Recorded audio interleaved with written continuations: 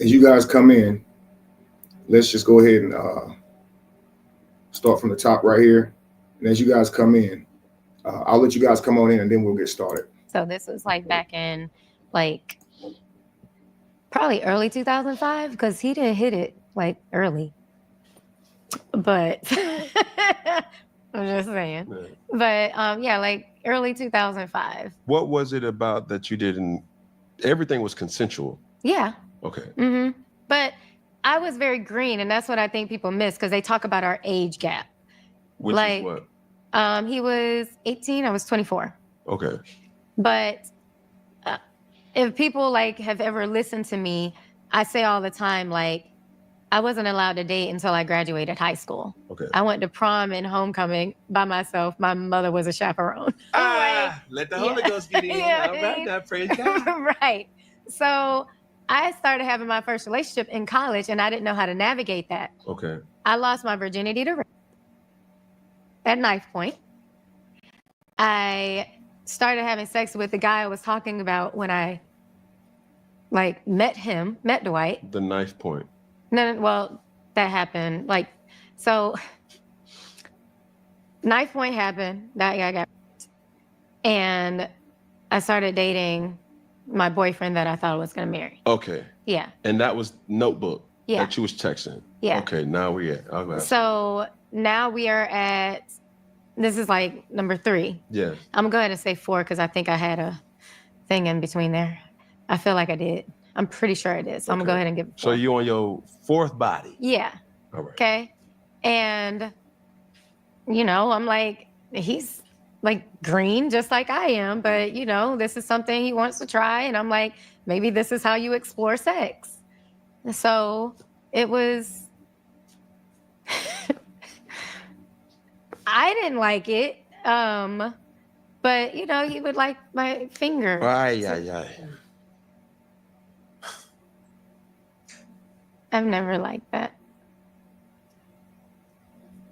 I mean, we already here. Fuck it. Is he gay? I think he's curious. Have you ever witnessed him in some gay shit? Curious is one thing, but you ever witnessed him on some gay shit? I have never witnessed him doing it, but I mean. No. Because that's a strong, out of all this shit that we're talking about, because you can't say that without. Well, because I don't want to say, okay, you ever been in a house where you're like, how did we all get here? You know, like it is such a variety of people. And like you would never probably even speak in like just the regular world. It was like that. And this was at party night. And let's even back up a little bit. Christine had left because she found out that Dwight and I had started messing around. She had no idea. And he tried to pull us into the room to have a meeting. And he said, y'all want to pull out y'all toys? And she was like, what? You know? And I was like, what the fuck? Because that was his introduction into trying to have one threesome. of them. No. Well, I guess, yeah. But I was saying the polyamorous thing. Okay. Yeah. But That's still a threesome. I know, but I Okay. Well, yeah, if he's asking about toys. But anyway, she ended up leaving like, I think the next day because she like lost it. I was laughing. I thought the shit was funny because I was like, why would you even try me like that? Was you intrigued? No. And I've had a threesome, but no. With him? No. Ouch. Damn. That's a lie. Yeah. You did? I did. I was about to say. Thank you. Thank you. Okay. Like, But only him? Truth? Huh? No. Ouch. I've had 2. Eh. But I don't lick marbles. I don't lick marbles. Well, we done talked about it all. Let's get to the point, guys. Let me go ahead and get started. First of all, welcome in everybody. Josephine Edwards, peace to you first commenter. Rise to you today. Gorgeously designed, peace to you. Says Love Rising. Leela Johnson, peace to you. Peace, Gloria Dent. Peace, Pammy Pooh. Peace, TT. Peace, Talks with Pimo. Welcome in. Rise to you. Tricey Trice, rise to you. I'm going to try to go ahead and get through this live. I have another one this afternoon where I'm going to officially break down Royce Reed and the lies that she's told during this tear, okay, of trying to destroy Dwight Howard, myself, and many others. Peace to you, Chatty Cathy. Good to see you. Trey, what's up with you? I think I spoke to you already. So, the thing I want my platform to know, okay, and you know, you guys may come across this video later. I am doing this at 6 in the morning. You guys have seen my integrity over the past few years. You guys have witnessed the content that I bring to you on a daily basis, on a yearly basis. You guys have seen me grow and grow. I've contributed to you guys growing. You guys have seen me cover a multitude of topics, and never once have you guys seen me target people to attack them. Never once. So I've been recently telling you guys that I'm being harassed, cyberbullied, lied on online. And I've told you guys I wanted to sell a certain amount of books so I can pursue a lawyer, because I can ask these people to stop. I can defend my name, and I've done it for 5 years. No one can tell me I haven't tried. No one can say I've ran from this thing. They can say I ran to it, I've confronted it head on, and to the point where they were tired of even seeing me do that. Most people say, Kevin, you should just let them talk. But they are not the ones that's having their families, children, mother, father, spoken on every single day, guys, like every day. This is not me refuting something that was said once years ago. That's when you can say someone's fighting demons. This is someone who's continuously on a rampage, creating lies, telling them a different way, coming up with more lies to try and act like I'm someone that I'm not, and they've built up a team in doing this. I can't make a video. I can't make any content without them criticizing it, trying to rewrite the narrative. And they think this is a game. They truly do. They truly know what they're doing, which is even worse. I've explained to them what they're doing is mentally overwhelming, emotionally overwhelming. It drains me of my energy, my family of their energy, all my family members who love me dearly. They hate seeing this. My children who love me dearly, they hate seeing this. These people I'm not bothering. And they all know if they stop bothering me, I'd never mention them again.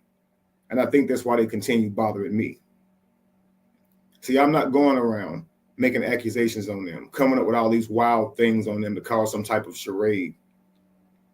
So it's easy for them to want to be in this little thing with me, because I'm going to carry myself with the most respect when they're going to handle me with the most disrespect, all the while judging my responses. And people will sit back on it looking as if they do not see who the actual cyberbullies and terrorizers are. It's literally crazy. 5 years this has been going on.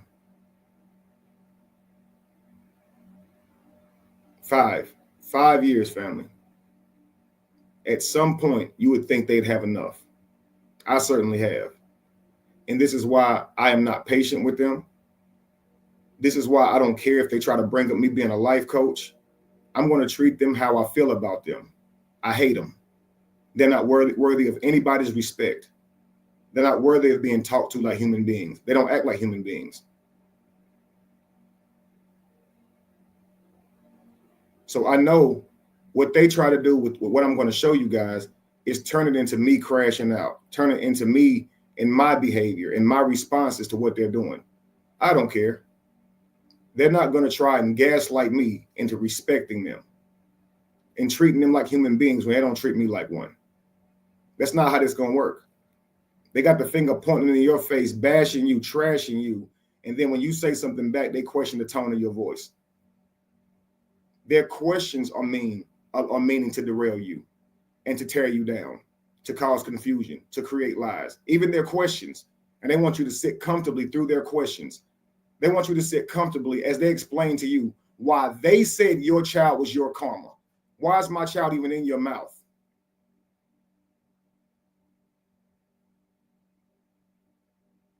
They want you to sit calm while they explain to you why you're wrong about what they said and how they can correct you on it.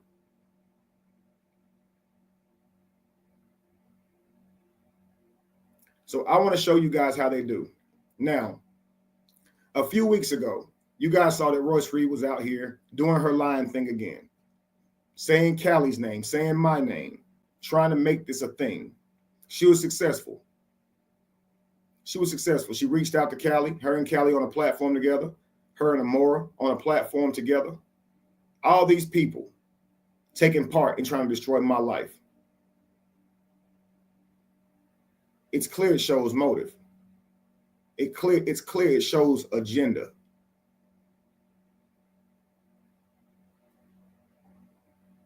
Royce, who was around me for all of 3 months, chooses to say my name over and over and over while covering up everyone else's, showing that she is in contempt. She keeps calling out Callie's name, trying to highlight his story. Callie has came forward with text messages that she has sent them to corroborate their stories. Shows they're in contempt. Royce Reed will have no need to be contacting these people or talking back with them whatsoever, but she was interested in doing so. So anyway, this thing escalated all the way to the point to where it blew up in their faces, and they began to look guilty of the very narrative that they was creating, right? So now they say, let's drop it. Lewis calls me, says Royce wants to drop it. Callie wants to drop it. When Lewis when Lewis asked me, would I be willing to drop it? I said, man, they'd never do that. They was like, no, actually they do. Callie said he's ready to end it. Huh. We'll see. We get up on the platform. Y'all saw him. I'm tired, y'all. I'm tired. It's for years, y'all. Y'all can't expect me to keep on coming after this guy if y'all not going to come to me with the proof. Y'all can't expect me to keep on coming after this guy if y'all not going to stand on what y'all telling me about this guy. I'm tired. I got my own family. I got my own things I need to take care of. I am exhausted. Remember that speech? Callie's also saying, Kevin, I can't do nothing about how people see you. I can't do nothing about how people see you. I don't want no smoke. You got to clean up your own reputation. I can't change how people see you. I can't. Okay, go your own way. I built my own reputation. I can clear it up. Go on your way. Now, Royce Reed comes out again. Still saying my name after saying she was squashing it, right? With a whole nother thing. Now I'm in the bed with Dwight. Now I'm moaning and touching myself in the same bed with Dwight. You can tell when Cam gets into it with her that there's nothing to this. Nothing at all. But a lot of people are entertained more than they are thinkers.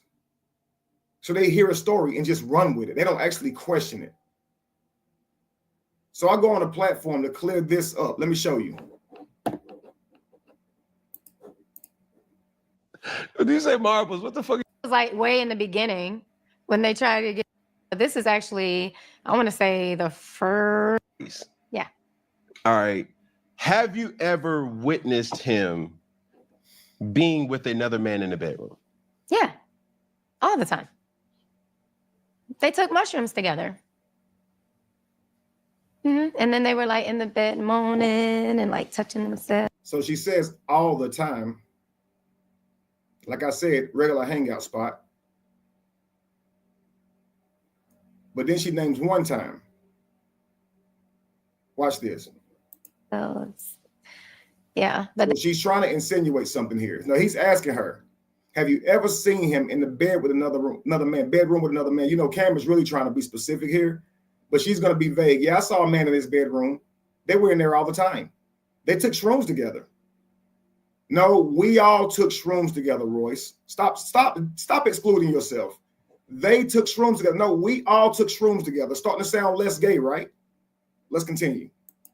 They said that's and it wasn't them in the room. So have you ever seen a man in the room with Dwight? Yeah, the time that I was in there with Christine and another girl was in there. So that's not what he's talking about then, is it? You didn't see anything gay, did you?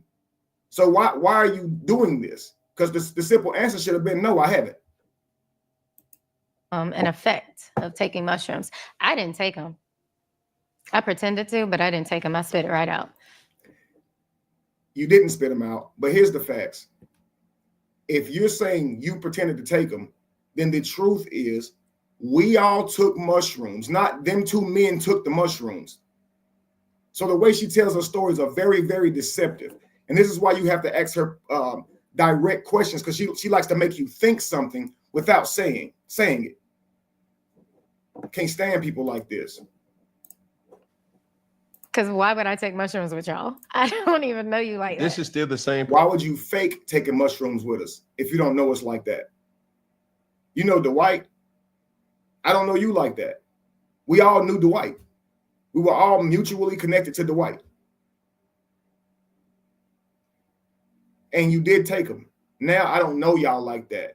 Lady, why would you fake taking shrooms with somebody who don't know y'all like that? I want you guys to think about this. It's a group of friends. Y'all decide to do something. Y'all decide to drink, smoke, whatever the case may be. That one friend could say, no, I'm not interested. But instead, they pretend to drink and smoke. All the while they're watching you in your high of being affected by the drink or the smoke. And they're pretending to drink or smoke so they can report back to how you was looking when you was high. That's a spy. That's not a friend. Get your lame ass out of here. If you ain't inhaling, don't pull it. If you're not smoking, remember when Jada Kiss on the song Why said, if you're not smoking, why the hell you reaching for my Dutch?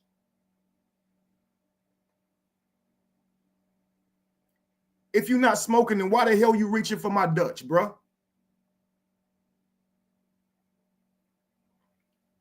That's weird. Yeah, I'll take shrooms. I'm gonna spit them out, but I'm gonna stay here with y'all, watch y'all, knowing my son is up here with the nanny. I could just go take my son and go be with my son instead of years later come out here and act like all this shroom stuff was going on that you weren't a part of, and how neglectful Dwight is as a parent because his child was in the house while he was doing shrooms. But meanwhile, you're doing shrooms, saying you faking doing it. That's even worse. Let's continue. Party or a no, party?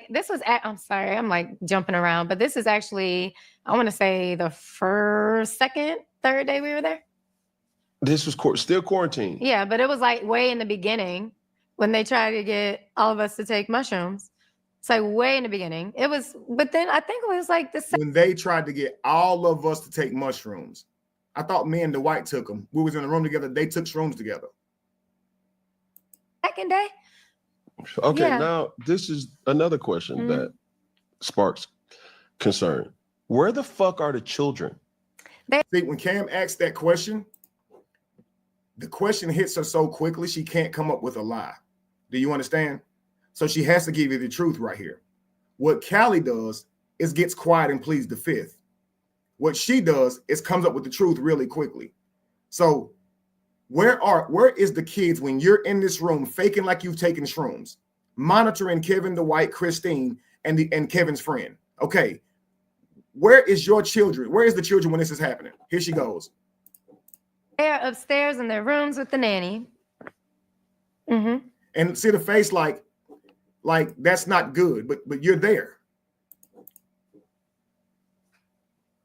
But part of me is like, that's fucked up.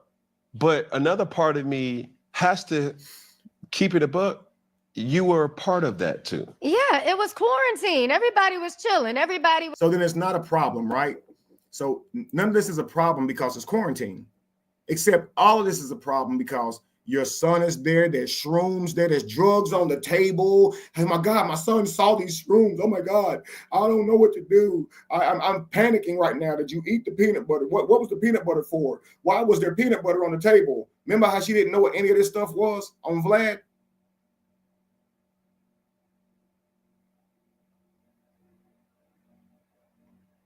So you've went far and wide to make this event seem like it was something bad and negative. And now when he mentions you being there, you relieve all of that because you're there. Now it's COVID. Everybody was on one. People was in their yard and doing whatever. I'm sure they were smoking. I'm sure people was drinking. Hey, it's COVID. If it's COVID, this ain't even a story then. She acted like it was worse because it's COVID. It's supposed to be the world locked down. You having people over. What the now it's COVID, of course. Of course we would, yeah. It was outside in their own yard. Like, come on, everybody was probably puffing. You know what I'm saying? Like, that was not a problem. Weed was not the problem. I don't think that he didn't ask you about no damn weed. Did you hear her say weed was not the problem? You just said they asked all of us to take mushrooms, right? So where are the kids? They're upstairs with the nanny. Okay, part of me is like, that's fucked up. But another part of me is like, you were a part of that. I know it was COVID. I mean, what do you expect? People outside in their front yard puffing? I mean, that's not the problem. Weed is not the problem. Right, shrooms is, right? Because that's what we're talking about. Why you move it to weed? Professional point misser. And this is how you can tell they have an agenda. that's the problem. Mm-hmm. I think what the problem is yeah, substance is cool. Like whatever the fuck floats your boat, you do that shit, but keep the kids out of it. There's nothing, it's like a cookout. When you look at the cookout, motherfuckers is drinking, they smoking, they playing spades, kids running around. See? Drinking, smoking, playing spades, kids running around. Now, guys, how many times does something negative happen? DM, you in here. Chatty, you guys are in here. Lacey, you in here. Lasanda, all you guys in the chat. How many times people are sitting around smoking and drinking and playing spades, a family event, children are running around, and something pop off due to the drinking, the smoking, even the playing spades. You done seen people break out fighting, gunshots happen, shootouts happen, over drinking, smoking, even playing spades. Losing a card game, people get rowdy. So grown-ups party with their children around. Let's be real. They actually do. And bad things can happen in any of those situations. So it's actually not good, period. So this is about shrooms, but it really raises all these different things. Should we be doing that? Before grown-ups engage in grown-up shit, should we put our children somewhere else completely, entirely different so they don't even have to see us drinking alcohol, smoking weed, playing spades, arguing, talking grown-up talk? Because we're expecting these children to stay in a child's place. But meanwhile, we're putting them in a grown-up's environment and saying you stay in a child's place while being in a grown-up's environment. How do they navigate that? It's everybody's family. We all do this. I remember being kids watching my aunts and daddy and them drink. Like, they having fun. It's a cookout. People walk around with their bud. People got their cigarettes. You're a child. You better not touch no beer, though. I remember one time I snuck my daddy's beer. Got a bad toothache off of that beer.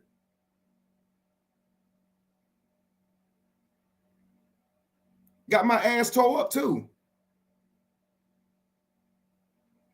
Wasn't even worth it.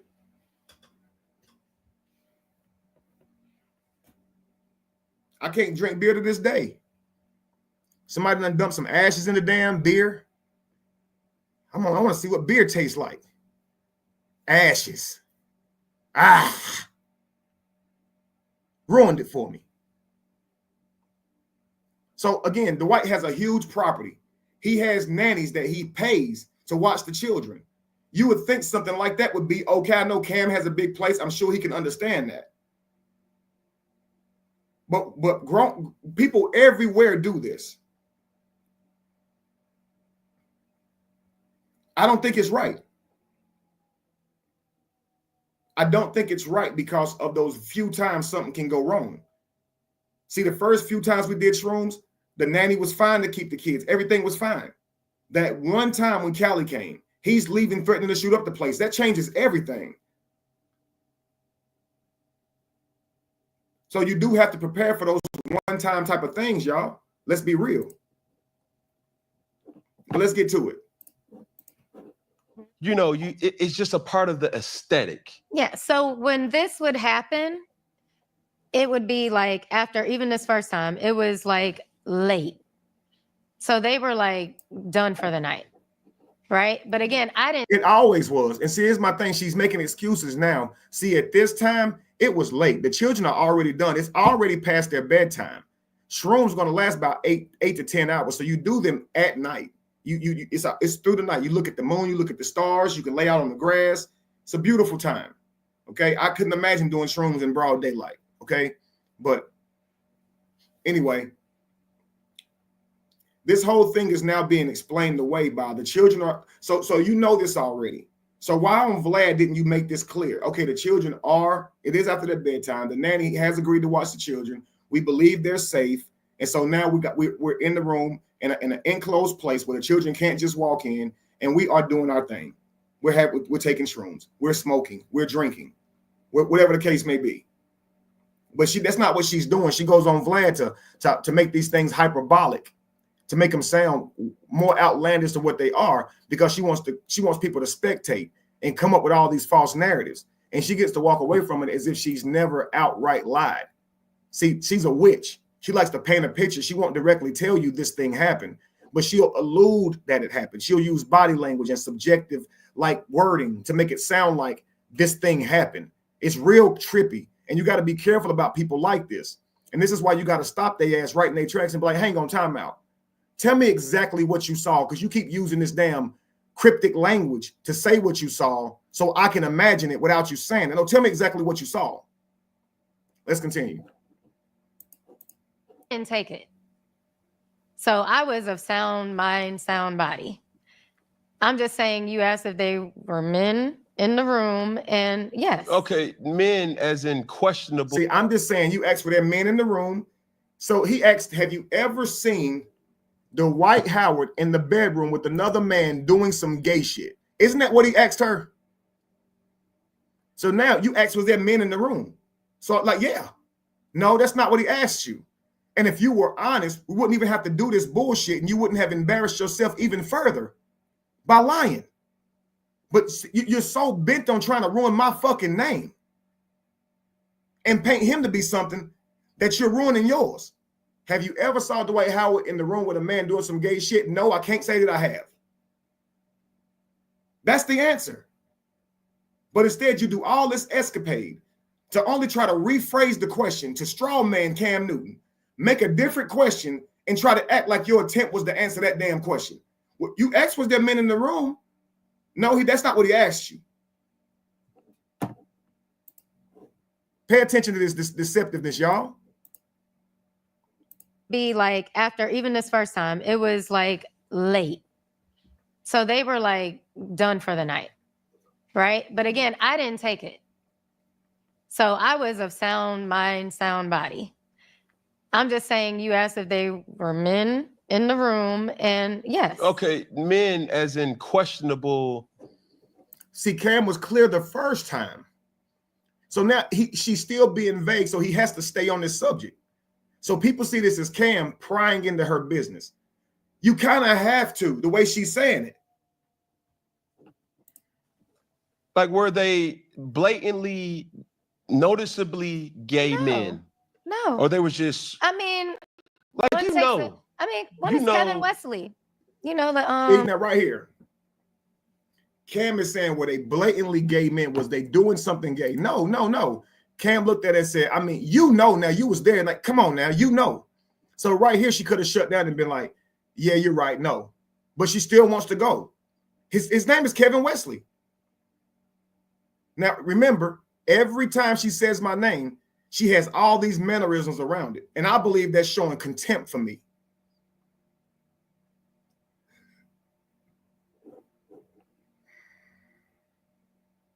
This is the Dwight Howard's baby mother. Right, exactly, man. She's a spy. I'm a fake taking it and sit with y'all and watch what y'all do. Man, get the hell away from us, man, you weirdo. Why? Why would you do that? If I don't want to do something, I'm saying no. I'm not going to be around it. I'm not going to fake taking it and sit around. You lame as hell. But she's lying, y'all. She's actually lying.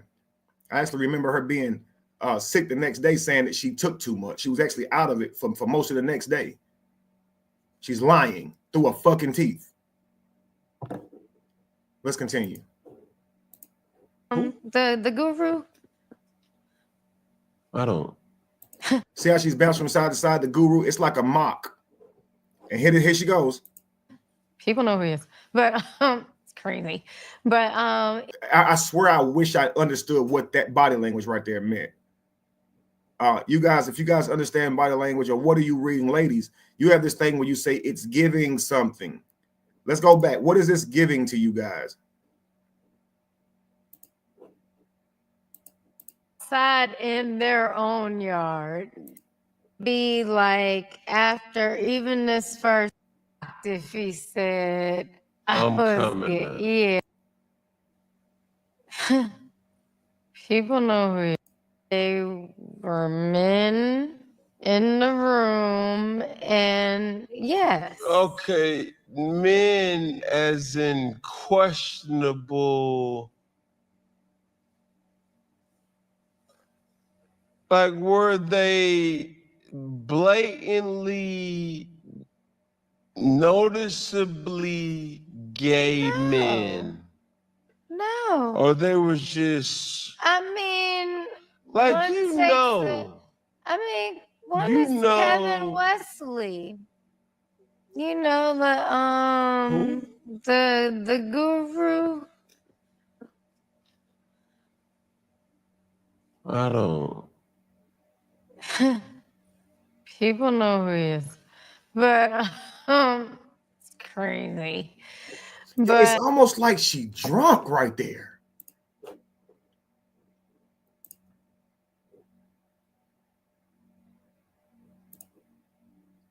Exactly. If you saw him all the time with men in the room, why is this the one time you go to and it's not even a time?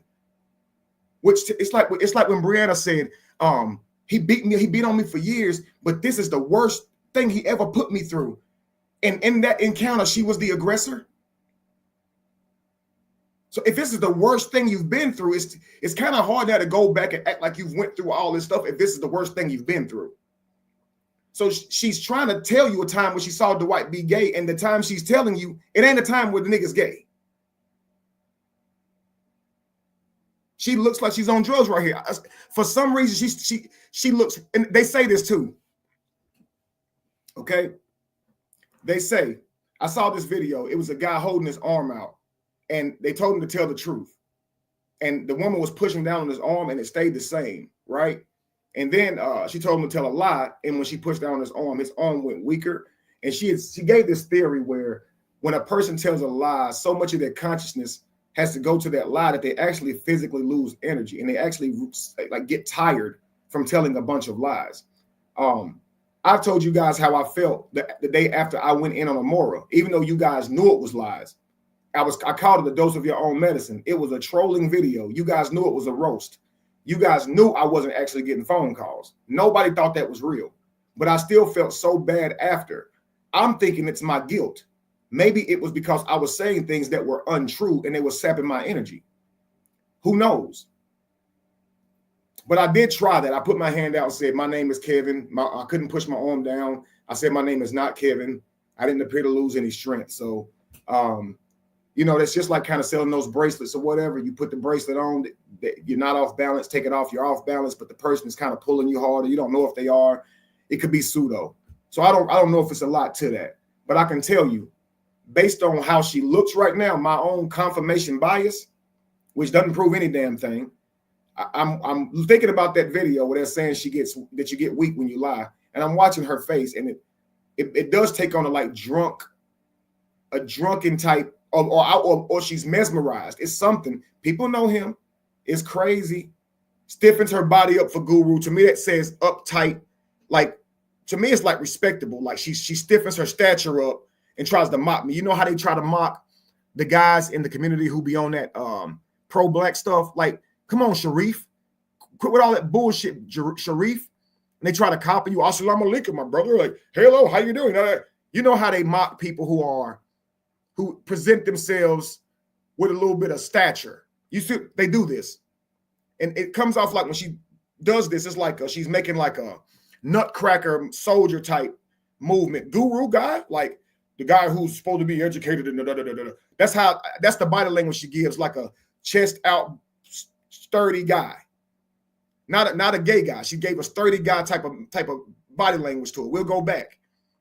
But then it's like when it comes to people knowing me, there's this thing about it that's weird. It's just weird. And ladies, you guys are not saying what it's giving. I'm just wondering what you guys think about it. They were men in the room, and yes. Okay, men as in questionable. Now watch Cam's body language. Watch this.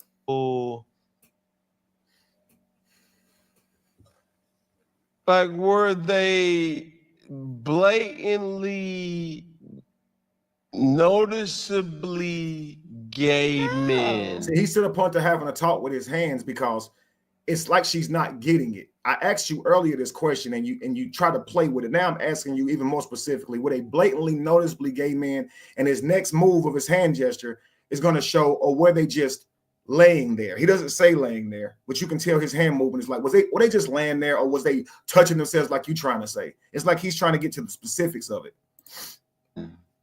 No. Or they was just laying there. Like, you know. You see the frustration with Cam? The look on his face, chin up, he's looking down now. This is a scoff. This hand right here is out, showing frustration like, you know what you know now. You know what you're doing. It's crystal clear that Cam is completely seeing who this woman is, yo. Kevin Wesley. You know the look at this. The Guru. You see that, the Guru? I don't. That's a scoff right there.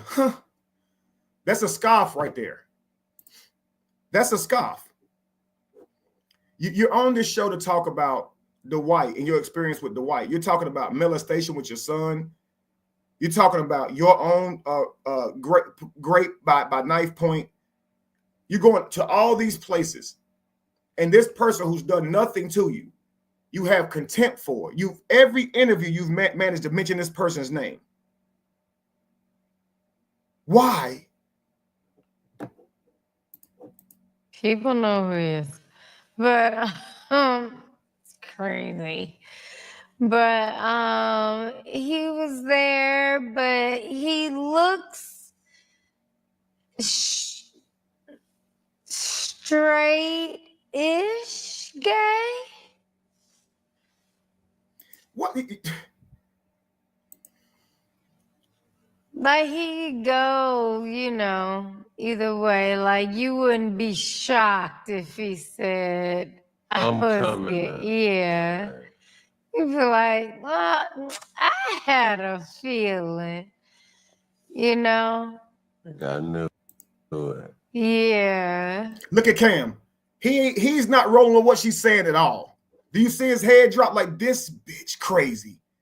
Like this is what he's doing right here. You got to understand something, guys. These men full well have seen this character a million times. They've seen this character personality a million times. People who go on a tear trying to be derogatory and tear down somebody else's name. They've seen this a million times. He sees this full well. So you still try to make this man gay, even though you're saying nothing happened. And now you're trying to go off of looks and say he's the type of person that how he look. Cam ain't no stupid person, y'all. And any person with any amount of intelligence, all you got to do is walk from here to the end of the damn street and you will know gay people come in all different looks, just like straight people do. It'd be silly to imagine that somebody's straight because of their look. That would be dumb. That's dumb. So based on whether you think they're attractive or not, you can determine that they're gay is if you line all gay people up. They're all attractive.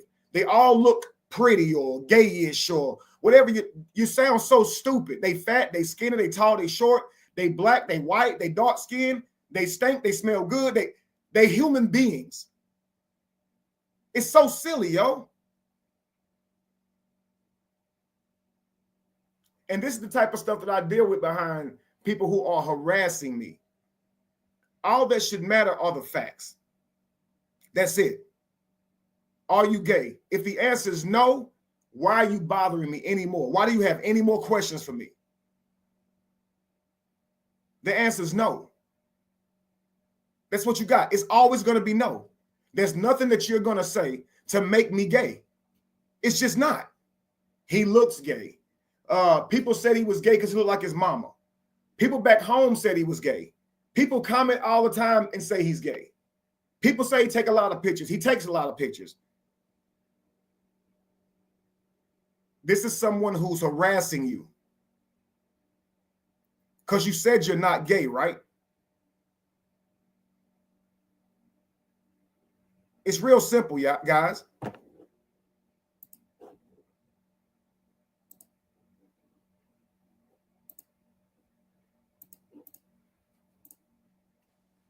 And then there was another person in there as well, and Christine was there as well. Another person. Why person? Why not say woman? But basically, she painted this picture that there's 5 people now in this room.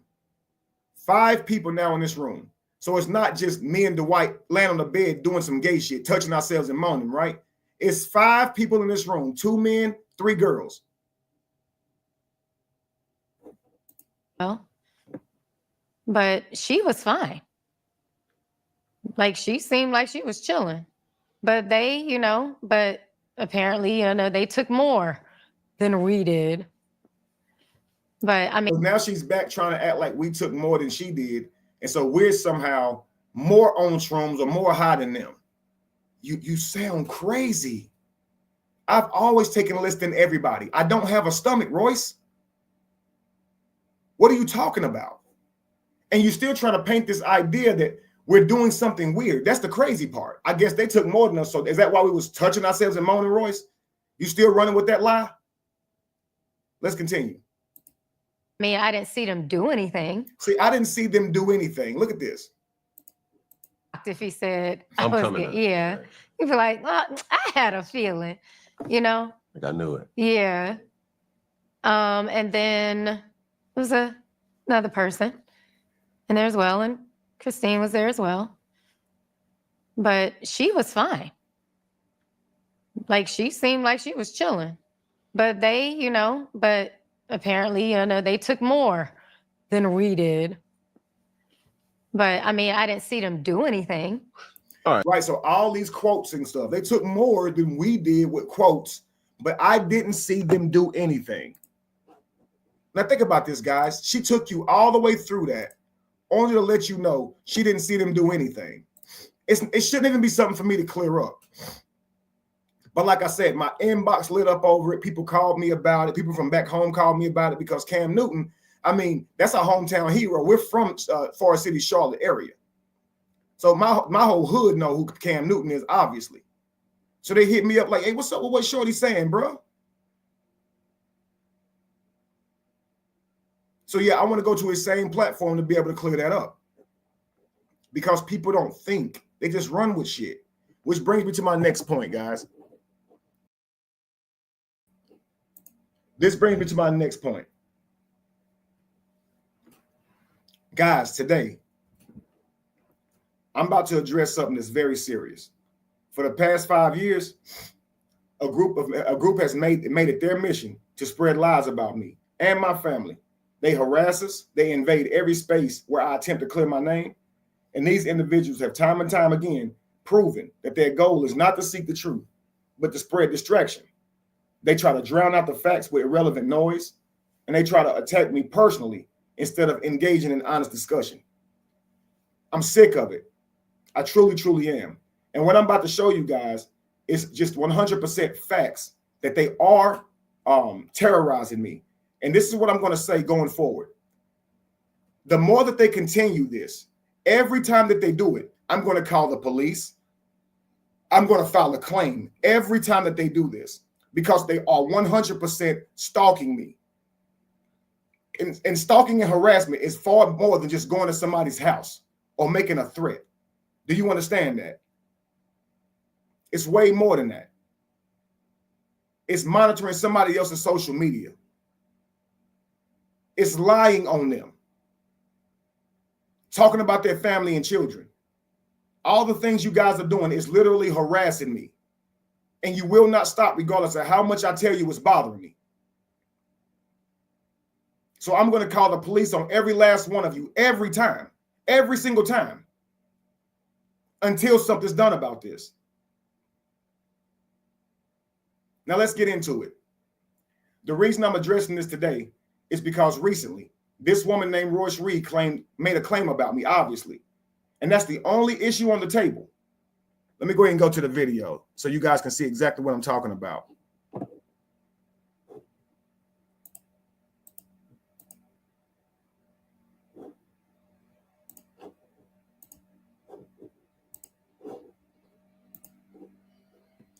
So I saw this brother right here, Carcino, reviewing the video of Cam Newton and Royce, right? So Royce Reed made a claim about me. This is the only issue that I'm coming on this man's panel to talk about on this night. But as you'll see, the same people who's been harassing me and my family for years are going to show up, not to find out the truth, not to listen to what I have to say now that they see Royce's line, but they want to bring up completely irrelevant topics, unrelated topics, only to distort the narrative and to bait me into emotional reactions. So they can say, you're a life coach. You ain't supposed to behave that way. And while I'm doing this live, I want you guys to understand how they operate. And that's what I'm exposing in this particular live is how they operate, okay? Watch how they continuously try to push this narrative or idea that because I'm a life coach, my reaction to their harassment is somehow inappropriate. While their actions, which include lying on me, speaking on my newborn child the day he was born in the most disgusting ways, mocking my personal life from my wives, everything about it, they are somehow acceptable simply because they don't hold the same title as life coach, right? Most of these individuals claim to believe in God, which should require them to live in a holy, righteous way, regardless of whether they are life coaches or not. But instead, they will justify their harassment. They'll justify their bullying. And they'll outright lie behind this whole argument that because I'm a life coach, I coach people in life, I should somehow be above human emotion. That's narcissistic behavior. And they're putting it on display every damn time. Every time somebody talks about how I'm responding instead of what they're doing to me, y'all enabling that exact behavior. Because if I snap and kill one of these motherfuckers, then I'm wrong then. But nobody's telling these people to stop and leave me alone. But what happens is, whenever you spiral out and you go handle it yourself, now you're the bad guy. Now you're in jail. Now they're calling in that you're making threats. I'm not about to be nice to these people for shit. Why would I be?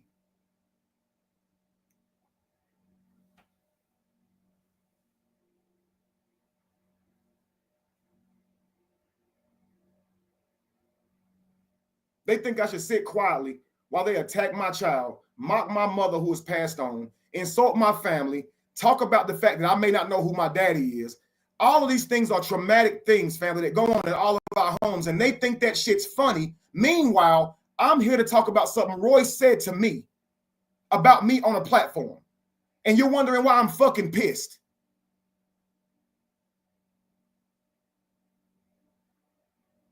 You're a life coach. Oh, so because I'm a life coach, you get to bring your ass over here who talked about my child and ask me some questions as if I want to talk to your stupid ass.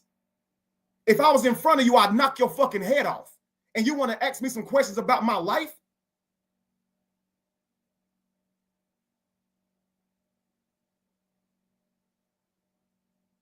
I'm supposed to sit here and respond to you with respect. The same bitches that got on these platforms and talked about my child, my newborn child. Why are you raising your voice? Why are you? I even hate that Carsino allowed them up there. They're not even on the topic.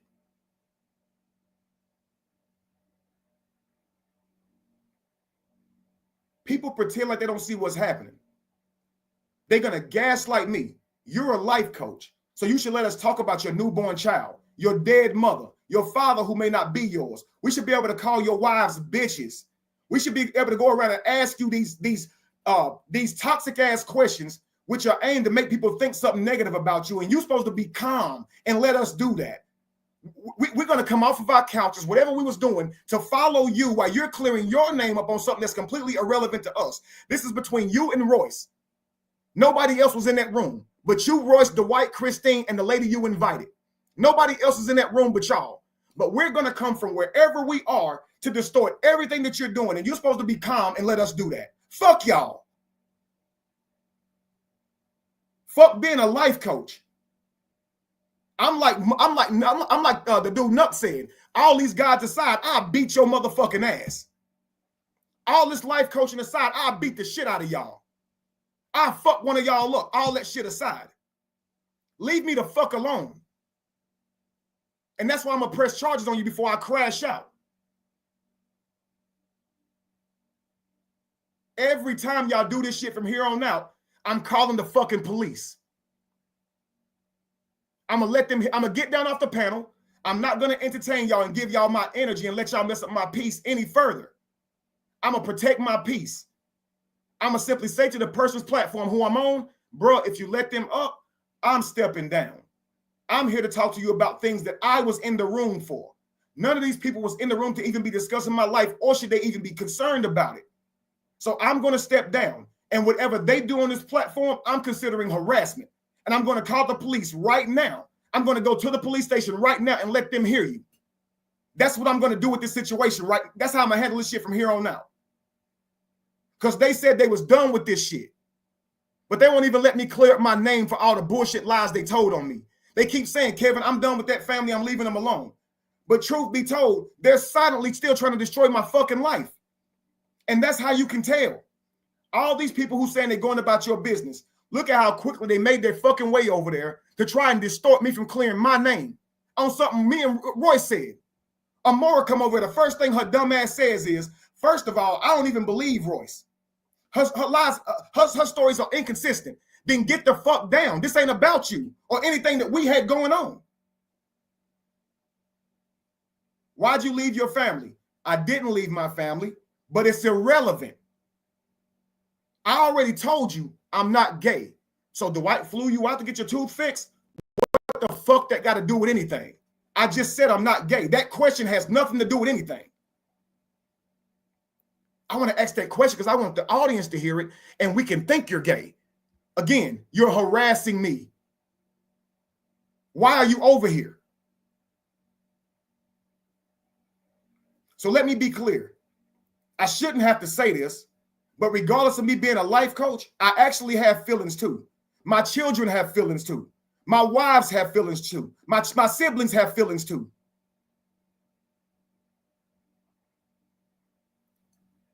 So all you see is anger. He's a life coach. No, you see pain. You see frustration. You see me not understanding why you motherfuckers that don't know me hate me so bad that y'all continue to try to ruin my life. I don't understand it. And yeah, it's painful. Why the fuck are y'all so dedicated to ruining my life? Why?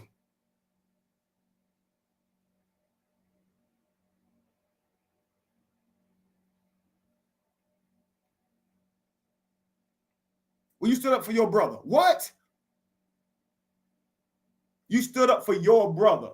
You want to destroy my life for speaking up for my brother? What? You said something back to me after I've been saying something to you. What? You changed up your content. What?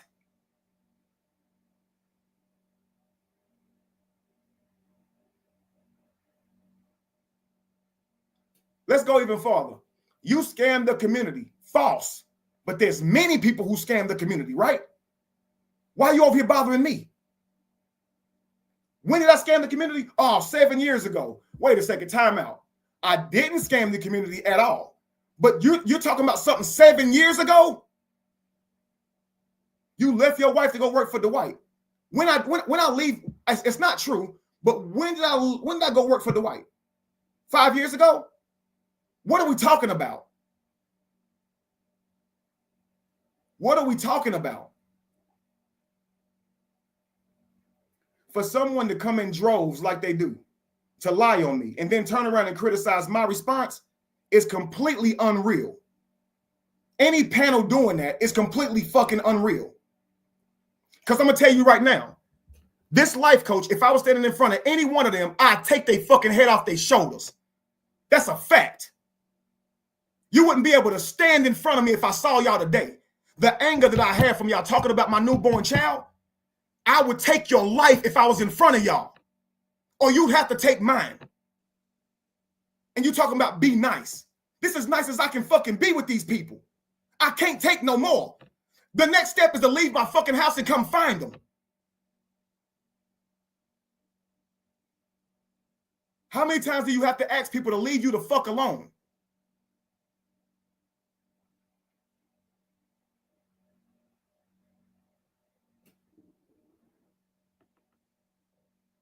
Let's talk about what they've said. This isn't just a disagreement. It ain't just criticism. One of these women said, one of the same people now claiming that they want to question me about my past. A past they weren't present for, a past I've addressed over and over again. They had the audacity to say that my son with special needs is God's karma to humble me. Now, this is behind Callie saying, yeah, I said it's his karma because he got dark energy. He spent all of his time trying to come at Mr. Truth for his brother while his wife was pregnant. Yeah, I said it. And I don't mean that's for karma for every baby in the world. I just mean specifically for him. That's his karma. Here go Neo. Well, I say that too because Kevin tries to be perfect looking. This is what Neo says.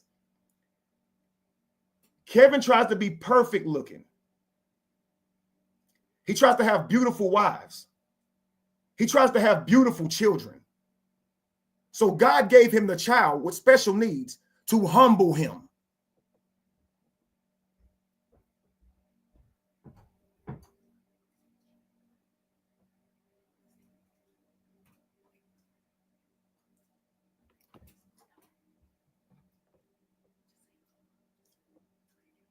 I am not threatening a single soul.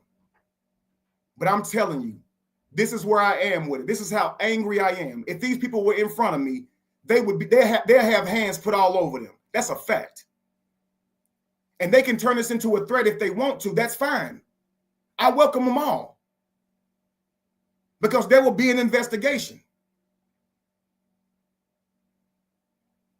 This video is literally about me being harassed.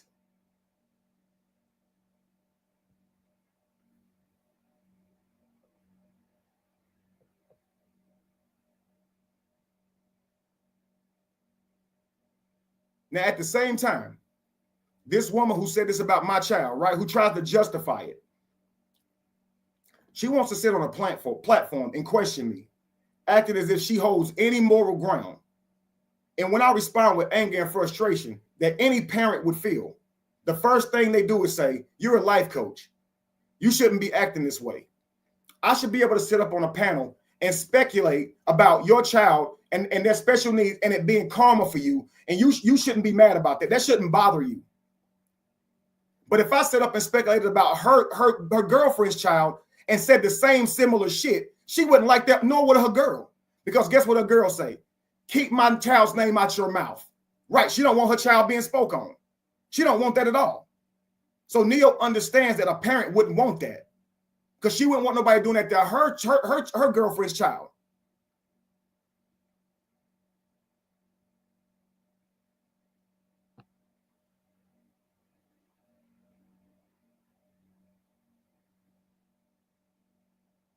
Shit, wow. This is what they've done from the very beginning. They attack, they degrade, they mock, they spread false narratives, and then come up with some kind of excuse why they can do that. Or I can come up here and spread Callie's lies because I used to listen to you a long time ago, and you was my life coach. And when I saw you on Sinetta, I blah, blah, blah, blah, blah, blah, blah. They get to excuse themselves for making videos attacking you. And what they're saying is you should just sit there in that shit and hold it. Why they talk about your kids, your parents, your wives? What the fuck am I seeing? This is black people doing this to black people. Why the fuck do they want me to hurt over my own child? Why?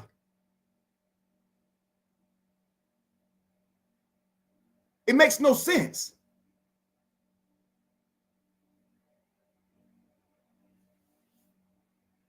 It makes no sense, bro. And then say, well, you said I hit my child. Yo, there's several videos where you hit this child. Several.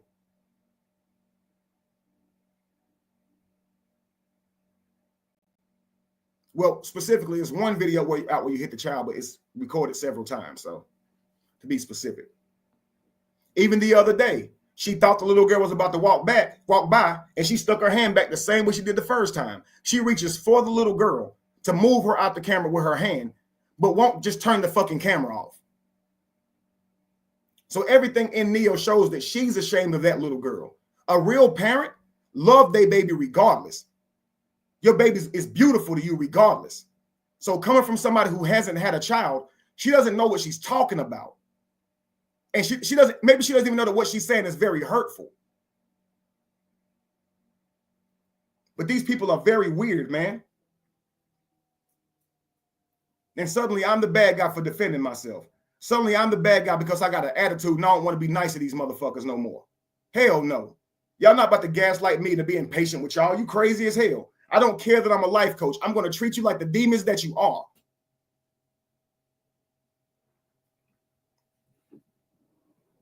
So I want you to pay attention tonight to this night. Pay attention to how they move. Pay attention to how they avoid addressing the truth. Pay attention to how they try to drown out my responses with deflecting and over talking. Most importantly, pay attention to how they continue to push this idea that a human being am not allowed to have a reaction to years of public scrutiny, shame, and outright lies, simply because I'm a life coach. Shit, wild. Let's go.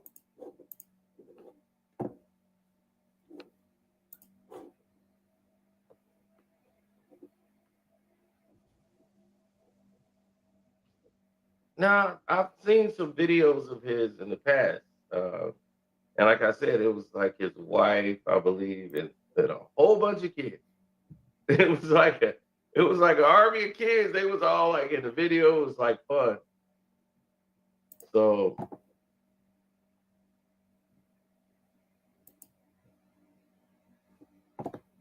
now I believe that's the same guy.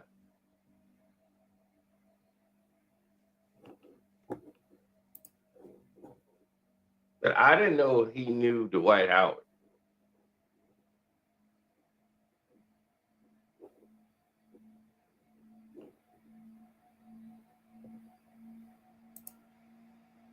He said, I got two women that are friends. Yeah, I mean, I've had a girl come to me and just say, hey, you want to just be my hookup partner for sex? Hang on. Dumb enough to do it on his platform.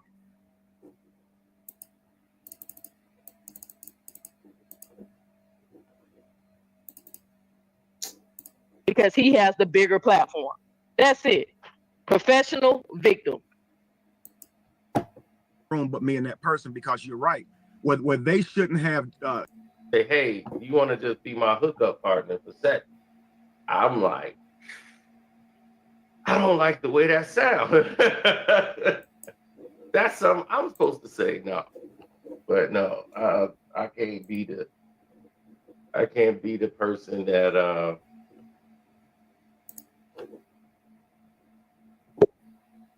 that is doing all those things. I'm on this live chat to this place. Hey, what's to see how they flood the comments. Peace, brother. How you doing? That is you. Yes, sir. This is the guy. I was like, I saw this guy on video with his wife and kids.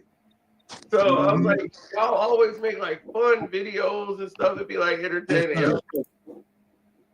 Dumb enough to do it on his platform because he has the bigger platform. For people that was his friends too, people he can talk in front of. So you got.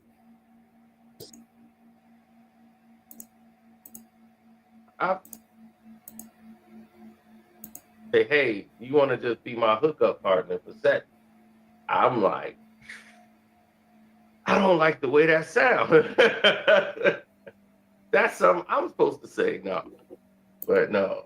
If you can see this guy, Candid Eye, this person was in the comments literally as soon as I commented. It's like, I guess my comments puts anything. I guess they follow me so much. Anything I'm doing puts me in their algorithm.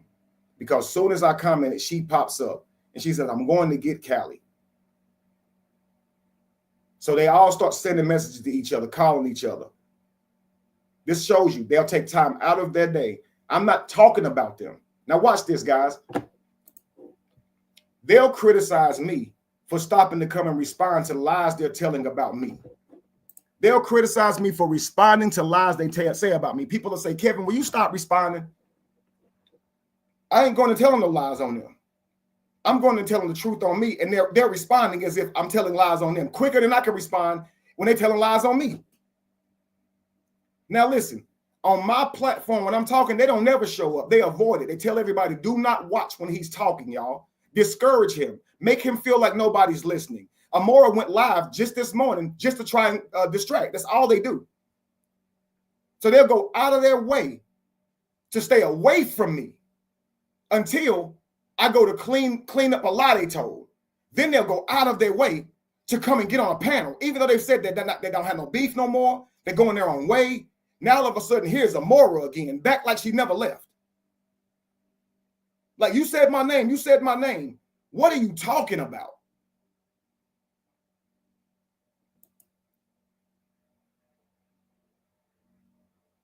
Right. I know, Kevin, I ain't gonna play the recording because it'll mess it up, and then they'll have something to say beforehand. So I ain't gonna say what it was exactly that made me think that, but that something they said gave it away that he gave them. Shut up. You sound so stupid. Imagine how dumb you sound to people who know they've never officially talked before. You're up there trying to sound like you got these skills to be able to see through stuff. Imagine how dumb you sound to people who know they've never actually talked before. Doing all those things. Hey, what's up, Kev? Peace to you, brother. How you doing? That is you. Yes, This is the guy. I was like, I saw this guy. Guys, somebody sent me a clip of Neo. This girl said that she wasn't going to say anything. She was going to stay in the bushes until I was up here trying to look pretty. This girl is so obsessed with me. She thinks that my attraction level to her is me trying to do that to her. I'm just being me. I can't help what my face look like. I can't help what I look like. She thinks this is me trying to look sexy. So that triggered her to say something. What the fuck is this lady talking about? It's the weirdest shit ever. Yes, sir. On video with his wife and kids. So I was like, y'all always make like fun videos and stuff to be like entertaining. Yeah, I was like, man, I remember seeing this guy. Now, look at this, guys. So Yes, sir. I was look in the comments. I hadn't even began to talk to this brother yet, and Neo's already found her way to this platform. Kevin Wesley is just a house guest. He lied about being a house manager, and he's lying for being a counselor. He don't even have a license.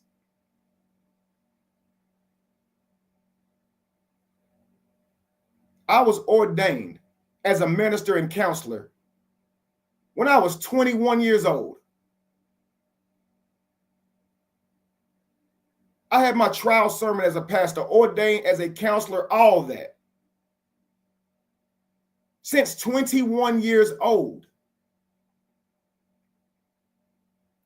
but she's in here with a lie.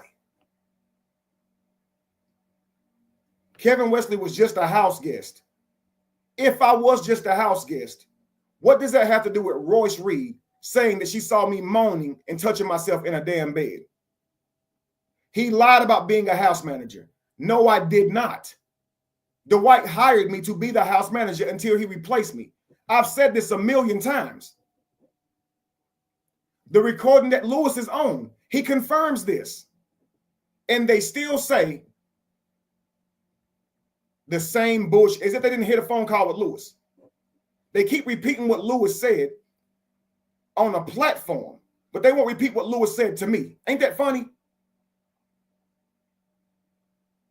Lewis said, yeah, you did work there at first. You did. When I got there, you was working there. But they want to say what Lewis said on a platform.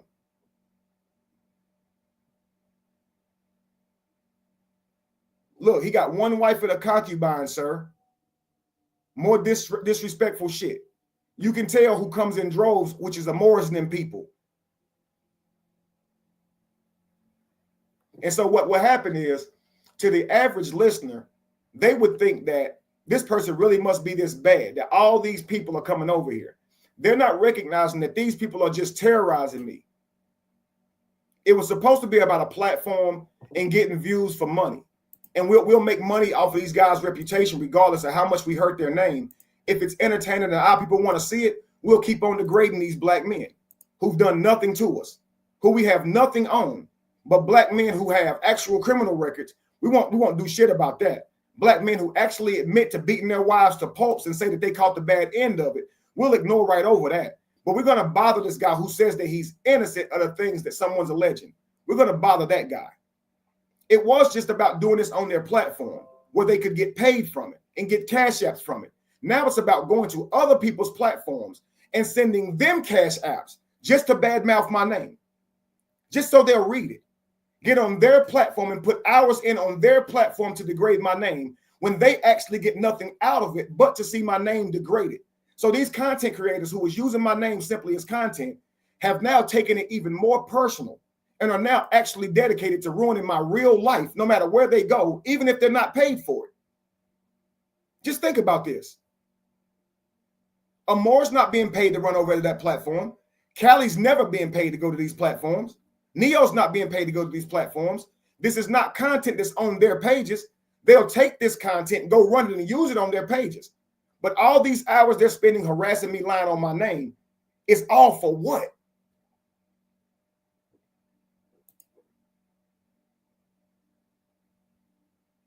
I honestly believe that Peon has a serious crush on you and she secretly adores you very much. That's exactly what it is.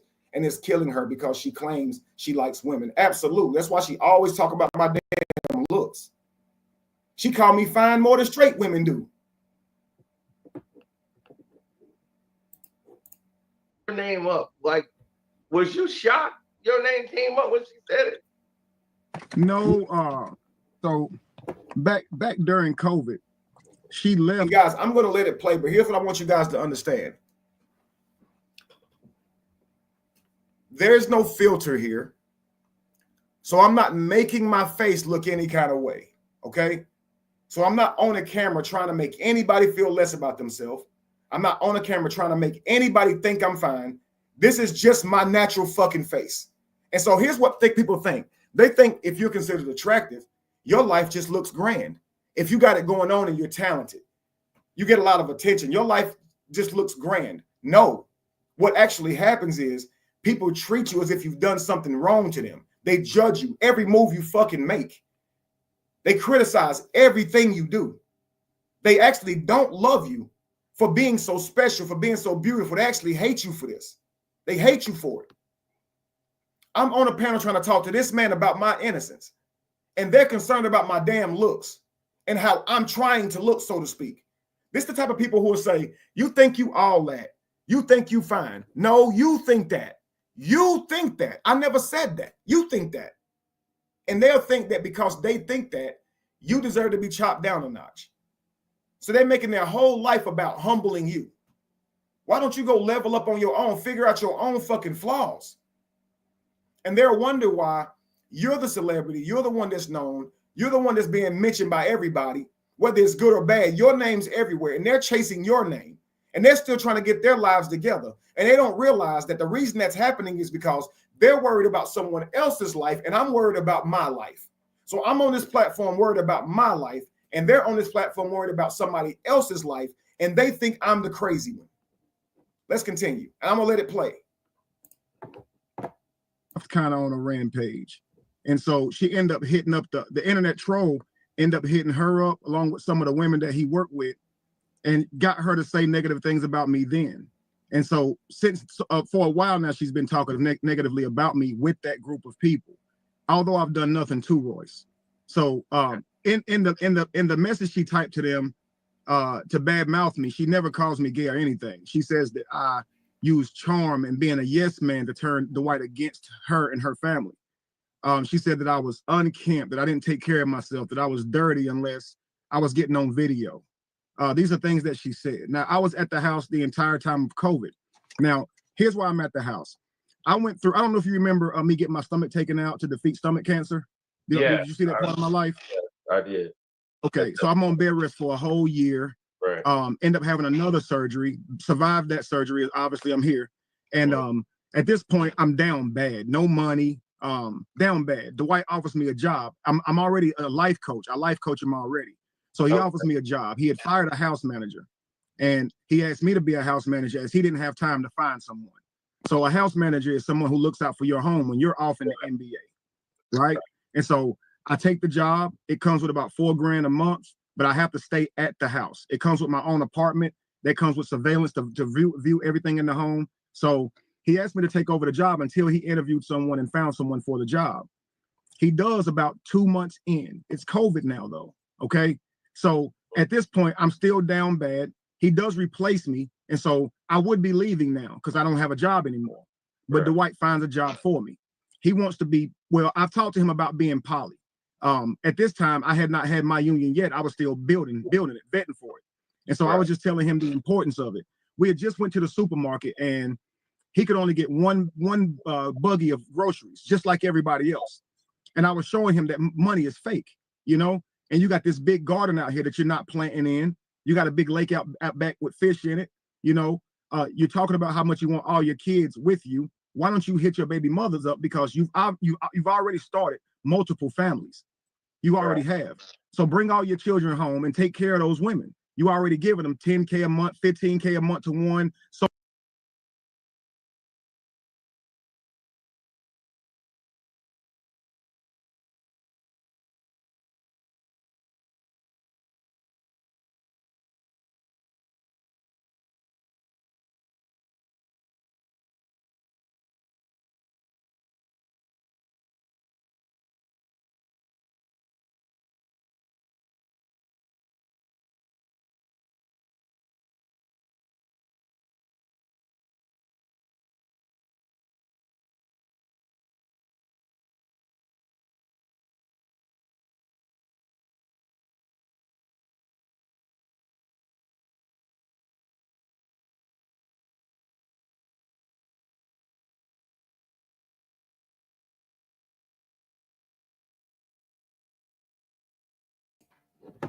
So let me say this real quick, guys. As you can still see Neo and all these other people in the chat. Let me point this out. When Boom Clemens came out and said that Callie got shot for messing with a 13-year-old minor by the brother who was 17 or by the brother who was a minor at the time. Callie came out and said, here's what actually happened. And he gave his story to what happened. And he put someone on the phone who supposedly backed him up, right? Neo says, well, there you have it. That's the proof. That's all the proof we need.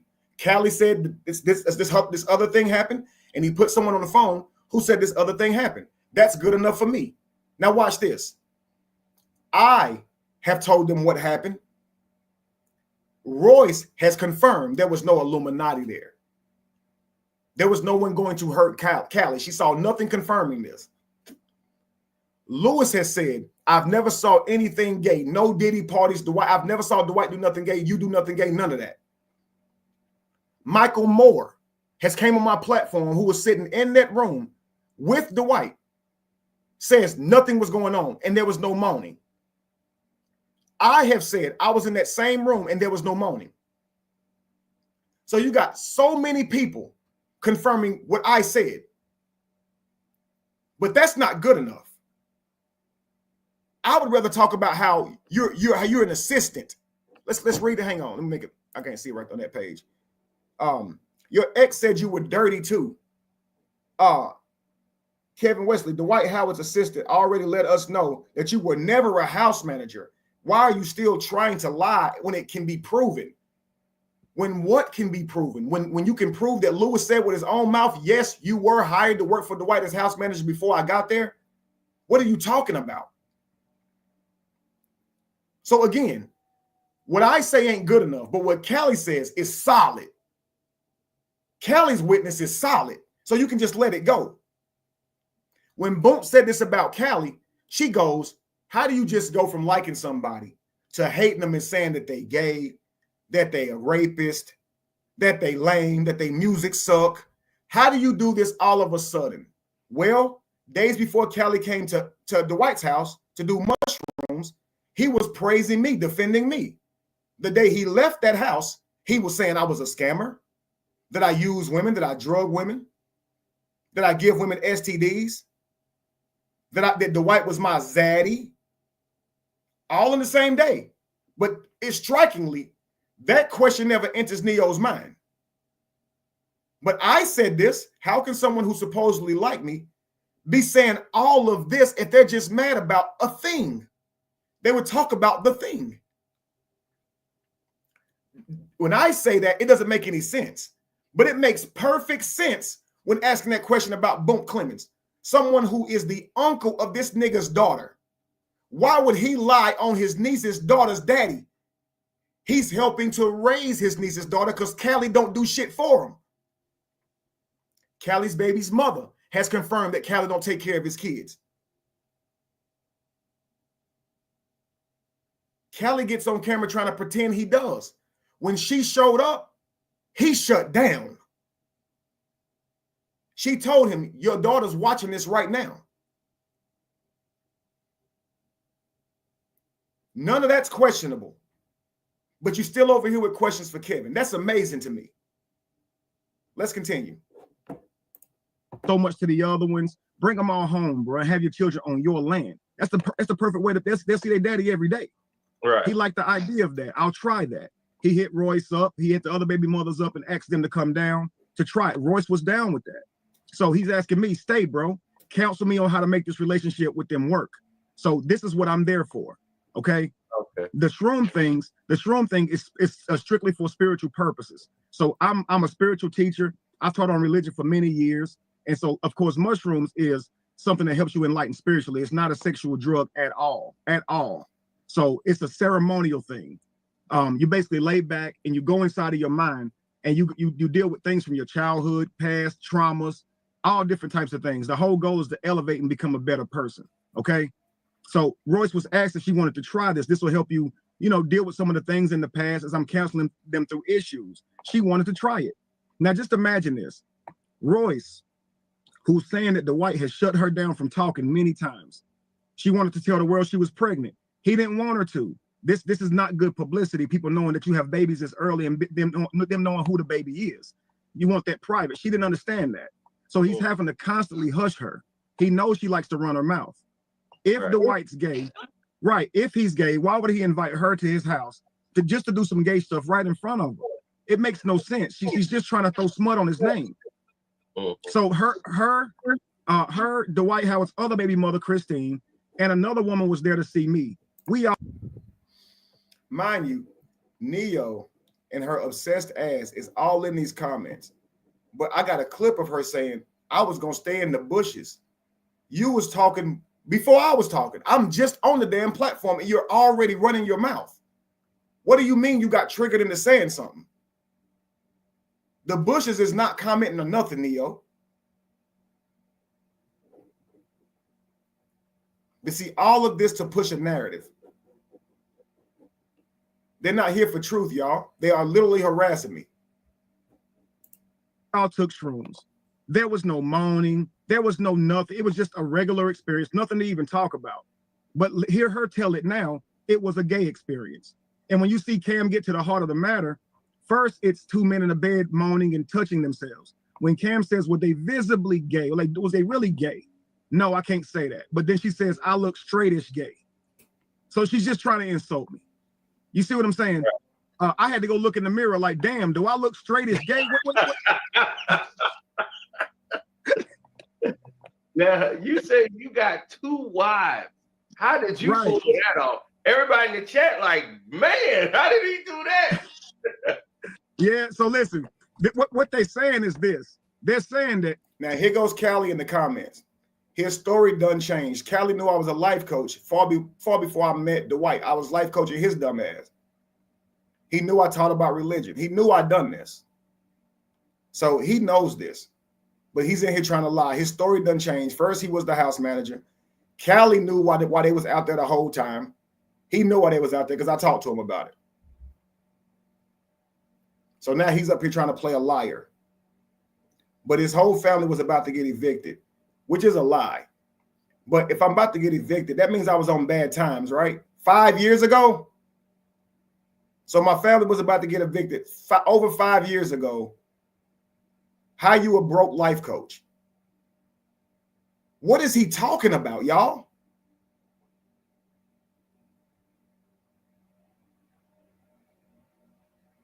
What is this dude talking about? How are you a broke life coach? What do you asked me for money to fix your wife's car. During this time, I bought your family clothes. Why? See, he don't say that stuff. He don't say, okay, look, if he was getting evicted, he sure enough was helping my family out. He bought my kids, all of my kids, some shoes. Why did I buy your children shoes and clothes from City Trends? I decked them out like it was 4th of July.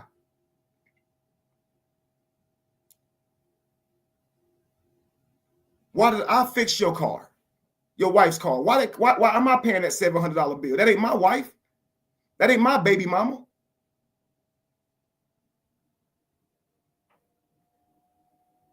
But you on here talking about what my situation could have been at the time when it wasn't. But what was your actual situation at the time? If I'm broke and I'm buying your kids' clothes and fixing your car, what are you, bruh? And so they'll be behind me with all these accusations, but failing to look into a fucking mirror. To cover up being gay, I went and ran and hid up under 2 beards, so I can cover up being gay. And this is internet trolls, man. They're just jealous of my life. So here's what I say to that, right? If I'm gay and I can run and cover up under 2 women to play it off, I gotta be a smooth motherfucker like. Got to be as smooth as what? But man, in all honesty, man, poly isn't something that's the easiest thing in the world. It definitely takes work. You really have to know how to manage relationships. It's so much more than money. You have to know how to deal with their emotions and how to work through things like that. And when I came out with my, that takes a lot of trust. They got to really does, man. So you got to really build a bond with that person for them to be that right, to open up, to buy in to what it actually is, and that's a hard thing to get people to. Somebody says gay is always a woman's first insult when they're mad. The colonel has a point, but what we fail to realize is men do that shit too. They quick to call another man gay when they mad. I wish we'd all stop doing that. It's crazy, dude. Because that you would have to wrestle with me to get me to even to try. It'd be like, just try this. Sit back. I'll be nah. I'm good. Right. I understand. I get men who tell me they couldn't do it, and I get women who tell me that they couldn't be a part. They couldn't share a man. I get men who saying, "I one woman hard enough." So I definitely understand that. But it's all about legacy building, man. So it's about everybody coming to the table, bringing in their efforts, their talents, their children, and building a beautiful life. If you think about this, man, we really already do this. We just guise it under blended families.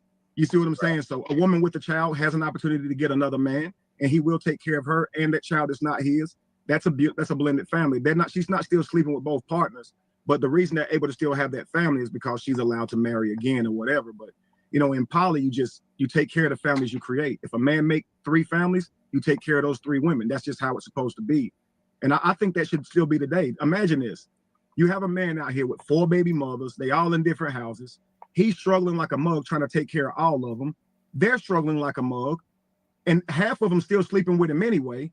So why don't they just be with him? And all the kids can call their daddy, and you don't have broken homes, and all the money's in the house. All y'all can work together. And because all y'all slept with the same man, made babies with him, why not? Why not, man? Cam Newton should have you working with him. Right. I could help Cam. I definitely could, bro. I could. Yeah. So you said you're not working with Dwight anymore. Like what happened?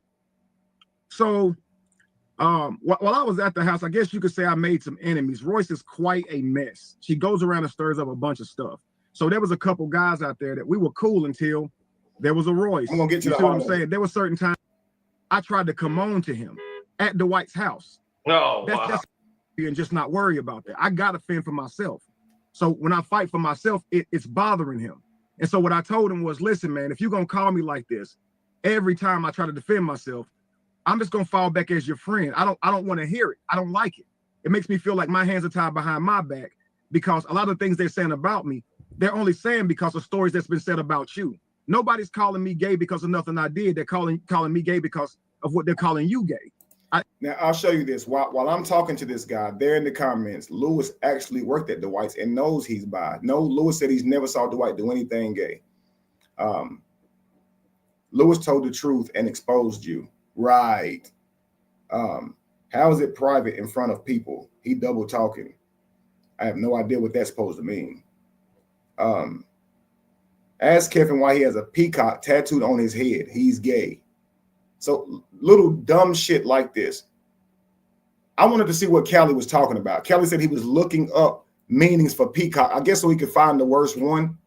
And so what he found was a peacock feather on someone's head is a symbol of being gay. Because when I Googled it, peacock meaning, couldn't find it anywhere. I typed up peacock gay meaning, couldn't find it anywhere. Then I found peacock feather meaning. There it was. Let's see. Let's just see how this works.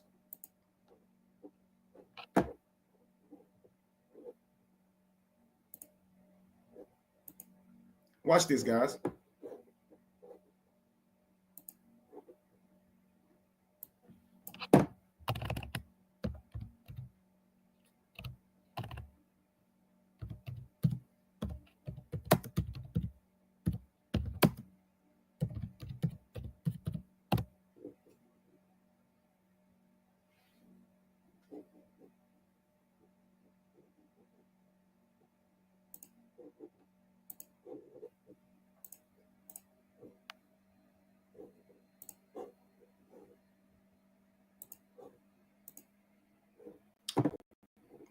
Okay, let's see. Can y'all see that? Okay, peacock meanings. Let's look here. Peacock tattoo meaning. Beauty, elegance, confidence. Deep cultural significance. Symbolism spans various themes, including nobility, immortality, wisdom, protection, and love. Okay. Majestic design. Don't come up nothing gay here. Now, feathers of a peacock.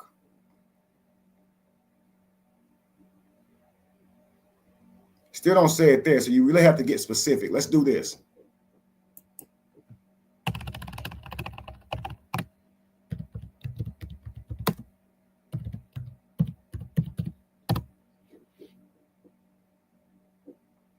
Peacock feather meaning something spiritual, so it don't come up there. Peacock, okay, some of the same stuff. Okay. Not seeing anything gay here. So you gotta think like Callie. How can I make this gay? Let's go. Gay. Here we go. Peacock feathers have become a symbol of homosexuality. In the late 19th and early 20th centuries, men would wear peacock feathers to identify themselves to other homosexual men. And artists would paint the feathers into their artwork to subtly signal their sexuality. Let's see what that looks like.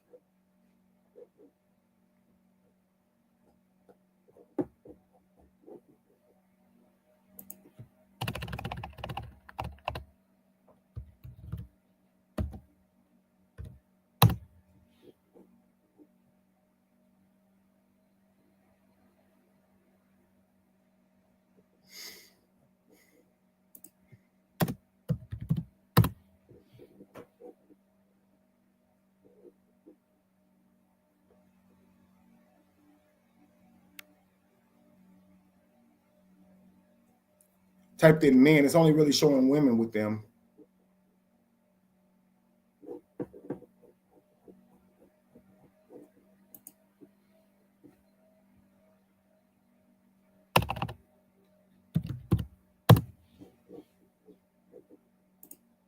Hang on.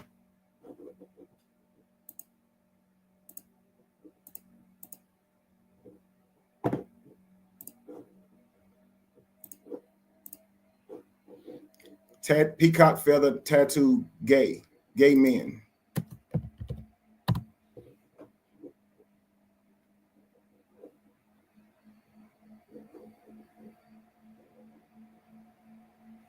So don't see really any men with a peacock feather.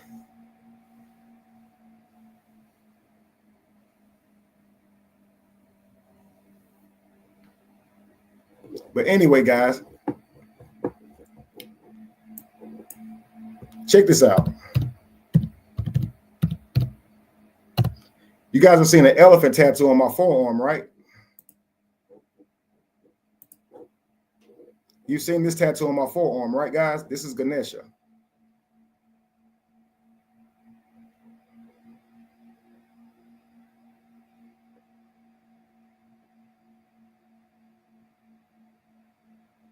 Simply Ganesha, right?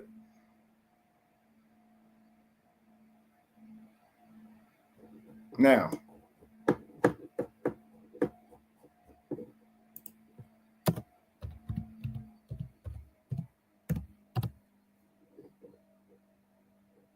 y'all see Ganesha, the peacock with the peacock?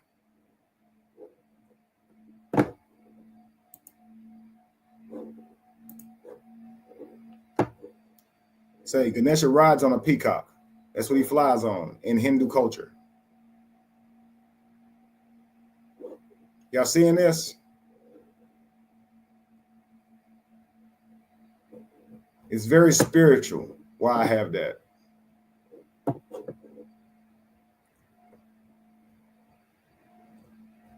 All the eyes on a peacock's feathers symbolize enlightenment. So why not put that on my crown? I have many eyes. I want to be very aware.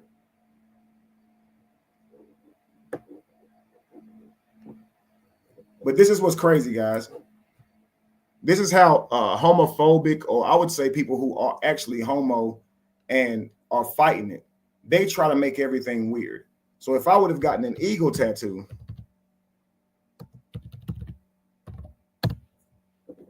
that's fine. I can do an eagle tattoo. If I do a falcon, that's fine. I can do a falcon, right? If I want to do a turkey, a pigeon, some other bird, right? A lion, a tiger, all these things are okay. But I can't do a peacock because what? That's gay? Yeah, how can I make this gay? Right, it's a peacock. So the peacock is now gay, right? Why? Why homophobe? Explain in detail why a peacock is gay, an animal. And don't say, well, I looked up what the meaning was, and that's why, right? That just proves you're obsessed. Why did you look it up? Why did you see the peacock and say, oh, that must be something fruity? I'm going to type in peacock gay. I mean, you didn't type in elephant is a gay symbol to look that up, right? All this points out obsession. All of that. Why do you have a head tattoo? Now, in their mind, they're insulting me. In their mind, they're somehow proving that these allegations are true by saying this crazy thing. Why do you have a peacock on your head as a head tattoo? This is confirmation that you are harassing me. Why do you care what tattoos I have? All that should matter is that I said this did not happen. And this is what I'm faced with for years. Now me being poly is me being a sexual deviant. And so I must be gay if I like 2 women. So if you like multiple women, you're really gay. What? What are you talking about?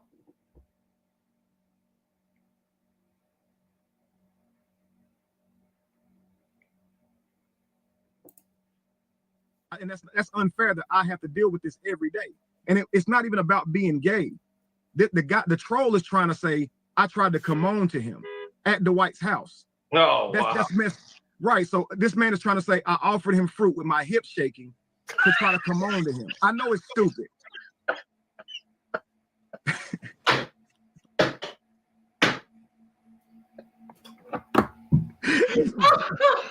I can't stand you, bro. I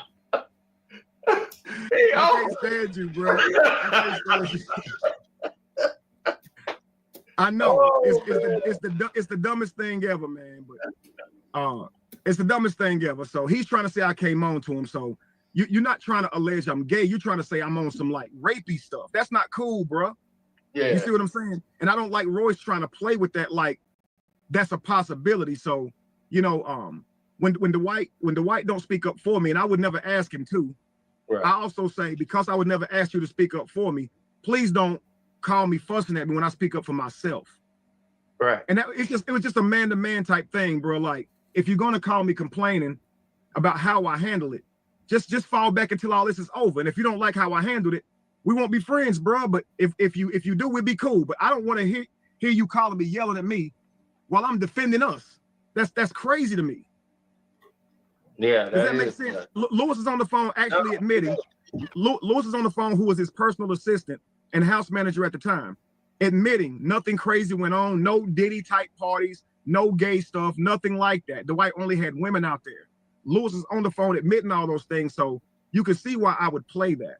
He got on camera to say something negative about me. That was my way of responding. Now, here's the thing that when you were telling him about his employees or people he shouldn't trust, why didn't you have that conversation with him in private when it's just you and Dwight? Why? So this is irrelevant to that topic. That troll left my house threatening to shoot the house up. She could very well say, yeah, that was a rough night right there. We had done mushrooms. He had a bad trip. He tried to say I offered him fruit with my hip shaking. In his bad trip, I was in the Illuminati. I was going to sacrifice him. A bunch of men were going to gang rape him. All this while Royce and them are there. He really believed this. And I don't think he even believed it, man. I think he just said it to create a story. Because even with the moment he said that, he also called me a scammer and accused me of touching young girls, all kind of stuff in the same videos. So it's a lot of bullshit with him. But Royce saw it all. She watched on live as he threatened to shoot the house up. He watched her on live. She watched him on live as he threatened to shoot the house up, knowing he was crazy. So she was nervous about it. She did go to Dwight and say, hey, it's not good with us inviting people here because, one second, baby, I promise. I need my card unlocked. Oh, okay. Let me see. Hang on one second. Okay.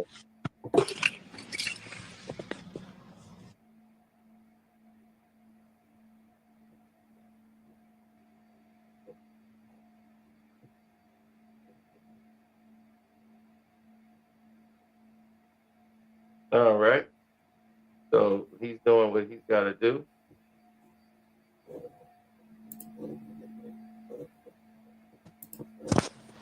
Can you hear me? Do you see my point? Mm-hmm. Now it turns around and flips into something else. Right. And so now she says I'm in the bed with Dwight moaning because Callie says that moaning was going on in the house. Do you understand? So she's conflating all these stories together. And I'll show you this. This is how much they troll. They seem to always know where I'm commenting, where I'm talking, or whatever. If you notice, as soon as I started talking to you, this lady in the comments, I think her name was Candy or something like that, she started talking about Callie. She went and messaged him. And now Callie shows up. So this is the type of trolling that I have to deal with on a daily basis. Oh, wow. And that's why when I get to Cam Newton, I'm going to expose Royce's lies for who she truly is. You know, and that's why I like that Cam asks certain questions, because what Royce does is she's really more deceptive than she is a blatant liar. So she would make you believe something more than she will just come out and say it. So and that's why she goes, they're moaning and touching themselves, and Cam has to go, okay, wait a second. Did you see something gay happening? Like, was they visibly gay? And he makes her have to answer the question. You see, and that's just how you got to treat her, because it will always continue. You understand? And if you want to see more about this Cali guy, I'm sure you'll give him an opportunity to speak. But when you do, go look him up. You can see his daughter's uncle saying that he did these exact things. And why would his daughter's uncle say these things, knowing his niece would have to hear that? You understand? In fact, the other day, his child's mother shows up on his platform and asked him, why is he avoiding confronting the guy who's making these accusations about him? He was on my platform wanting Callie to come up so he can tell Callie to his face he done these things. Callie would not do it. He said he wouldn't get on the platform because the guy was going to overtalk him and I was going to mute him. If someone's alleging that I touched a little girl and got shot over it, ain't no amount of muting you can do to keep me off that platform. Right. And if I get on that platform, this is proof that they're paying money to try to ruin my life, to cause a distraction. I should get an opportunity to say my side if accusations are on me without everybody yelling, he's manipulated, he's this, talking over me. I can't even get my points out without them asking me a bunch of million other questions. This is the most frustrating shit I ever been through in my entire fucking life.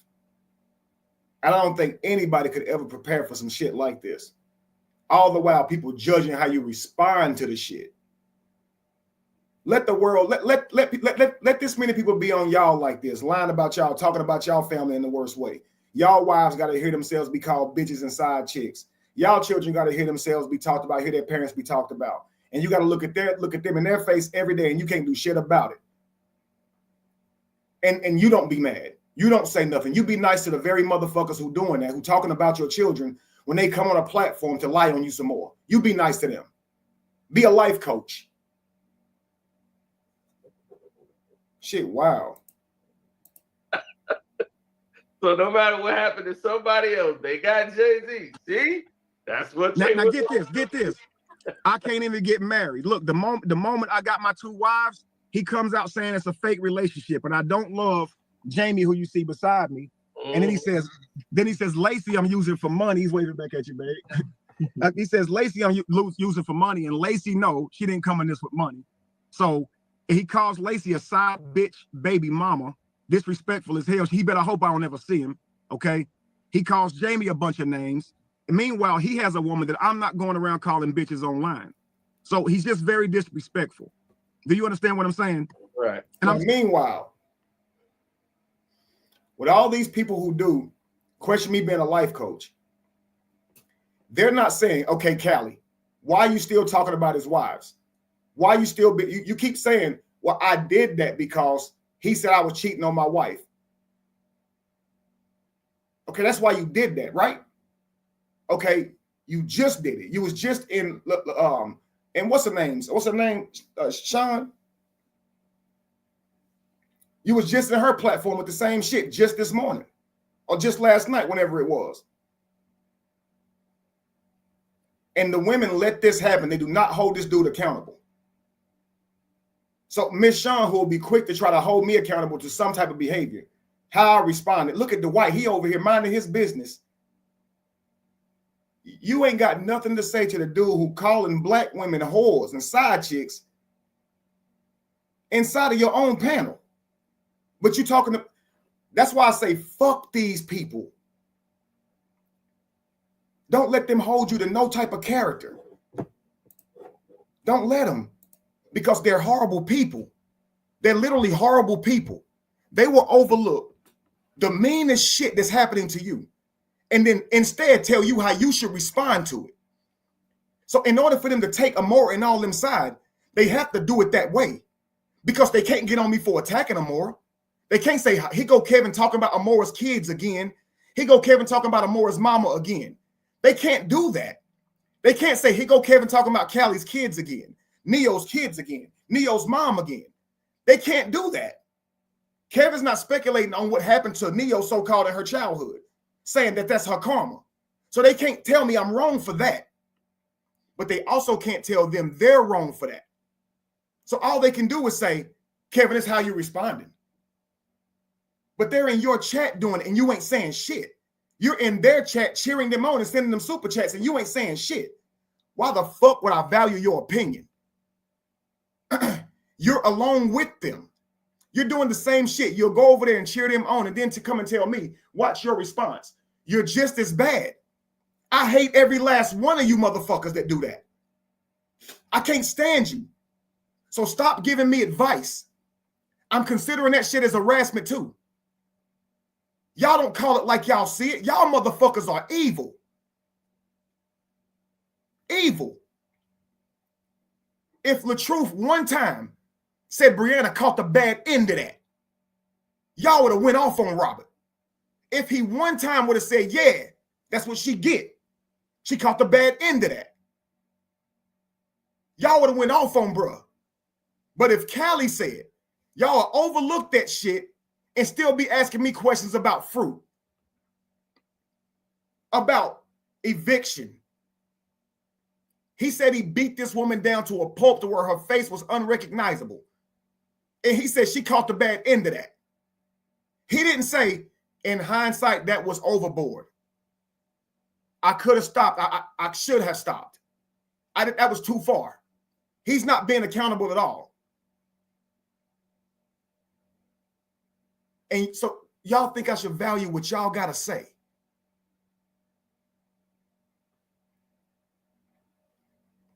Does that make any sense? When they're doing this to you, talking about your children, wives, everything, accusing you of all this shit, they got all the support in the world. Super chats coming in, people commenting, people liking. They got viewers. When a person this has actually happened to gets up here to talk about it, hardly no viewers, hardly no interactions, hardly nobody even commenting. How long have it been since a comment showed up, y'all? So all this makes you feel isolated. And they're wondering why you lashing out. Why you tripping? We just talking about your kids. We're just saying you should be worried about that newborn special needs baby, as if that ain't causing pain on you. Like they do with Sweet Ma. Soon as they get mad at her, they got to mention her child. They do it in this covert way, like they don't know what they're doing. If anybody did not have a disabled child, special needs child, they wouldn't mention their children. But if you have one, oh, they're going to say that shit. Let you have a gay child. Oh, they're going to say that shit. And somehow this disagreement between you and them, which is personal, they start bringing in your children and people you care about. Don't let your father just pass away. They're going to bring that up. Don't let your mama just pass away. They're bringing that up. Everything except for what's important gets brought up. And they're wondering, why are you mad? But they say nobody can criticize your response. Nobody can criticize how you respond when you're being attacked. But why is everybody criticizing how I'm responding? They're going against the number one rule. Somebody say something just so I can know y'all here.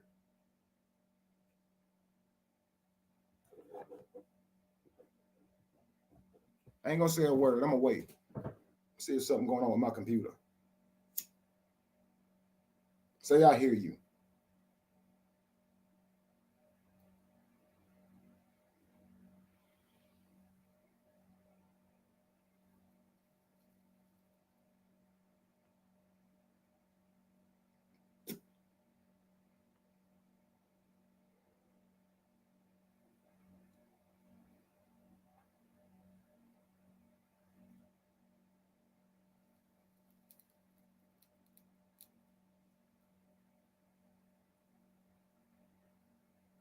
I'm gonna tell y'all the truth.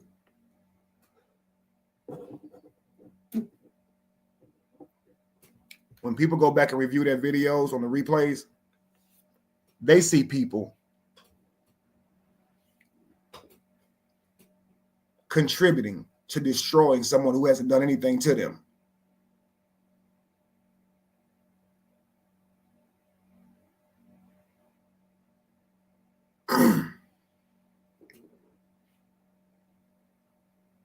When they review my playbacks, it's just me talking to myself.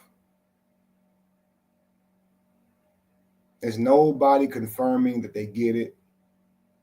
that what these people are doing is wrong. And I get that y'all are listening. But when it truly comes to standing up against this shit, we are not truly being active. These guys are posting up that they're making upwards of $8,000 a month, destroying innocent people's lives with lies and rumors, destroying their mental faculty, getting them all riled up and emotional, and then using that as content as well. And then taking it personal when those people who would never know they existed get angry at them, form a beef, knowing they was bothering that person first. And the people that's going through it, they're not being supported the same way. They can't show you anywhere close to $8,000 a month.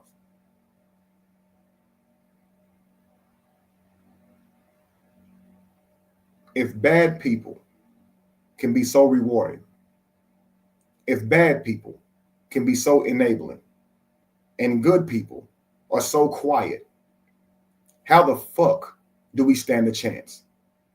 Why the fuck am I even doing this? Why does it even matter?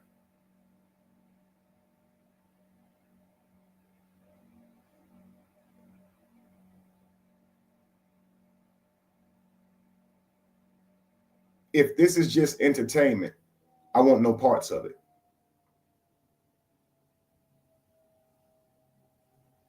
I can just get on to normal business. Because that really only adds to it.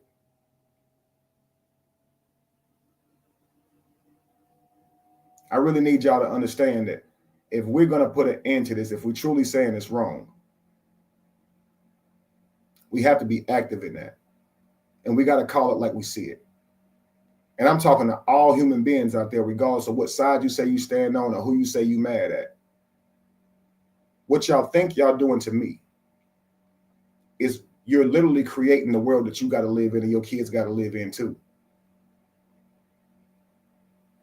And karma is no joke.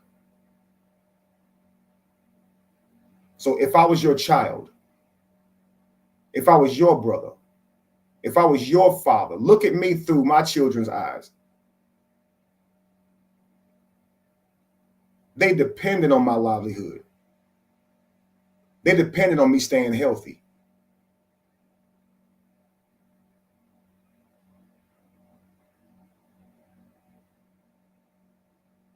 I get it. I'm on edge. I'm not patient lately. Yeah, I'm reaching that point again.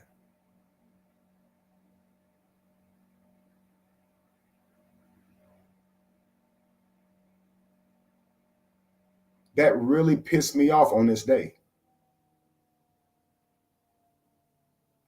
I'm showing up on here to talk about a lie Roy spread on me.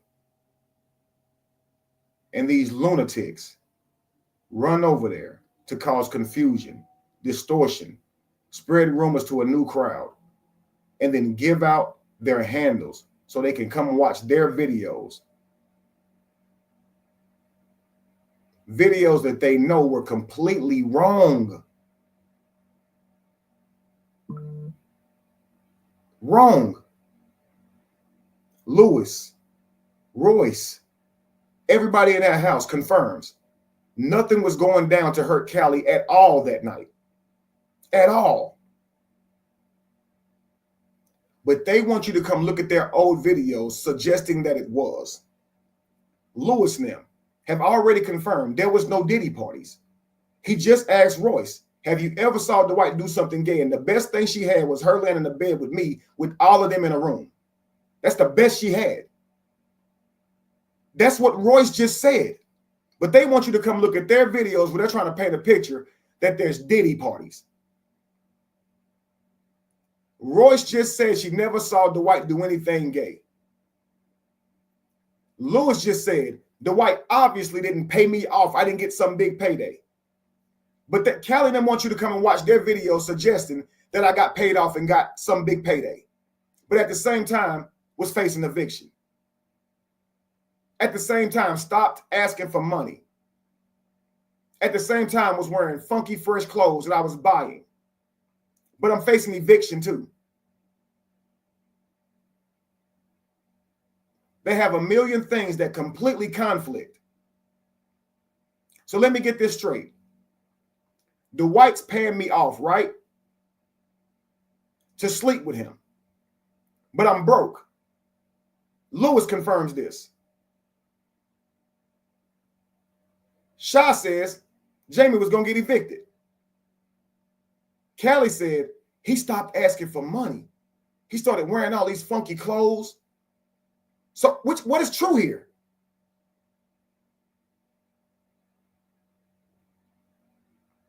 All that they were doing right here was trying to distract anybody from getting the truth. And you got to ask yourself, what is their investment in it? What does it mean to them if I would be gay or not? If I got evicted or not 5 years ago? If I was broke or not 5 years ago? If I was buying designer 5 years ago? Why does it matter if I got my tooth fixed?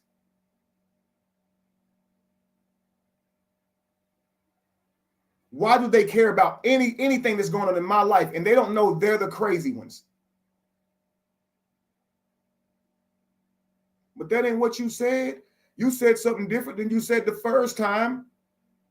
Not true, but the fact that you listened in the first or the second time proves you're a weirdo. Why do you care? Because if you told me when you met somebody, I wouldn't give a damn. Yeah, 6 years on fruit trauma.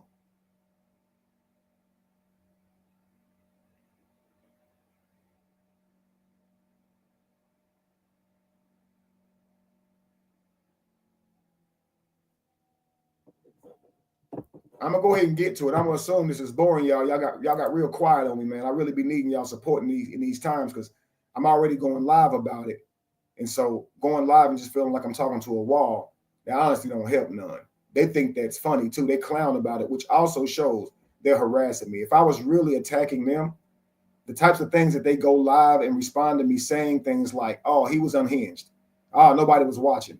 Ah, nobody was commenting. Ah, he was upset. Ah, he whining. This is how you know that I'm not accusing them of bullshit because they're not over here mad because I said a bunch of weird shit about them. I went into their lives and misplaced a lot of shit and made it weird and made them have to come clean it up. None of this is happening.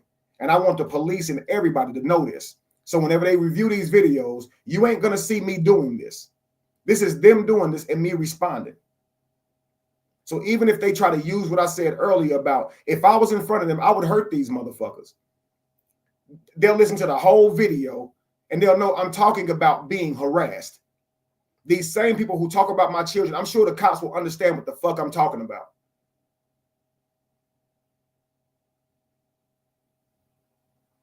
In my opinion, they would be stupid to try to call the police because I already called them.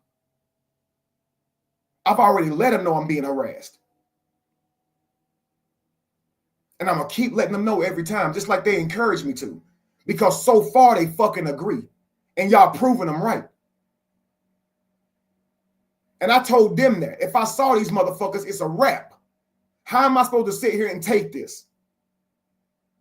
I understand exactly where you're coming from. I played the clip of her talking about my son. I played the clip of Callie talking about my wives and my son. I played the clip of Lampo doing it. I played the clip of Amora doing it. I played the clip of Amora mentioning that she framed my brother. And I showed him how she's still on this fucking platform bothering me to this day. I showed him how she was on that platform with Royce. I'm taking all of Tiff's advice. If someone's harassing you, here's what you do. And I'm going to do it every time because you're actually harassing me. I don't follow y'all around. I'm not in your life trying to figure out what's going on with your marriage. Who your husband's sleeping with. Why you got divorced all those times. I'm not trying to figure you out.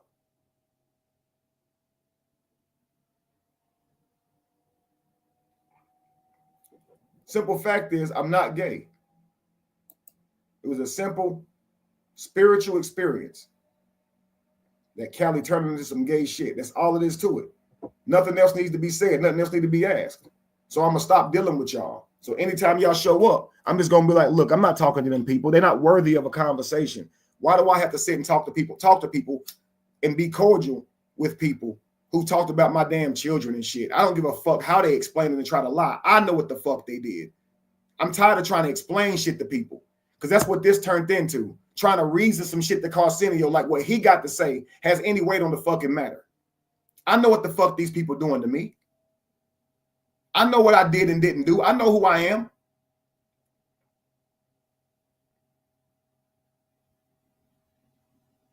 It turned into it. They did this to me first, asking him to figure it out, sort it out. Like, but this person did this. What the fuck is happening here? It's a bunch of kids. I'm here to talk about what Roy said about me. Why the fuck are y'all here?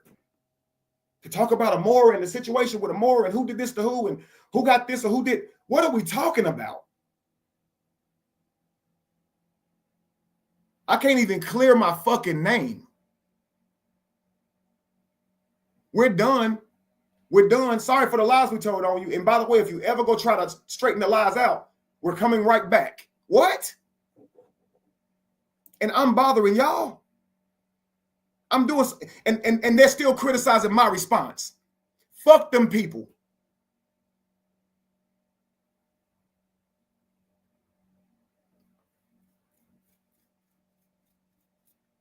I'm going to tell you just like this. I'm going to give you guys my response before you even get it. So I don't have to respond to y'all anymore. Any one of you guys who make a video overlooking what's being done to me, but instead telling me how to respond, here's my response. Fuck you. Fuck you. That's my response. So before you fix your mouth to say it, I already know it's fuck you. I don't care what spirit you come in. If you're not coming and saying they are wrong for what they're doing to you, they are wrong for talking about your children, they are wrong for keeping this going, they are wrong for meddling in your business when nobody was at that house. Because as soon as I speak up for my brother, y'all say you didn't live in that house. But all of y'all got something to say about what went on in that house with me and Callie, or what went on in that house with me and Royce. So y'all don't play by no fucking rules.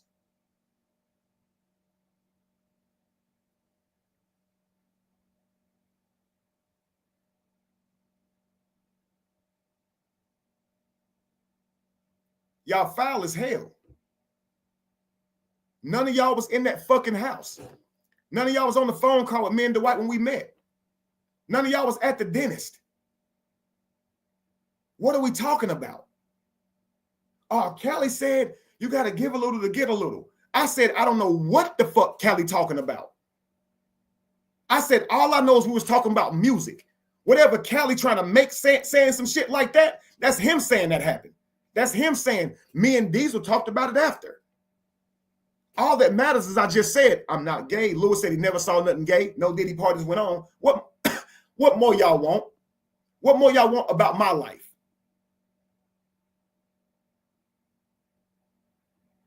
I literally don't get it how you guys will take time out of y'all life to get on a panel to discuss me, tell lies about the past, say I said shit I didn't say I did shit I didn't do.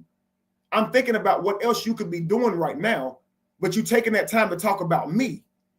You don't think the cops will look at that and know you have an agenda? I mean, it ain't no way they don't understand why I'm on live talking about it. It's about me. And poor Neo thinks some cold brick of video that she made got under my skin. Neo, the only thing you ever said that got under my skin is talking about my damn children. That's it. You think I could care what you say? You can barely get your words out. I know you're dumb. I'm not insulting you. I know you're stupid. A smart person wouldn't be doing what you do. It's literal fucking facts. Intelligent people do not move like you move.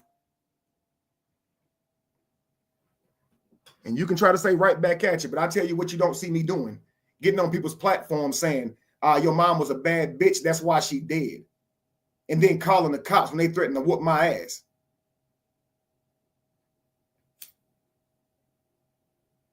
I don't make videos about people off believing one person's story. Somebody I claim to know and adore at one point. And when they come to talk to me about it, I don't try to say, well, I tried to hit you up in the past on some irrelevant shit. And then lie and say I gave them money when I didn't. And then won't give them back their money or the change back. The nerve of somebody to go around and talk about scamming when you got my money in your pocket and won't give it back. And I asked for it back immediately when you didn't show me a receipt. The nerve of you.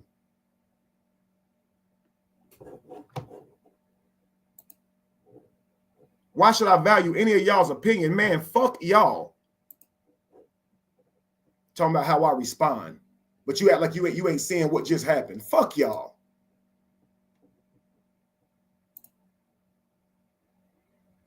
I can't see how you think you better than anybody and can pull some moral ground to overlook what's being done to the person, but only tell the other person how to react to it. That's literally what makes a narcissist. You criticizing that person's response to somebody attacking them. What is wrong with y'all?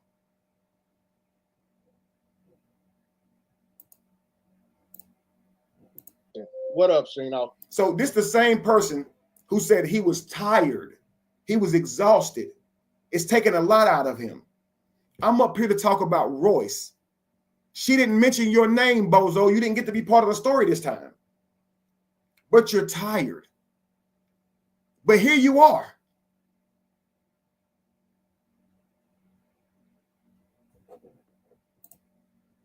Check this out, man. I'm Cali, right? Okay. So I'm Cali. I'm the one that Royce was talking about on the Vlad TV interview. Okay. She didn't even mention me. She didn't even mention me in the cam interview. All right. But I'm the one who was talking about on the Vlad TV interview. Now, let me just say this. You can go on my YouTube channel right now, and I got a whole playlist of what I've been going through with this guy right here. Now look,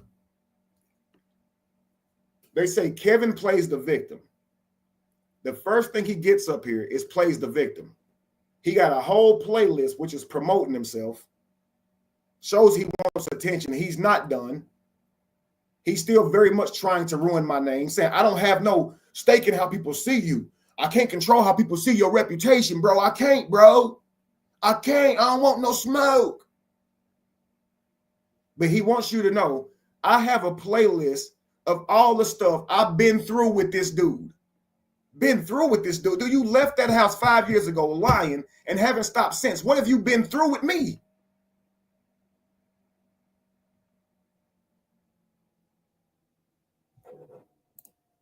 When they just left your panel. Whole playlist called Surviving.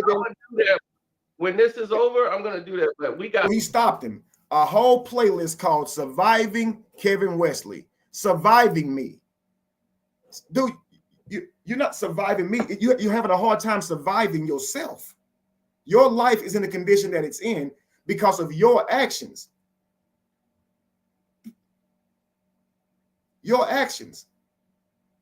What I go through online about my reputation is due to your actions as well. Your actions. So for 5 years, you've dedicated your life to speaking negatively on my life. And you think that's me doing something to you, that's you surviving me? So I offered you fruit to help you balance your body back out because you was tripping too bad. You say my hips were shaking. So 5 years later, that's what I've done to you? You surviving me? He wants you to come watch his playlist. He wants some views. But he ain't an internet nigga. He don't ask people to come follow his content. He just say it in a different way. The first thing he got up there to do is say, come and watch my videos. But everything he's been saying in those videos have been proven to be false.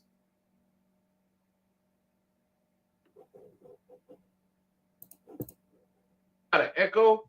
Yeah, I hold can on, hear my. hold on.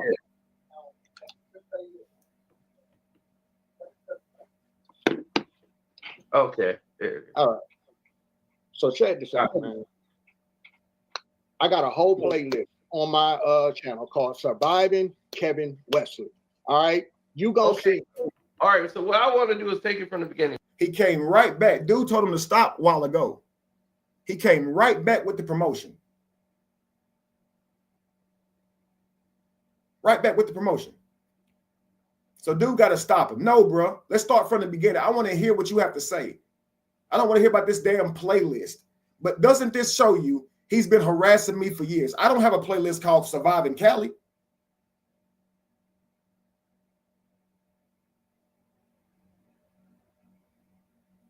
So get this. If he's not surviving me and I'm somewhere with my wives and children living my life the past 5 years, and he is not somewhere surviving me. Instead, he's somewhere accusing me of being a scammer 5 years ago, accusing me of touching a little girl 5 years ago, accusing me of offering him fruit with my hip shaking 5 years ago, accusing me of drugging women 5 years ago, accusing me of giving women STDs 5 years ago, accusing me of about to sacrifice him 5 years ago.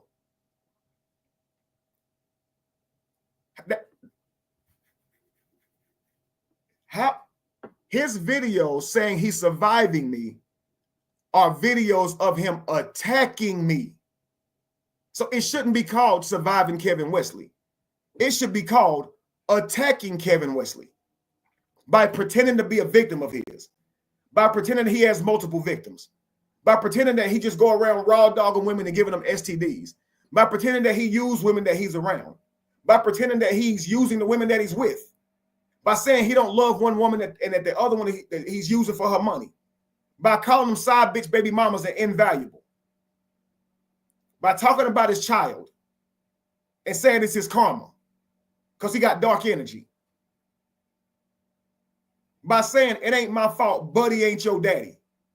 Soon as he hears what Dawn had said, what I was talking about, what Dawn had said to Amora about,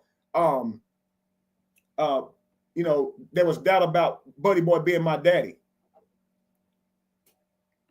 Now he goes on this platform.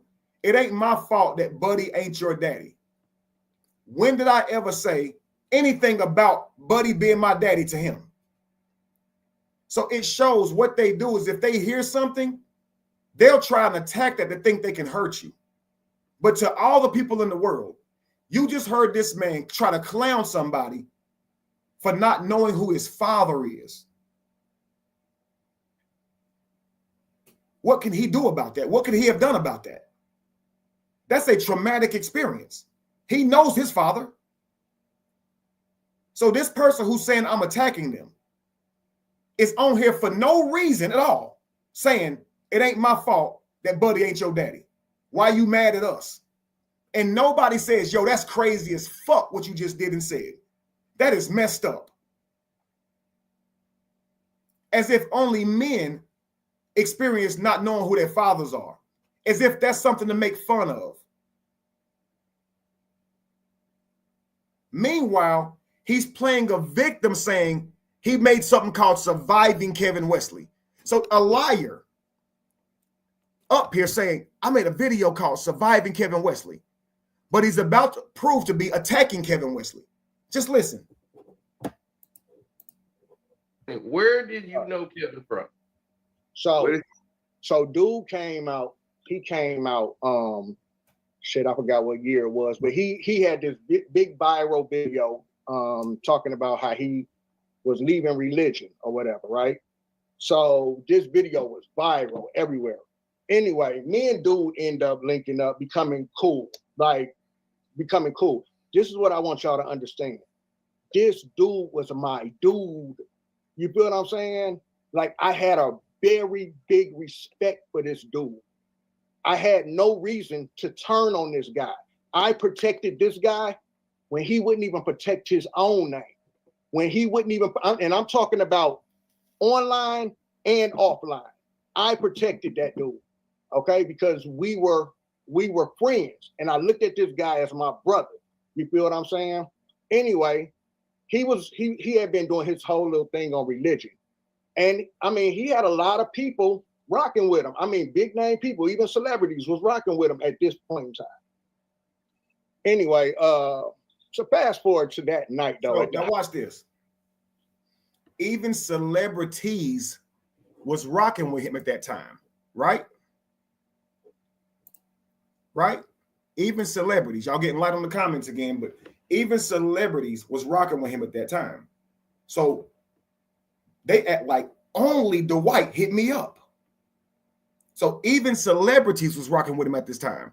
So it's a big deal that Dwight hit me up when other celebrities was hitting me up too. I can go show you guys Flex wearing my clothing. And I can just start rambling them off, but I won't, because what I was teaching is controversial, and I don't want to bring those guys any negative tension because they don't necessarily live in public how they think in private. You understand? But moral of the story is, he's telling you guys, I had a big name. So how did you meet me? You hit me up saying he want to skip all of that. What interest did you have in me? Because you could say, well, we became cool like you was doing me a favor. You came and found me.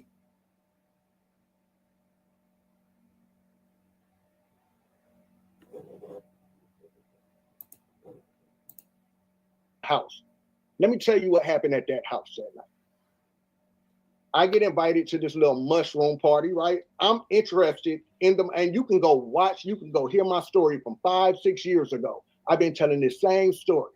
I went out there on a spiritual.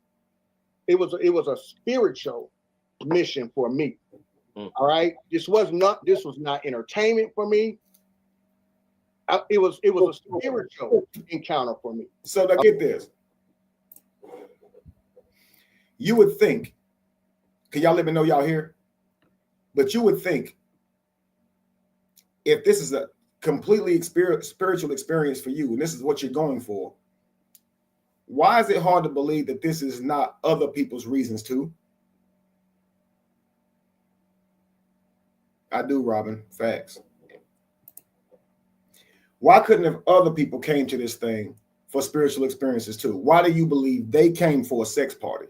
Because we're supposed to be looking for confirmation that proves you're at a sex party, because that's how you're trying to make it sound. So you try to point out that you came for a spiritual thing.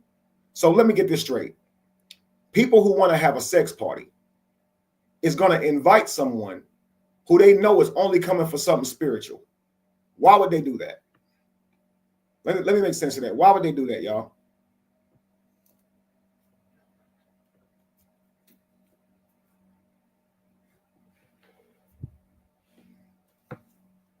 Put your thinking caps on, guys. Put your thinking caps on. A bunch of people who are planning to do a Diddy party is telling people to come to the Diddy party because it's going to be a spiritual thing where nothing sexual is going to happen. How do they plan to have the Diddy party?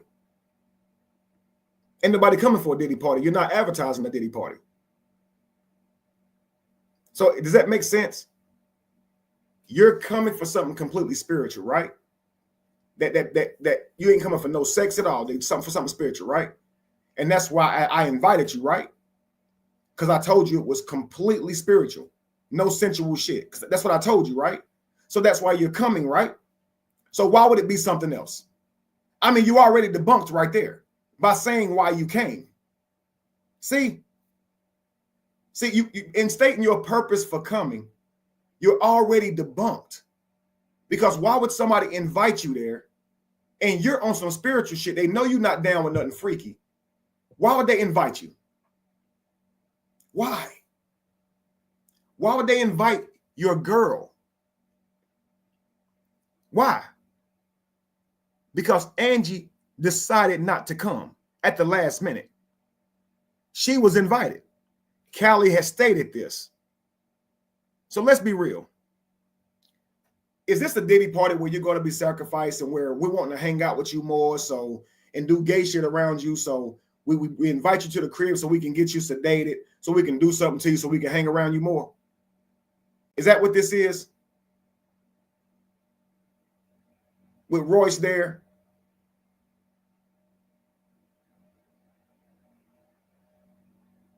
with kids there?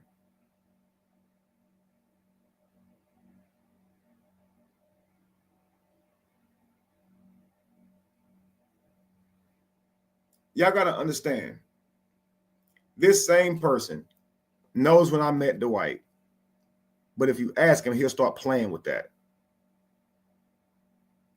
Now that I think about it, he probably met him before he told me he met him.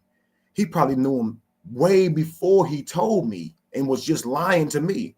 Nigga, why would I do that?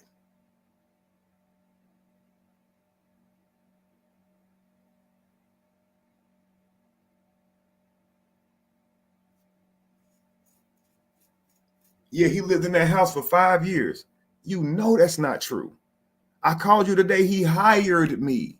I told you he offered me a job. That's what I told you the day he hired me.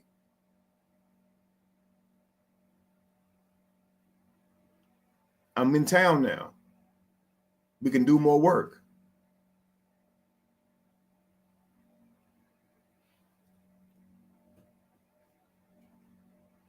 You said he wants my life. Is that what you're saying, Leela? You said live. He wants your life.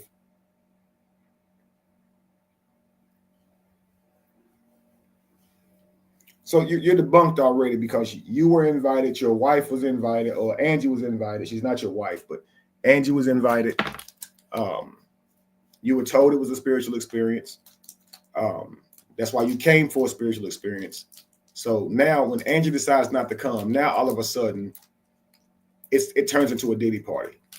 You're a clout chaser, bro, who've been on the same weak ass story for years and mad because your name isn't being included anymore. So you're not tired at all. This is your life. This is what you said you was doing all this other stuff. You was gonna be making this documentary. You done forsook all of that shit and got right back to trying to ruin my life again. Trying to say I asked for it. I did something to you to deserve you lying again. Like, nigga, you know Lewis and them already said it wasn't like nothing like that was going on. No matter what Royce tried to say, she sat right there and couldn't lie like that in front of Lewis, right? You know Lewis is already on recording saying this never happened. So I don't know why you still want to lie. You look stupid, bro. When y'all talk about what I said and try to invalidate me and try to validate Lewis and like Lewis telling the truth, what I'll do next time is I'll have Lewis's recording already ready with me. And so as soon as y'all guys say, Lewis said this, Lewis said you didn't work there, Lewis said you was never a house manager, I'm just going to say, hang on. Here's the conversation between me and Lewis after he got on a panel and said all of that shit. Lewis didn't know he was being recorded. Listen, y'all, here's Lewis. And I'm going to hit play and let y'all hear Lewis talk. So now you can't say, Kevin, you're lying, because Lewis will validate what I'm saying. Because he does validate what I'm saying. Let's continue. Okay, at least I thought it was supposed to be a spiritual account. Man, I get out there, basically they this guy tried me, not Superman, but this guy, my homeboy. This guy has a video of me on my trip. Now, Cino, out there at that house, we were not supposed to have our phones, Cino. All right. That's one of the things. He said Superman don't want nobody. Now, if you go back to the live, when Royce, Callie, Lewis, and I are on AT2's channel, Lewis said he didn't always take people's phones, although he should have. He did say that. I said I always took people's phones. You heard them throughout this whole thing mention other people that had phones, that Callie saw with phones. He saw the girl with the phone. He saw the other girl with the phone. He saw me with my phone. He's already asked me, why did I record him? I've already said because it was funny and I wanted to show it to you. This has already happened. But he's back up here being a dumbass. Anybody would watch this and go, this nigga's obsessed. They've had this conversation before. It's over. Why are you back up here like it's the first time? Bringing up phones like that means I offered you fruit with my hip shaking. I already said I didn't. I've already proven that nothing was going to happen to you. So you trying to say that I'm doing something to discredit you sounds stupid because it's proven nothing was going to happen to you. The reason you know this is I woke you up the next morning to tell you it was over. Everybody's gone. It's time for you to go home, nigga. Wake up. Something was going to happen to me. If the night's over, don't you know nothing was going to happen to you? That's just like the lady who thought that snakes was going to attack her on her mushroom trip. She saw a snake in the White's house. You know, he got a snake room. So now she's like, I thought snakes was going to attack me. She's not still walking around saying snakes was going to attack me. They was going to feed me to the snakes.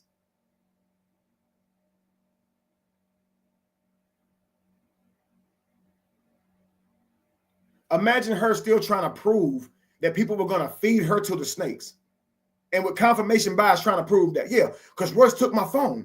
That's why she took my phone, because she knew that I could call the police or something, because she knew I was on the phone earlier and she wanted me to be removed from all telecommunications so they could unalive me and feed me to the snakes. Then the Tino guy, the guy that took me to the room the first time, why did he separate me from everybody?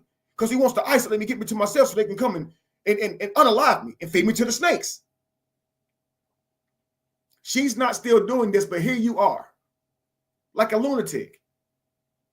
So to make it clear, Angie was invited with Callie. She did not want to come. Cool. She wanted to come and sit and not take them. Said you cannot come if you're not taking them. Which shows how much messed up Royce is for acting like she pretended to take them. Just so she can relieve herself of guilt. But it doesn't relieve you of guilt. Because the problem is being in the house while these things are being done and knowing it with your children in the house. So on drugs or not, you're right there watching these people. Like, come on now. Who also confirms nothing happened in that shroom ceremony either. So Angie's invited. You see other people with their phones. We've already talked about the phone situation. But here we are. Everybody that had their phones, because when you get on the mushrooms, people react to them in different ways. You know what I'm saying? This guy even went into the bathroom himself because he didn't want people to see him in his state, right? But yet, he pulled a cell phone out, and he videotaped me laying on the stairs. I was just laying on the stairs, but I was just laughing at myself because the mushrooms make you reflect. They make you reflect, all right? Right. So I was laying on the stairs reflecting on myself, right? And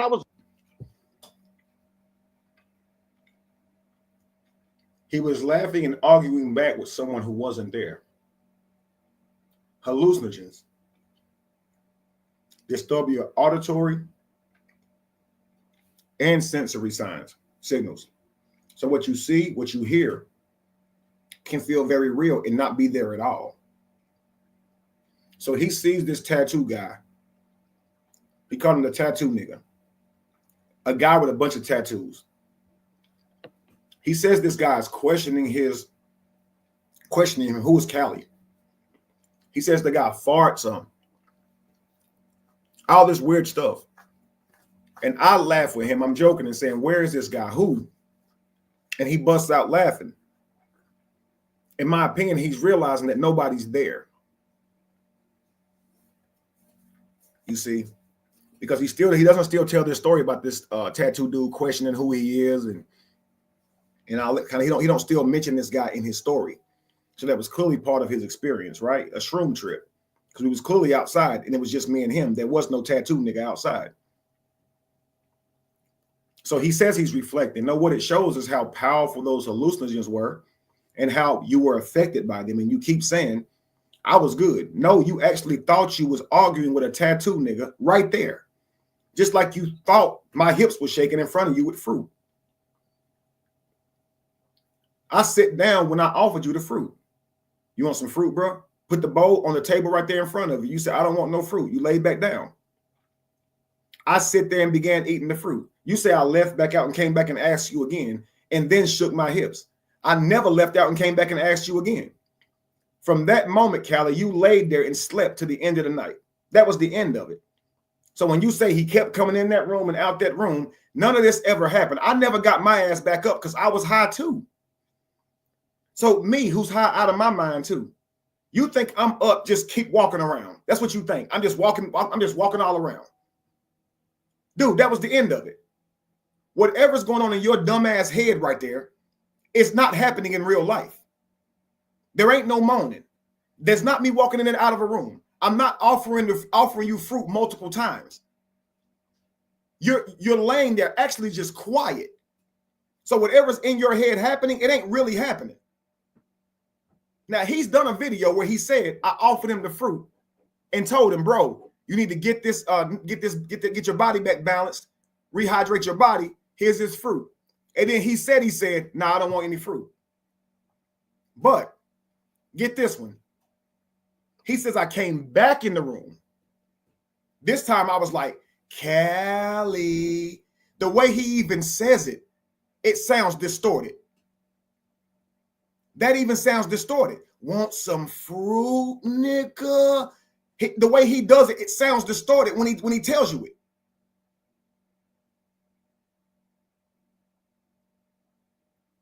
There's no real tune to it. It sounds like something slowed down, like he's telling you how it looked to him when he was saying it.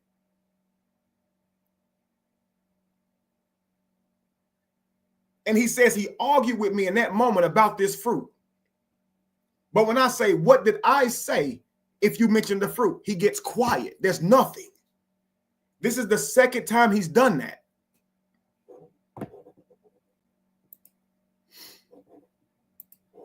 This is the second time that he got stone quiet when I asked him that. And if you're really recalling an argument, you would say, nigga, you said this, and then I said this, nigga, then you said this, and I said this, nigga. I wasn't that high. All he has is, I did say something to you about that fruit. Then what did you say? What did I say? Complete quiet.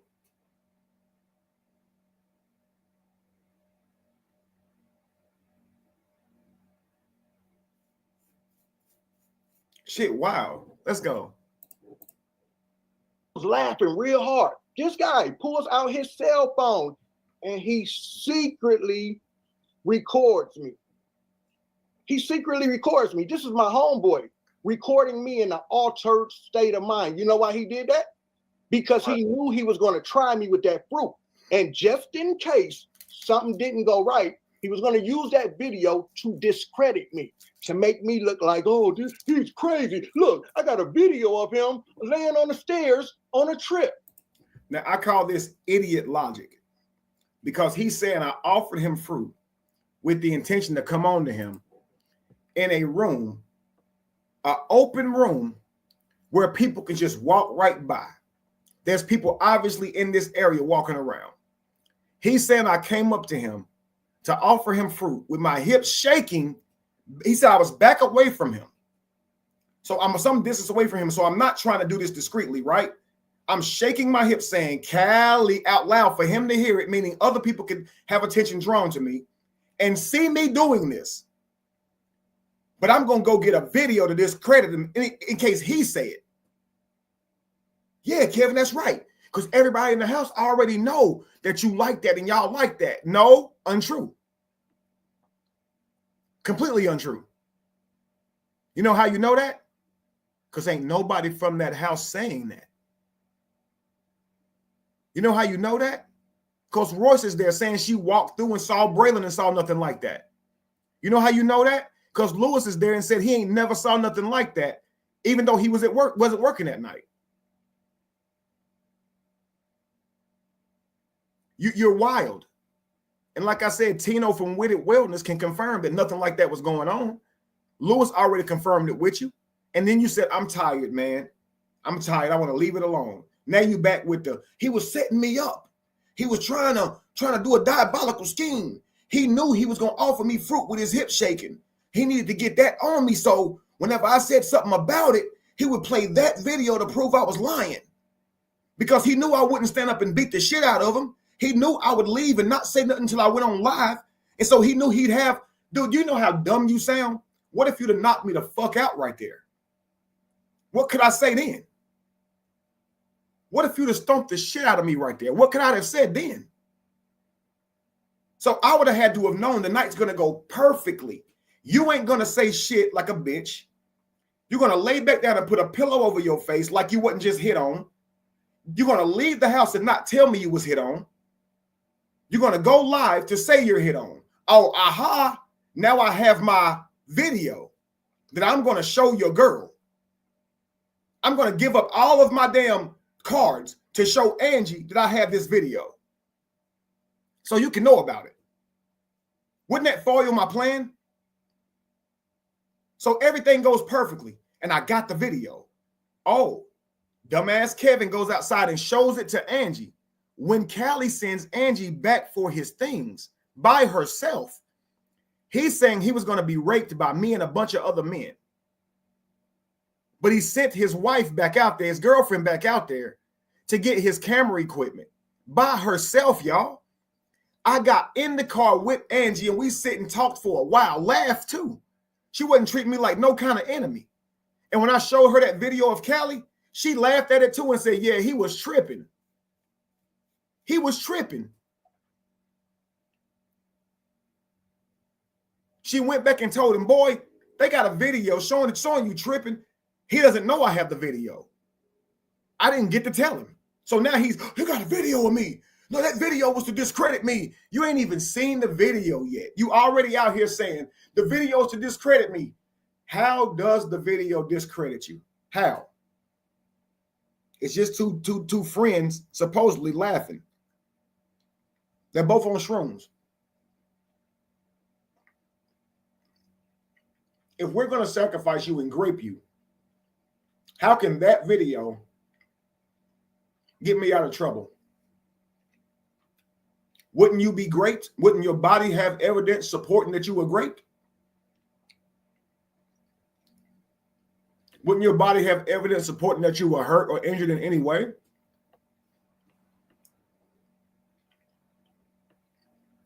If I showed the video to say,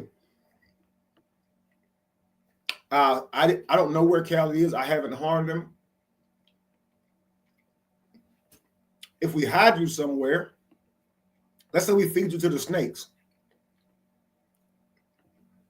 that video would just convict me because you was last seen with me. Hi.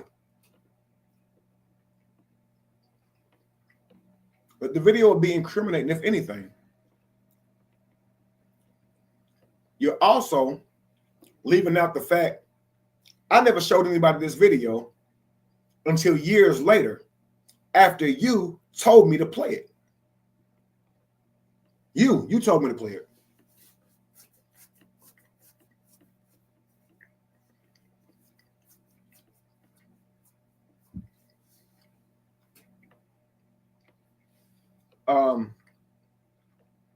Pimo, let's see. Sorry, I'm eating these things called High Chew. It's so good. Kevin, if Royce was there and only pretended to take shrooms, when exactly did she get upset about son being present? So that night, the day she's talking about pretending to take them was early on. The time that she's talking about being mad that Brelin was there was the night Callie was there. She's saying she didn't even fake taking them that time. And I wasn't over there when they took them. However, I believe she did take them. Because when she said she walked outside and woke up and came outside, how bright it was and how she's acknowledging the fireflies and it was like the most beautiful night of her life.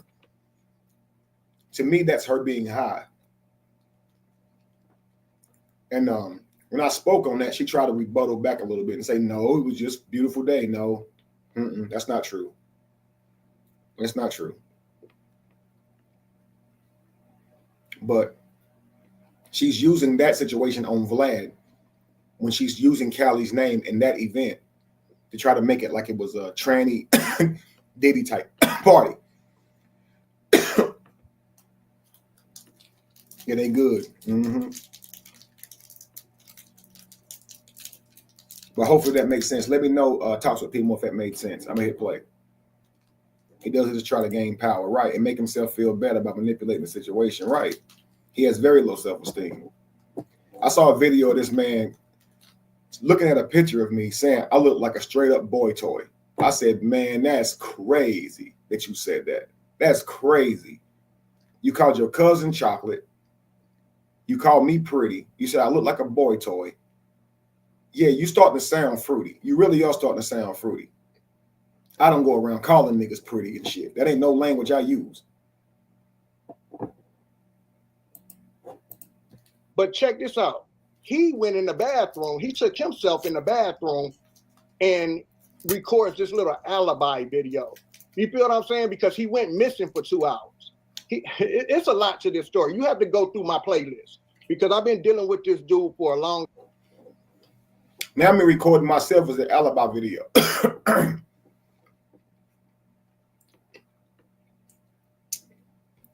Sorry, y'all, these hot chews good. Now, me recording myself is an alibi when I've already said the whole room was glowing. It was like I was in heaven. Close my eyes to try to shake my head to clear my eyes up, open them back up. They're glowing even brighter. It's like real as hell. I'm touching it. It's like it's glowing under my hands. So I turned on my camera because I want to see how differently the world looks to me, because it's like I can't deny this is happening in real life right now. It's reality. So I had this I want to see how this looks later. And I was feeling really bad. My stomach was hurting.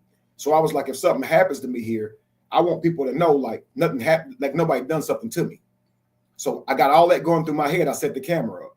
You can clearly see that I'm high as shit. So it's not an alibi video. So let's just say I'm high as shit in the bathroom, still planning to grape him and know it's an alibi video. So am I really high or am I, what's happening here? This man is so dumb. Idiot logic. Let's continue. Long time. Chino, let me ask you this. Mm. If a guy gets on somebody's panel and he says, I don't believe Callie's gay because he did turn down the fruit. What does that mean?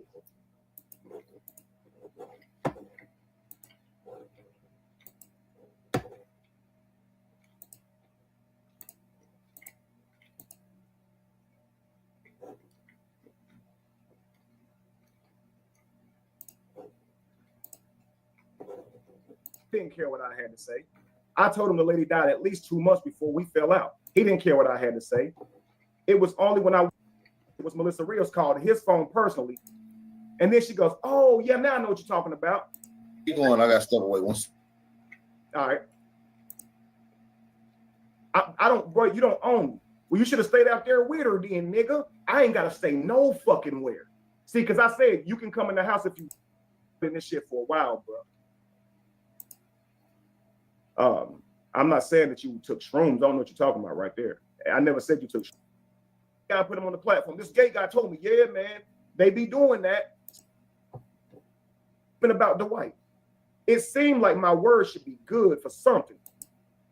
And still talking about he saw it in the mirror. My reaction video to him shit in his system. He probably hadn't ate or drunk no water and had a really bad trip behind the scenes. You come out. So I said, you want to tell Andrew the truth, but it's getting difficult. And it's hard to look, trying to play innocent now. He says I played a victim. I only say tell his side. I appreciate you for coming through, brother Kevin. Oh, my man. Let me say this real quick to you, King. Slim Boy asked a good question. Let's go. Why did Royce vouch for Cali and expose you? Not too much. They need to be sure that they could do certain. You over here with me. You see, so this man, number one, thinks I'm missing to the point where, and this is what he's saying the next day, still mad. So either he came out there thinking some shit was gonna go down, thought I was gay, and that shit came alive. That had nobody called 911. He know I'm found and I'm completely fine, but he's still mad about me missing. Dude, the dude is. Now, I want you guys to see just how deceitful Cali is the same way. Okay, so just watch this, guys. This is Cali again.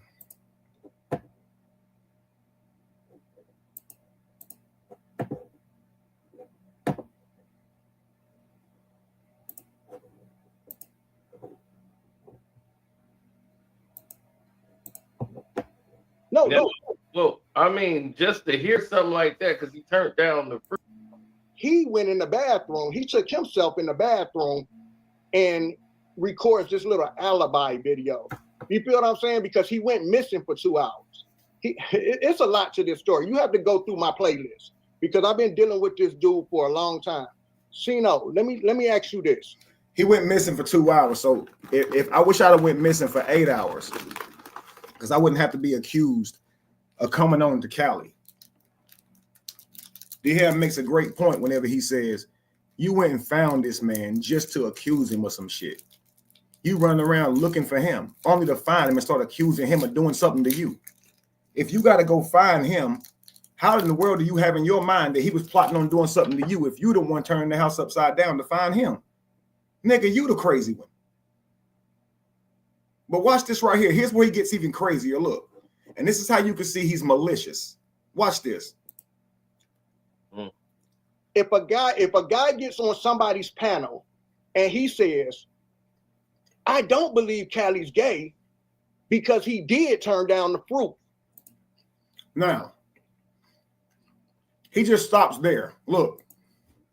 What does that mean? What does that mean? Like he doesn't know. This is how much of a liar he is. Look. No. Well, I mean, just to hear something like that, because he turned down the fruit, I don't think he's gay. Who said that?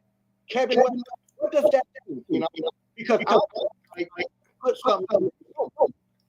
I put something through because I wasn't high enough for them to try me.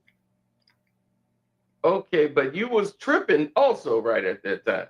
Okay, so I was tripping. So Carcino too smart for it, but look at this. Watch this. Let's see what I actually said. Fucking liar. You an embarrassment. Every time you do this, you actually embarrassing yourself.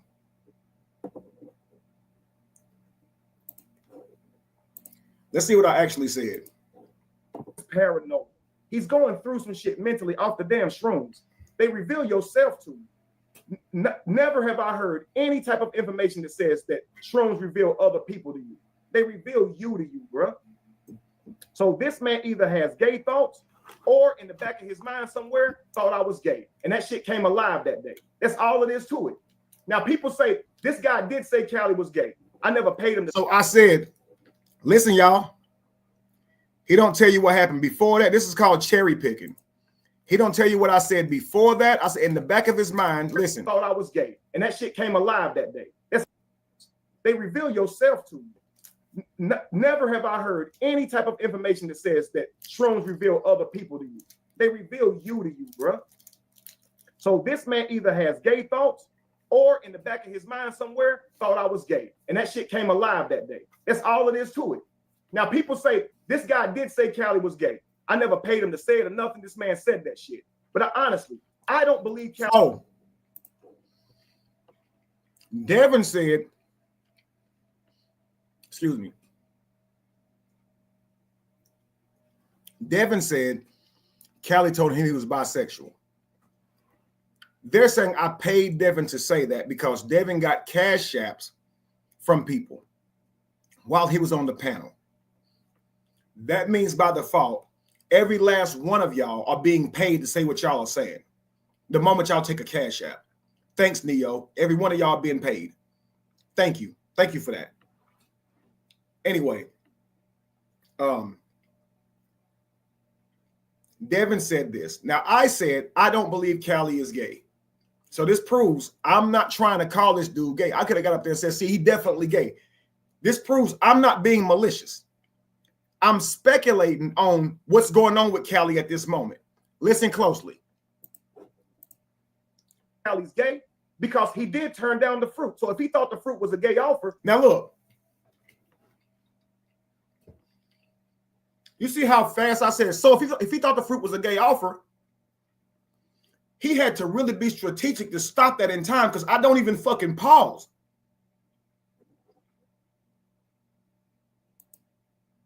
So how can you ask what that means? I'm sure if Carcino saw this, He wouldn't be saying, what does that mean?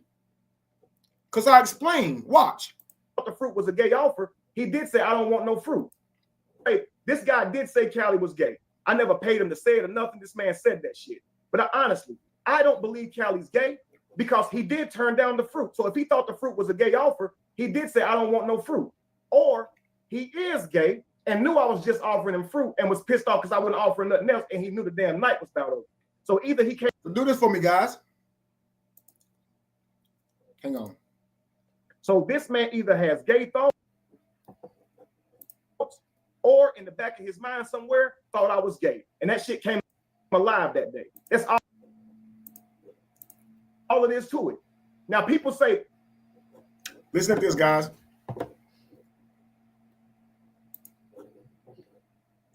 I want y'all to do me a favor. If you can do this for me, put a 1 in the chat.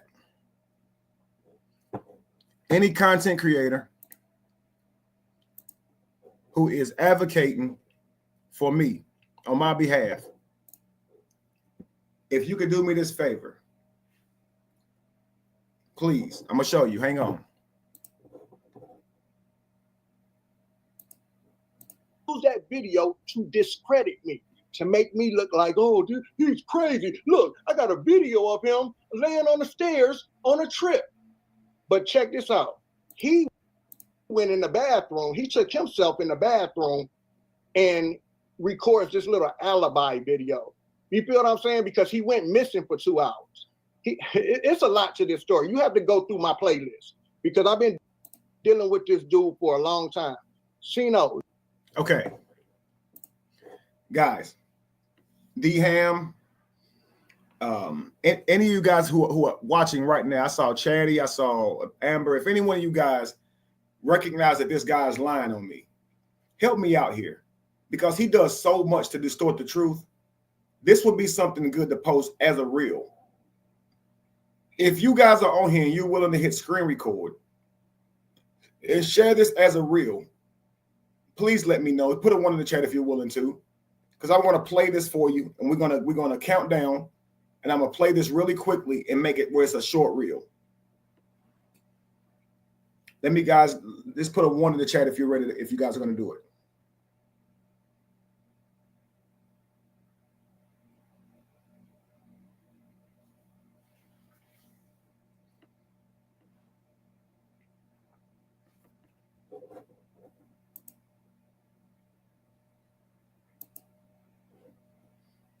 What I want you guys to do is hit screen record.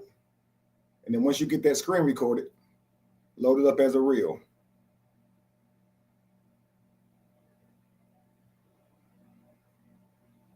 You're absolutely right, Cedric. They don't have any boundaries when it comes to destroying people. You're absolutely right. And seeing you defeated is their win. It don't have to actually benefit them at all. Just seeing your life changed or worse benefits them. And I don't know why. It's so sad, man.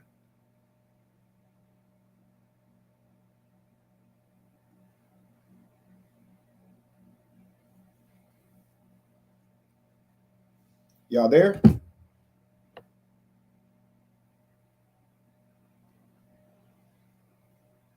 Maybe y'all are far behind me as far as me talking or something. Let me know if y'all can hear me.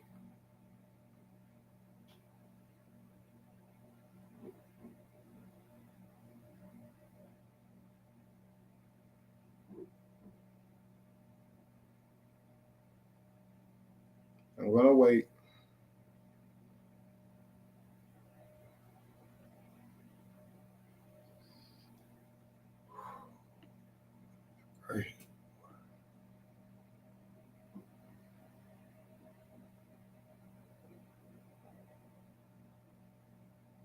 Got you, Unchosen.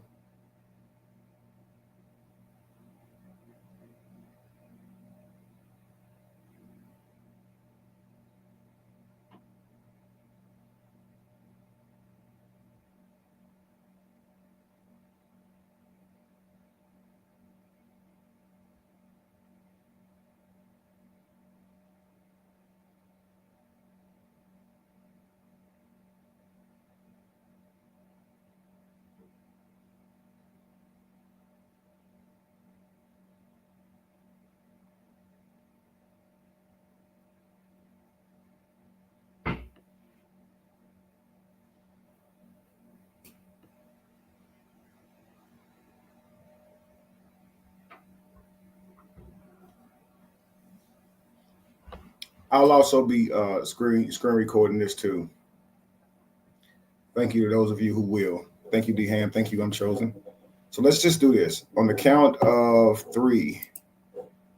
I know it takes 3 seconds to count down. So when I count to 3, hit screen record, and then I'll wait 3 seconds, and then I'll start. Okay. Here we go. 1, 2. Hit screen record. All right, let's go. Let me ask you this. If a guy gets on somebody's panel and he says, I don't believe Callie's gay because he did turn down the fruit, what does that mean?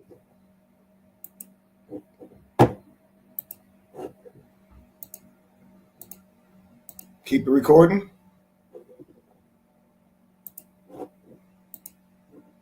Now let's see what I said. This guy did say Callie was gay. I never paid him to say it or nothing. This man said that shit. But honestly, I don't believe Callie's gay because he did turn down the fruit. So if he thought the fruit was a gay offer, he did say, I don't want no fruit. Or he is gay and knew I was just offering him fruit and was pissed off because I wasn't offering nothing else, and he knew the damn night was about over. So either he came out there thinking some shit was gonna go down. You know how niggas get. They ask the girl to come to the crib, wanting some. She say, I ain't giving you none. I'm on my period. He don't believe her. And by the end of the night, when it really go that way, he mad as fuck because she didn't fuck him, and now he trying to punish her. It's either that or the nigga's not gay. Because if he were gay, he would have taken the fruit. Because he would have thought the fruit was gay. If he's saying he thought the fruit was gay and he turned it down, that would mean he's not gay. Now, Right. if he knew the fruit was just a regular offer, and he was thinking some other shit gonna go down because he said, I saw videos with Dwight. So maybe he thinks somewhere Dwight's gay, even though Dwight's never presented that personally to him.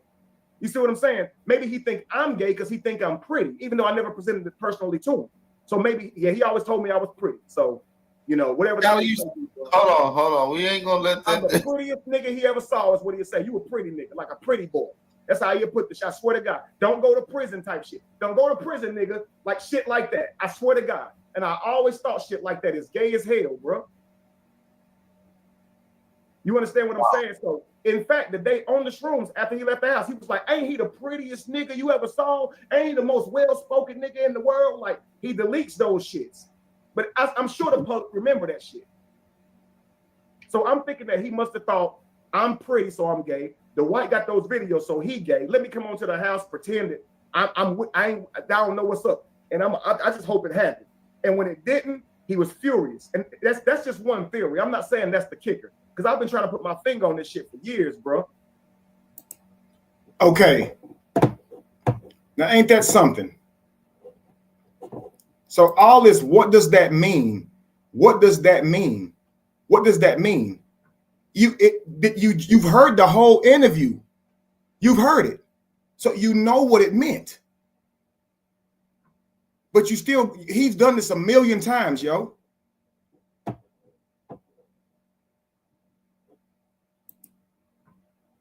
A million times. Hang on.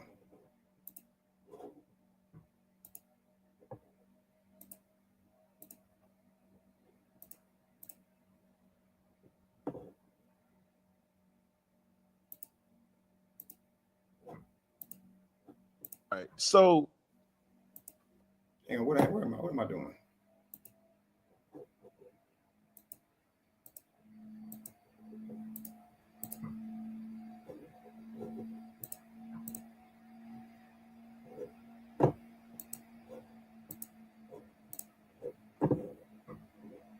No. Well, I mean, just to hear something like that, because he turned down the fruit, I don't think he's gay. Who said that? Kevin, what does that mean? You know, because I put something. I put something through because I wasn't high enough for them to try me. Okay, but you was tripping also right at that time. Okay, so I was tripping, he was tripping, but I wasn't that high, so you know, is what I'm trying to tell you. That's why all of this is where it's at. Because I wasn't that high. I wasn't that high. Listen, man, you have to start looking at you have to start connecting these dots to these little Diddy parties and these celebrity parties, and you hear people tell you how they have to get the blackmail footage on you, right? They have to. You hear you? I mean, I just heard Hassan Campbell talking about how these guys go to sleep. These guys go to sleep, right? And I mean, they get drinks or whatever, and then they wake up with on camera. This stuff really goes on in the celebrity world, right? Well, that goes, and like anybody, they get drunk at a party, they write on their face. I've seen that from kids, you know, teenagers doing that. So we've seen that before. So what I'm saying is this. What I'm saying is this. This was my homeboy. I had no reason to turn on this guy. He did something to me or tried to do something to me that I felt was in violation of homeboy code, of man code. Sino, if you my homeboy, and you know I don't roll that way. You know this. Why would you try to offer me a bowl of fruit with the fruit lowered but at your pelvis, and you rocking your hips talking about Callie? You sure you don't want no fruit, Callie? No. Sino, I'm telling you, this is what he did. Okay, let me back up. Let me back up real quick, Sino. Let me back up real quick. Hilarious every time I hear that. Let me see. Even he laughing. It's like if someone did that to me, someone I thought was my friend when I was high, that ain't shit funny to me, bro, at all. That ain't shit funny to me. But let's say you really thought that. Let's say you was high out of your mind and you really thought that. Why are you calling me a scammer? When you already seen that, you already cleared all that up with me. I straightened my hand on every bit of that right in front of you. So why are you calling me a scammer? Why are you teaming up with Vanessa and them who was calling me a scammer and you knew they was fucking lying? Like you're standing against them in the video where you're defending me and you went back to them after you said I offered you some fruit. You teaming up with my ex.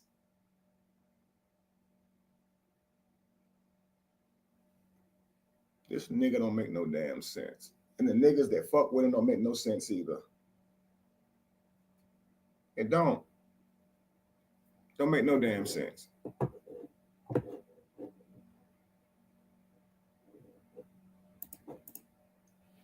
Back real quick, one second. So the reason I flipped out was because at the same Just imagine the logic of someone go up to someone who they believe is straight and shaking their hips in front of them with fruit and think that would turn them gay. When Callie's on record saying he came out there, when he offered me fruit, it's fruit, and I believe it's fruity shit going on. And Aboriginal Power even asked him, so you saying because fruit is called fruit, and you thought something fruity was going on, him offering you fruit was fruity shit. Callie said, hell yeah.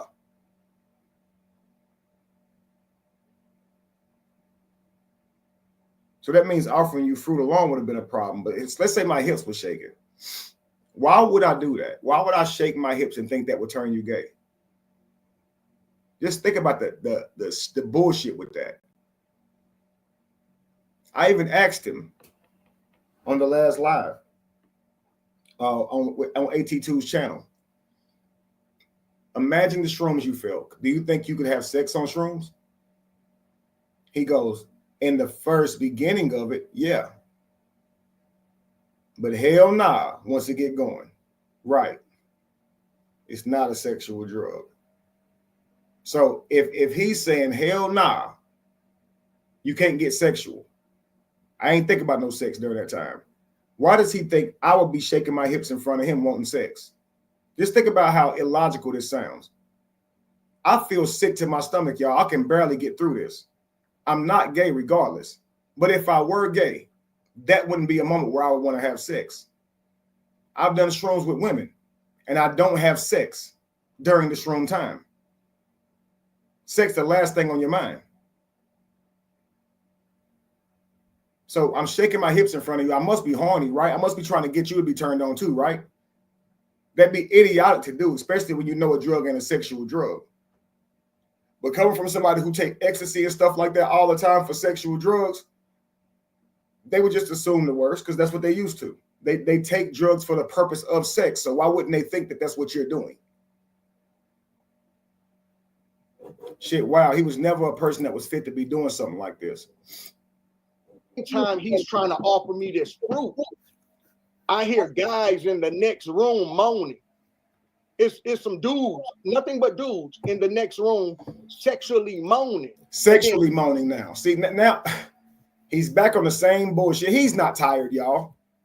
I guess we can look forward to Cali reliving the shroom bullshit for the next 5 years. And this is precisely why I'll ignore his ass. And that's why they came to get in front of me, because they know I'm ignoring their ass. And I'm going to continue to ignore them.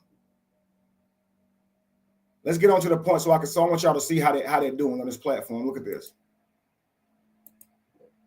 Because what you're dealing with right now is somebody who we call a professional victim. Everybody is against him. Everybody is lying. But he never tends. Yeah, everybody is against me. Everybody is lying.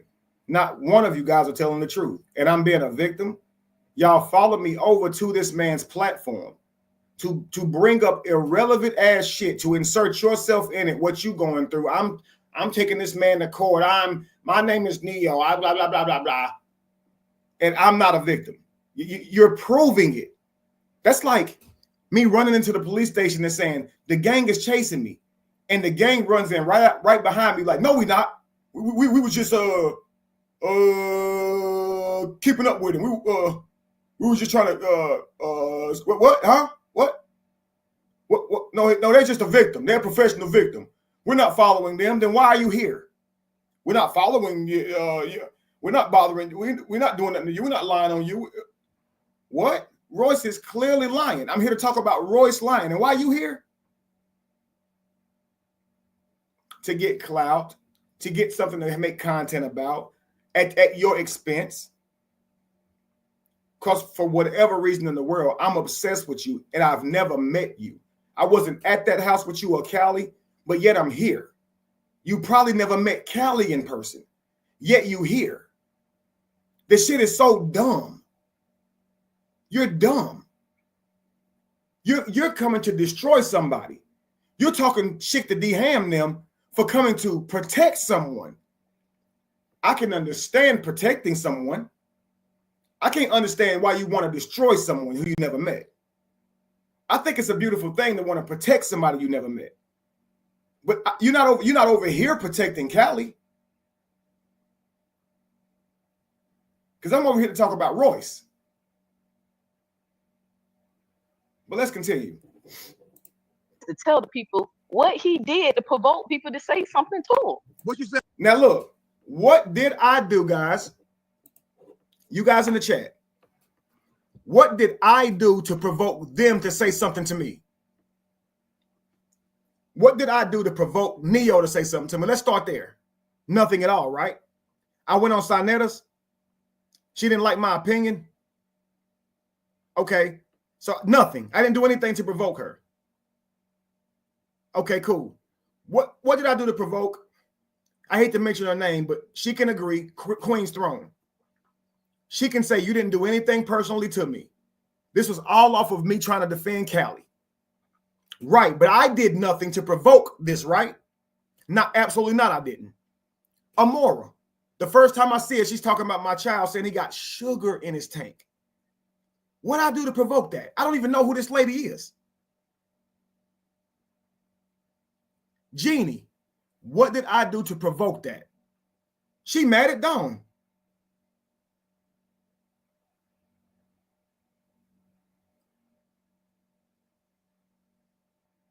Ashley Chats.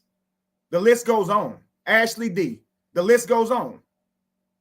Even she was up there with a video acting like she believed Callie replaying it back. What did I do to trigger their response to me, right? She was calling me K. Diddy right after our friendship ended on the panel. What did I do to provoke them? What are you talking about? What? Yeah, you tell me what I did.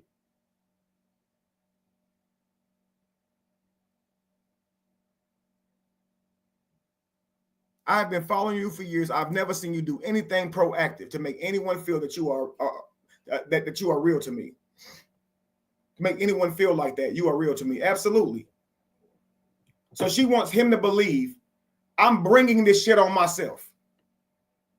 So when I post my baby, because parents do that, Callie wants to see what hospital I'm in because I'm provoking him? Huh? When I'm having a baby shower, Vanessa screens records it and rewrite the narrative. Was my baby shower fucking with Vanessa? When my baby was born, what my baby do to Tina Lampo? What did my baby do to Callie? What did he do? What did I do to provoke that? I'm in a hospital having a damn baby. He's going to use his baby for cash apps.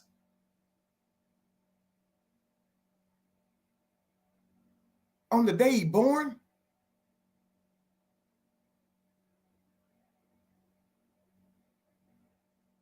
That's news for your platform on the day my child is born?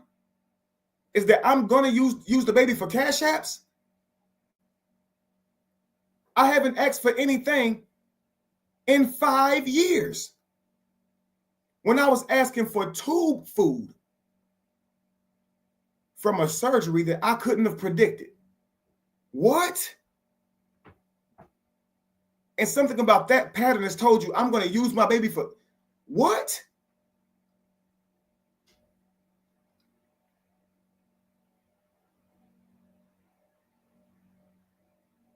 Say the meanest shit and justify it however. Nobody holds them accountable when they do it. I guess because they're not life coaches, right?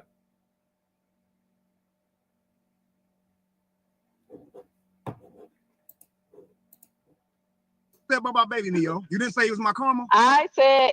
We was talking about when Callie was talking about karma. And I said that I have an autistic child, right? That I said. Here's exactly how Neo said it. I say it was Kevin's karma because he think he perfect looking. He always trying to be perfect looking. He try to get perfect looking wives. He want his children to be perfect looking. He always trying to display this perfect looking family. So yeah, I believe it's his karma because he had a special needs child so we can humble him. That's exactly what she said. Then she says, but for somebody like my girlfriend, to her, it's a blessing because God only gives the toughest battles to his toughest soldiers. But to Kevin, though, it's his karma. And all the while she's trying to explain this to me, like, let me explain why you shouldn't be offended or why I wasn't doing nothing. Fuck you. If you was in front of me, you wouldn't even be able to talk. You wouldn't be able to stand in front of me and explain to me why you was insulting my child. And expect me to sit there and listen to that shit. I don't give a fuck why you did it or what you meant.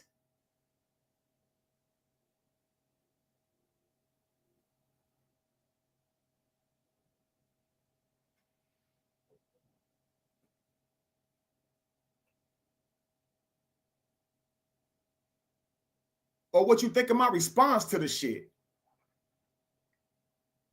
Like I said, anybody who hop on a panel or make a video while you're sitting here about to criticize my response, if you have not yet spoken on what they doing, fuck you. It's that simple. It's that simple. I'm a parent. No, hey, bro, don't interrupt me. See what I'm saying? Look. Don't interrupt the person who's sitting here trying to tell me why they was talking about my. Yo, shut the fuck up. You wondering why I'm mad? You don't even have to be here. I'm here because Roy stated my name. And now they've invaded that. I should have just said fuck it and got down. Fuck it, fuck it, fuck it, fuck it, and then got down. Because they're going to exploit me for content again. They're going to fuck up a moment that I have to redeem myself with a whole bunch of contaminated bullshit. Amora's going to show up to do it. Neo's going to show up to do it. Of course, Callie is. and a couple hundred other ones are going to be in the chats fanning them on.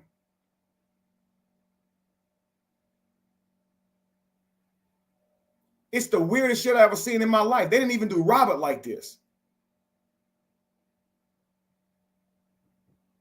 I've never seen so many people invested in trying to destroy somebody's life. And this is why I'm saying to y'all, help me get my book sold so I can sue these people. And in the meantime, I'm doing my part. Call the police every time. I'm going to get on their fucking nerves pressing charges.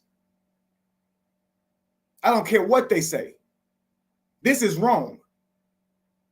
This is my reputation they up here playing with. And it's a game to them. Look, can you ask him not to interrupt me, please? That's how you know she lying, bro. No. My first encounter. From there was another lady named Queen's Throne who started making videos about me because she's believing the things that Callie's telling her. I'm telling her Callie's lying. I'm telling Neo, Callie is lying. They're like, well, we believe Callie, so we're going to take his stories and spin them. I'm like, yo, what about my reputation? I'm telling you these things aren't true. What about my side? Well, I don't believe you. Whatever the case may be, I don't believe you. So I have to deal with asking these people to stop speaking on my name and my reputation, and they get to tell me no, they don't want to. They don't have to if they don't want to. So I'm sitting here having to deal with that. When I finally cussed them out. Now, mind you, if we were in person, guys, and I said, leave me alone, you wouldn't get to explain to me why you're not going to leave me alone, because it wouldn't be a request. If you didn't leave me alone, you would regret not leaving me alone. That's all I'm going to say. But on the internet, they'll get to tell you why they don't have to leave you alone. It makes them feel like they're tough. But all the while, they're not the bullies, but you're the one asking them to leave you alone. So I'm clearly letting Carsino know I'm asking them to stop talking about me. Don't this prove I ain't the one bothering them? And tell Neo, you got things out here being said about you. Neo says, I'm not defaming you for calling you gay. My opinion of you being gay is just my opinion. I tell her, my problem with you is you go on your panel to call me gay. I don't give a damn about your opinion. You can think that shit wherever else. But if I believe that you actually raped your little brother and I got online to say it, is that okay because I believe it? When these allegations have been said about you, Neo, so it's an allegation that she raped her brother. I'm not getting on my panel saying I believe Neo did that, but you're getting on panel saying you believe I'm gay and tried to rape Callie. I don't like that. That's not fair. I never said that. I'm talking. Yeah, so I never said that. I never said that. So I'm telling her, I can go say the same shit on you. You going around saying shit that Callie said on me. I could do that to you. This is after I've asked her several times to stop. The lady Amora, the first time I meet Amora, she's questioning my son's sexuality. He's 15 at the time. Talking about you don't worry about what your brother and his wife going through.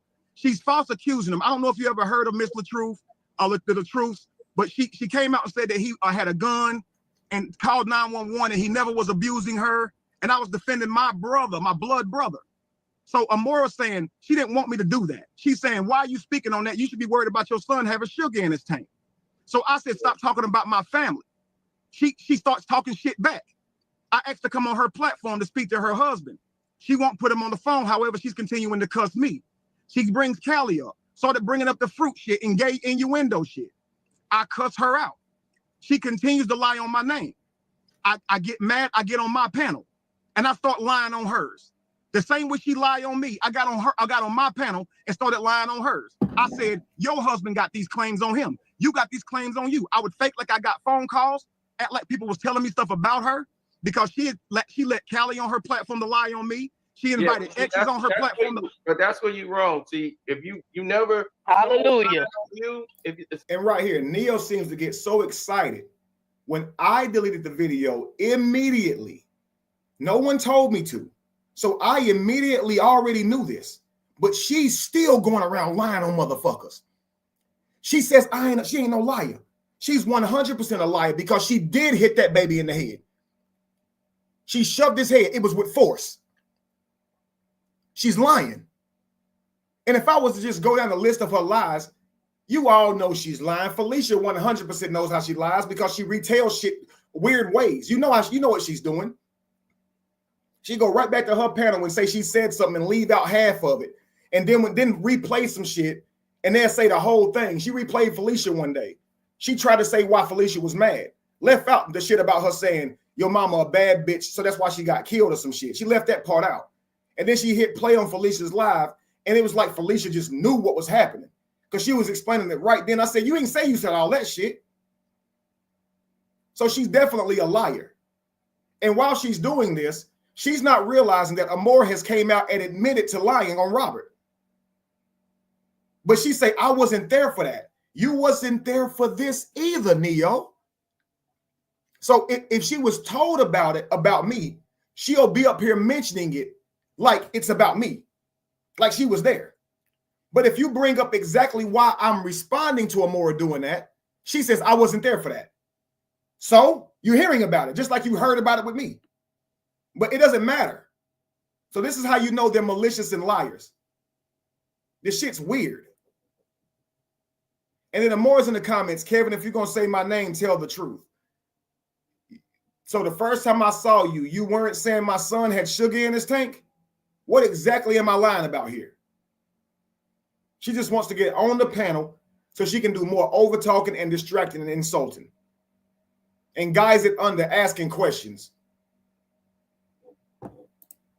Somebody lying on you, you never go back with a lie. Don't listen. Don't get me wrong. I know. Hey, you should be a life coach. I know that. So check this out. I watched her do all of that. I want her to see what it feels like. The video was called A Dose of Your Own Medicine. So once I did it, I felt so bad for the shit, I deleted it right then and then made a video apologizing. Guess what Amora did not do? She never apologized for the lies she told on me. Now, mind you, Neo's bringing this up while I'm talking about something between me and Royce Reed.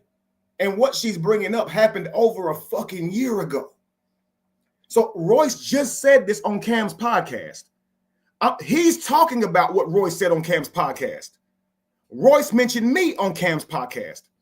So you can see why I'm there. He's talking about something relevant to me in my life. Neo dumbass is up here talking about something I said to Amora over a year ago. What the fuck are we doing here?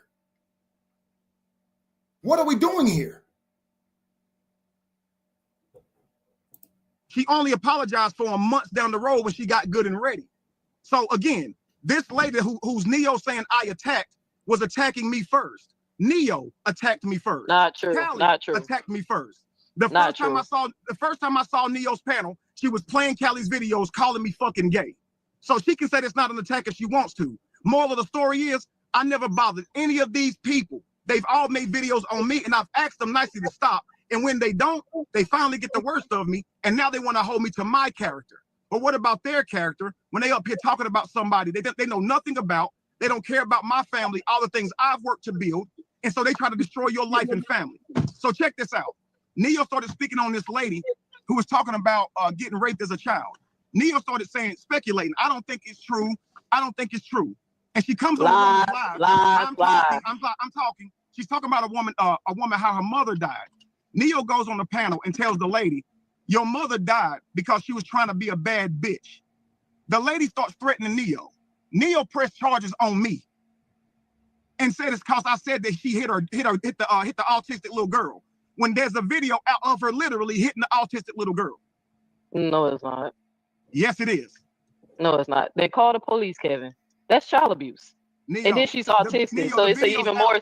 Hey, call guys, the police, if you guys Kevin. In the comments and you saw this video, call the police. Nah, don't get your peanut gallery. You call the police, Kevin, because you gave Felicia. But hold on. Hey, yeah, go ahead and send it. It help with the case. To help with the case. But one thing, hey, I just want y'all to see that this. So now she wants to overtalk me and tell me to send the video to him, the video of him hitting the little girl, so we can help with the case. But there is no video to send, right? Because clearly she's trying to scare people with a case for talking about something that she did.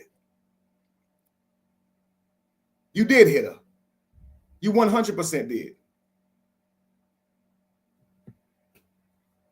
And the girl you with, She's a horrible mother for lying for you, talking about she pulled her.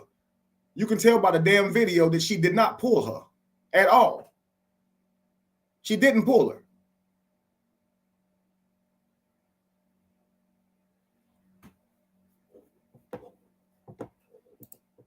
Man lying. He lying in real time. All right, let him finish, Neo. Let him finish. Okay, so listen, bro. Notice this. Notice how quickly she went to Amora and other content creators and all of this. And she's not talking about the things that Royce them are insinuating. I came up here to tell you Royce is a liar. And look at the whole damn game comes out. They want you to know about what went on with me and Amora when she was attacking me and my family. And Amora can tell you this happened first, although she may not.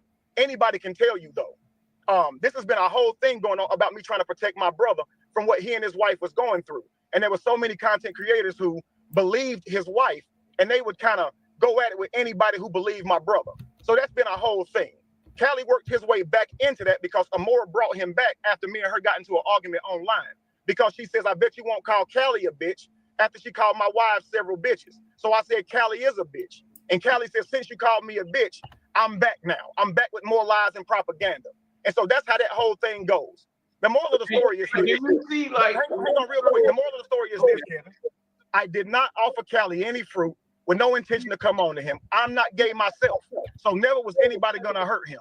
I only recorded Callie because what he was doing was funny and I was going to show it to him the next day. I had my phone because I was allowed to. I told him he couldn't have him because he wasn't. This is what's true, 100% about that. They don't want to talk about those things. They want to take it somewhere else because they're lying. If Callie was telling the truth, he would have never got off that subject, bro. And I'm only saying it because my phone gonna break up, I'm going through a bad spot, and I'm gonna lose you. But they're gonna sit up here and lie. I don't care about the lies they tell you, let them lie. What I care about is Royce. They want to get famous off my name. So anywhere I am, they know where I am and they chase me down. But I'm sure the people in the comments, make sure you read them and don't just let them lie to you. And also, you can go back and research everything. But the fact is, I'm staying on Royce, and I can't wait to get that Cam Newton interview so I can expose her lies. I really don't care about Callie or this lame Neo. Neo's just trying to be relevant anyway. So I really don't care what she has to say.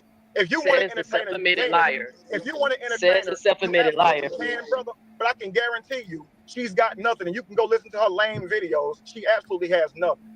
Okay? But anyway, we know you gonna watch we'll definitely talk again. Okay. All right, Callie. Hey, Dino, it's only one person on this panel who's a proven liar and a self-admitted liar. Because I'm glad, as a man, I really appreciate it that you told that life coach when someone is lying on you, you don't respond by telling lies on them. You respond by telling the truth. And I want to clear this absolutely up. Check this out. You also don't respond by telling people that their mama was a bad bitch and that's why she died. Shut the fuck up, Neo. You're not a good person. Let's be real. You're absolutely not a good person. You display it on a daily fucking basis. Shut the fuck up. Kevin knows that story, but he keep telling people to keep saying it. That's the only reason why. Neo, I don't know nothing about what the hell you're talking about. Nothing about it. I don't know nothing about no sister validating shit, and she can't validate shit for me. Only your brother can. Because it was said that y'all was still living at the house when this happened, not a foster home.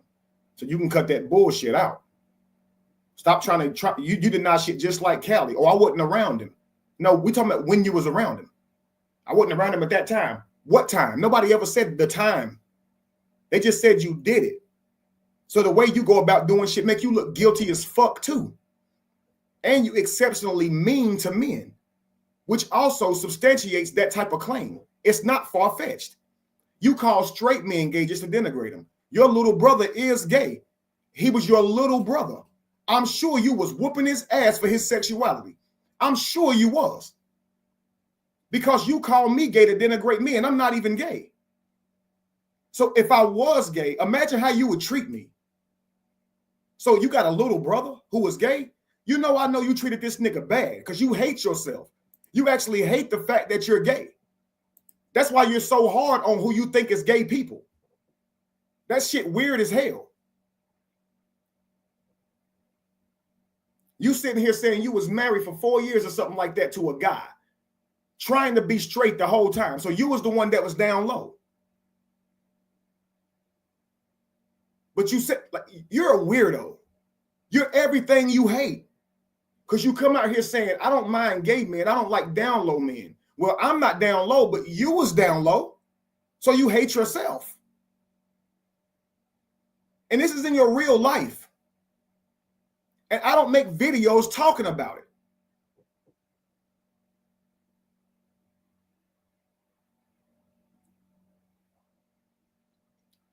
See, what they don't realize is that you intentionally did that, lying live, exactly, to prove a point and to show her how it feels. Exactly. And all of y'all knew that. But they'll still try to act like, no, you meant them lies. You're a liar. No, no, no. I was giving her a dose of her own medicine. And that's what the video was called, a dose of your own medicine. So you can see what it feels like for people to be saying things about you and saying crazy, outlandish shit about you. So you can see what it feels like. And she didn't like it. She tried to sue. Like she wasn't just doing that to me. Tried to have Tigers type up a fucking lawsuit. Right, it's them acting like you're messing with them. Yeah, me messing with them is when I go live to say what they're doing to me, because that's when they go live to complain about what I'm saying they're doing to me. Listen at him complaining. He was over there for 12 hours trying to explain himself. He was, notice how you're not saying I was attacking you. And Neo, you're a dummy if you think I was up there because of you. I'm playing old videos from the past. That's how you actually clear stuff up, dummy. He was grayish looking and screaming at me through a camera. You should have saw it. Girl, you live in your head. None of that shit ever happened. You ain't never got under my skin to that damn degree. That video was lame as fuck. I'm a code breaker. I can't stand these damn people. Can barely fucking talk. Talking about they breaking codes.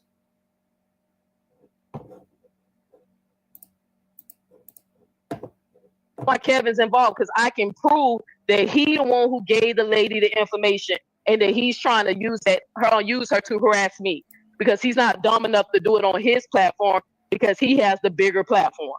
That's it. Professional victim. What? Now, here's the thing also is that this thing is like expanding. Like it started with one incident, then it just started to expand. Do y'all think that just keep throwing fire back and forth, like nothing's gonna come out of it positive? It's just more people gonna be added to it. No, and it's gonna get bigger and bigger. No, we just went on another content creators live, 2 or 3 weeks ago, and we tried to squash it. It. And it was Kevin. The next day, he went and got Dwight Howard's sister and brought her the next day after we. What does me getting Dwight Howard's sister who wanted to tell her story have to do with Callie? What does that have to do with Callie? If Royce used Dwight Howard's sister's story, her trauma, to lie on Dwight, and she wants to clear up her story that's been put on her brother, what that got to do with Callie? We tried to squash it, but the next day, he did this video. Oh, okay. So the white sister speaking up about what Royce lied on her about is doing something to you. Ain't this proof that they're on teams? Because why do you care?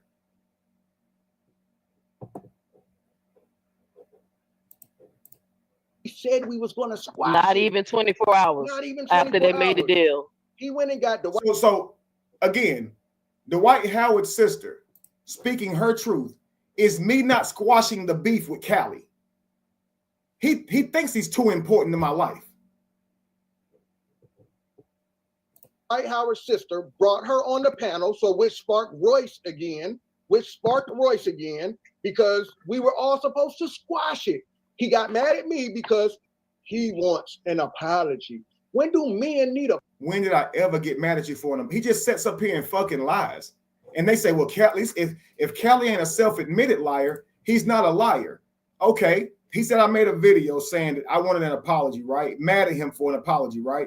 Show me the video. They're still up on my page. I haven't deleted the video in a long time. So show me this video that came the day after or the day after that where I'm mad at Callie because I didn't get an apology. But at the end of the live, he admits it was not you that went live regarding the matter. It was him the next day. It was him. Yeah, he did admit it later on.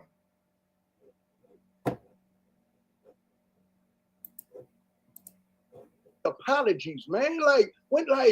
Hey, Callie.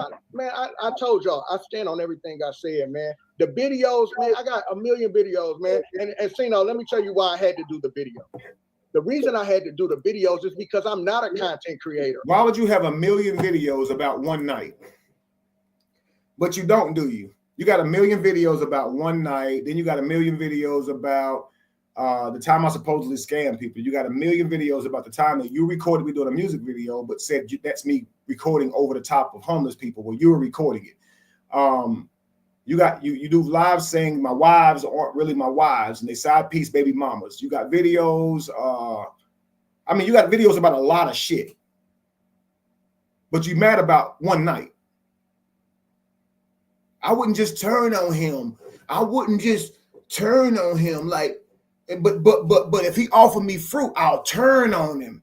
I'll start lying on him and becoming a whole weirdo about him and stalking him and looking at his pages when he having babies and looking at his page when he's taking his granddaughter to the hospital and looking at his pages and complaining about how he's doing it. Why are you live? Why are you live? Why are you watching my live? That's the better question.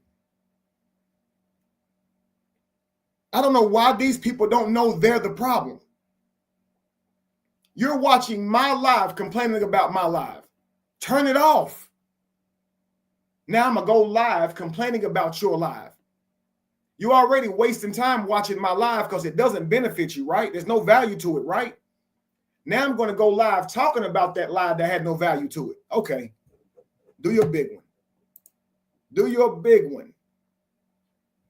Huh? I'm not a content creator, right? How is that when we just plugged this playlist titled Surviving K West?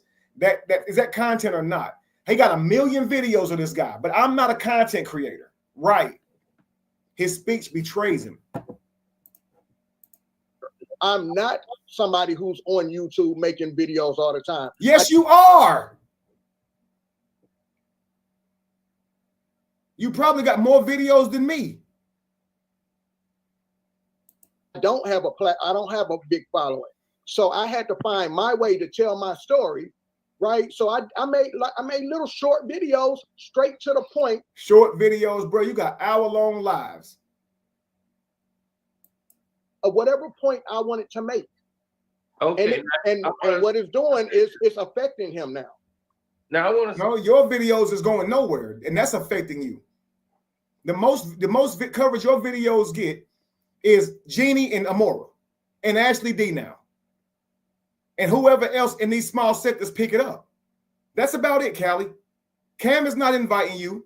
Tasha K ain't inviting you. Tasha K ain't even going to invite Royce. They're coming down on Cam for even inviting Royce because she's a proven liar. And y'all keep saying Royce backed up Callie. Well, Royce is a proven liar, idiots. Callie's a proven liar. Royce is following up Callie.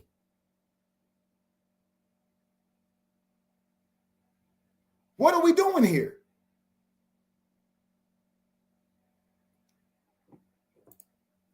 Say this because he brought up something that when he was saying about a story about you being shot. I wanted you to that the audience to give your side of it because he said an alleged minor was involved and you didn't want to testify because you didn't want the attention.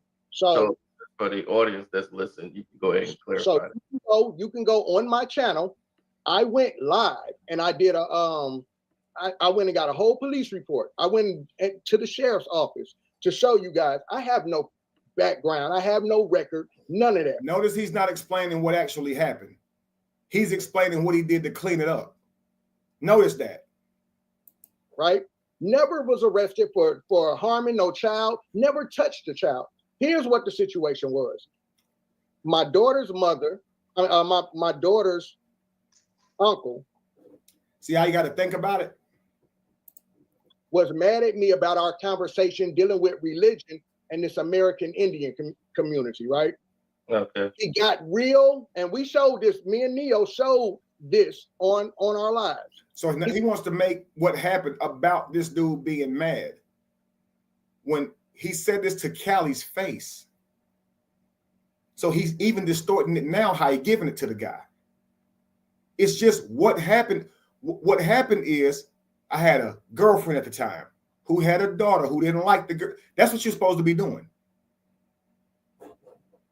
He got real mad, real confrontational. Okay. Now, normally I just block him. That's still family.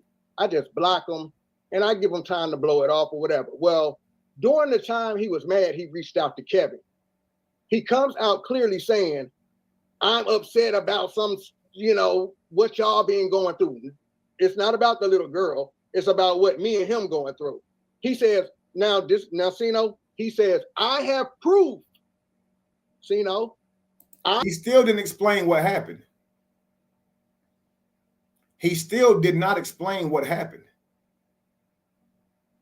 I have proof that this guy was shot behind messing with a little girl. He then says, I have proof this guy is a deadbeat daddy. He says, I have proof that this guy is a homosexual. Not one time did he ever bring proof, bro. Not one time. So I brought the woman who and not one time did you ever bring proof that you didn't do it. When you're supposed to be connected to the victim still. So the victim, which is the little girl, you're still connected to her. And you have yet to prove that this was never said to begin with. Because that girl could say, I have never once said that this man tried to do it with me. I lied and said that this man was beating on mama and was drugging her and was holding her captive. I lied to my brother about that. You have yet to prove your innocence. And you have yet to explain what he asked you to. This is what I call word salad. Word salad. And if I was on the panel at this moment, I would have called this shit out, but I didn't have a signal. Son shot me on my panel. She told the whole story. I got shot because her daughter lied on me to her younger brother. Okay? And said I was beating on their mama. This had nothing to do. The girl was a grown adult, pregnant with the woman's first grandchild.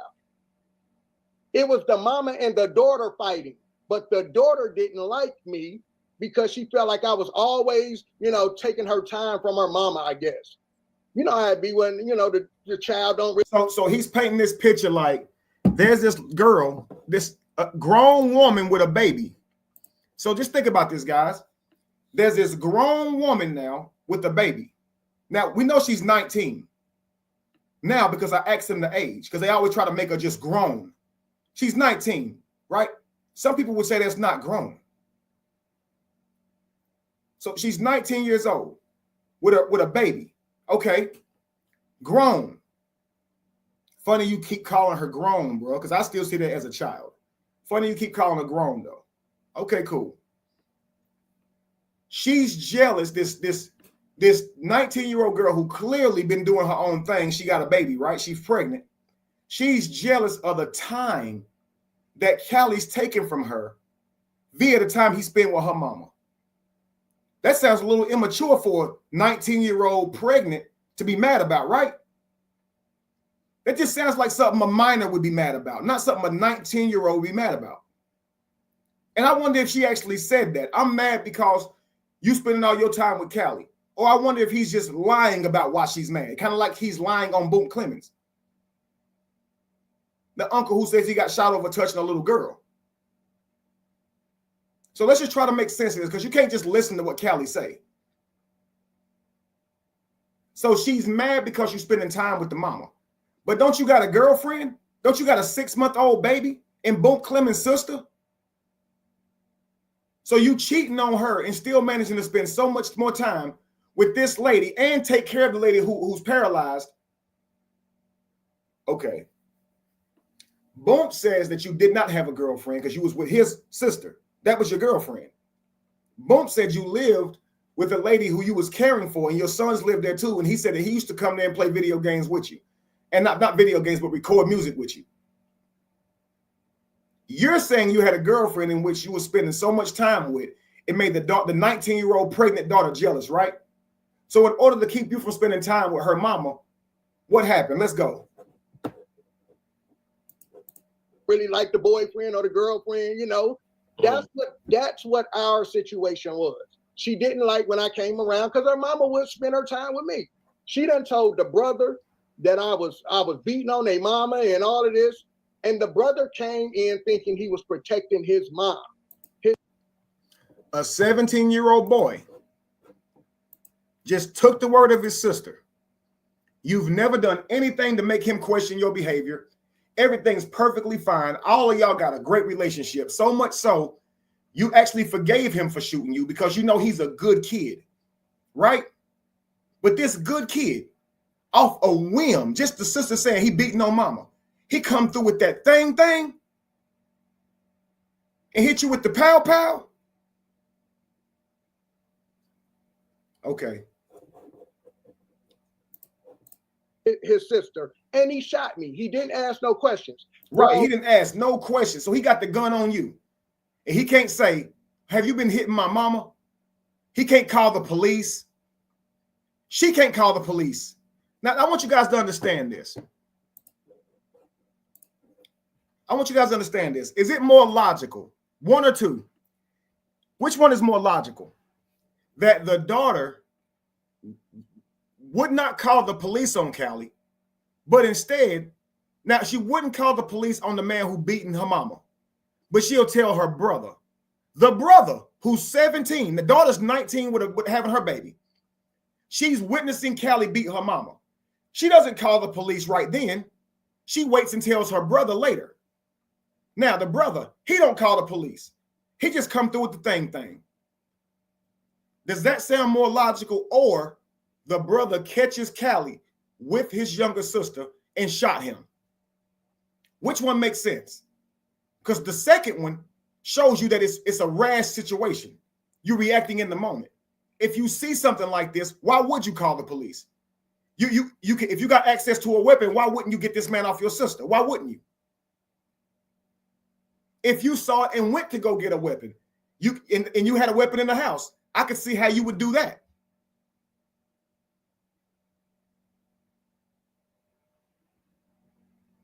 But it doesn't make a whole lot of sense, man.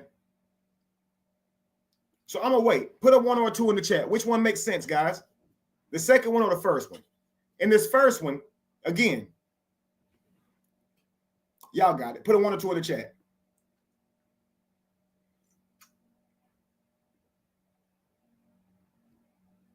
I'm gonna hit play while y'all do that. Oh, I got arrested. I know the guy. I got arrested in front of my family. They took me down to Rice Street. I've only been shot once. So imagine this. When he says, I got arrested in front of my family, right? He's not talking about the girlfriend. He's not talking about the girlfriend where the daughter got him shot because he's spending too much time with him. He's now talking about the girl he cheating on. Book Clemens' mother. So he got arrested when he with the family and got shot when he's with the girlfriend.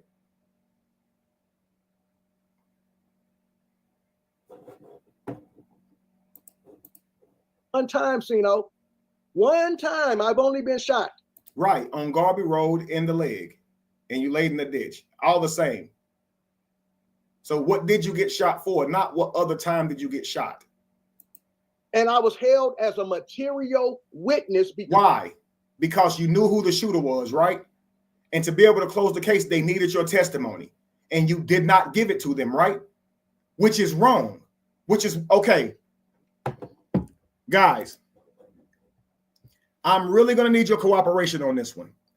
Do you think it's possible to get in touch with Fulton County and show them Callie here saying that he pled the fifth and he got amnesia, and see if they're willing to reopen the case? Does that make any sense? He's literally saying this, y'all. He's literally saying this, that he got amnesia and he knows who the shooter is, but lied to the police that he created. It's perjury. That's an admitted liar, ain't it? Ain't that an admitted liar?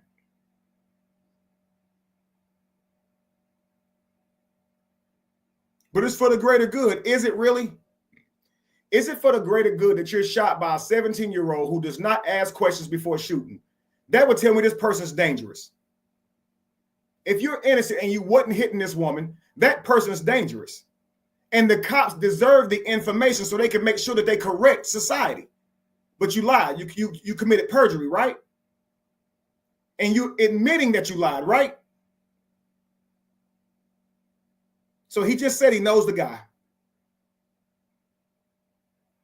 Let me know if y'all can hear me. He just said he knows this guy who shot him.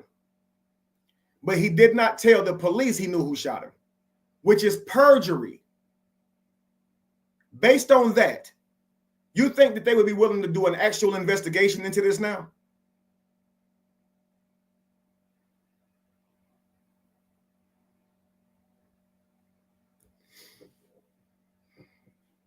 Now, I keep seeing people type in LB, and I don't see an LB in my comments. And I know people be asking me about they comment, and I don't respond to them. And I'm starting to wonder who all comments, and I don't see it. So if you are LB and you're in the comments, I don't see you at all. But it appears everyone else does. I think I saw D Ham type that in earlier too. And I know of a LB, which is a male, so I don't know what LB that is, because I wouldn't think Lupop would know this LB. Get right with LB. Okay, I see you. Okay, my bad. I just didn't read the whole name. Okay, good. All right. But guys, do you think it would be possible to reopen a case based on the fact that he's saying that he lied on stand and did not give the police the correct information? Who told him that he can be a vigilante and take the law into his own hands?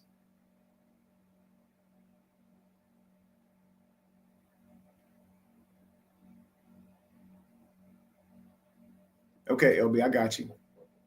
Let's continue.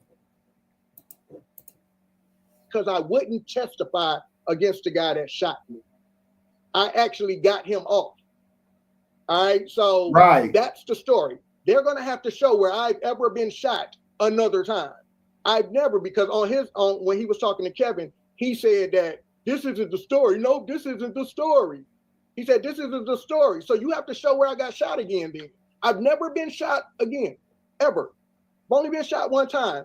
I don't have a criminal record. I was arrested as a material witness because I wouldn't come to court. I wasn't charged with any crime.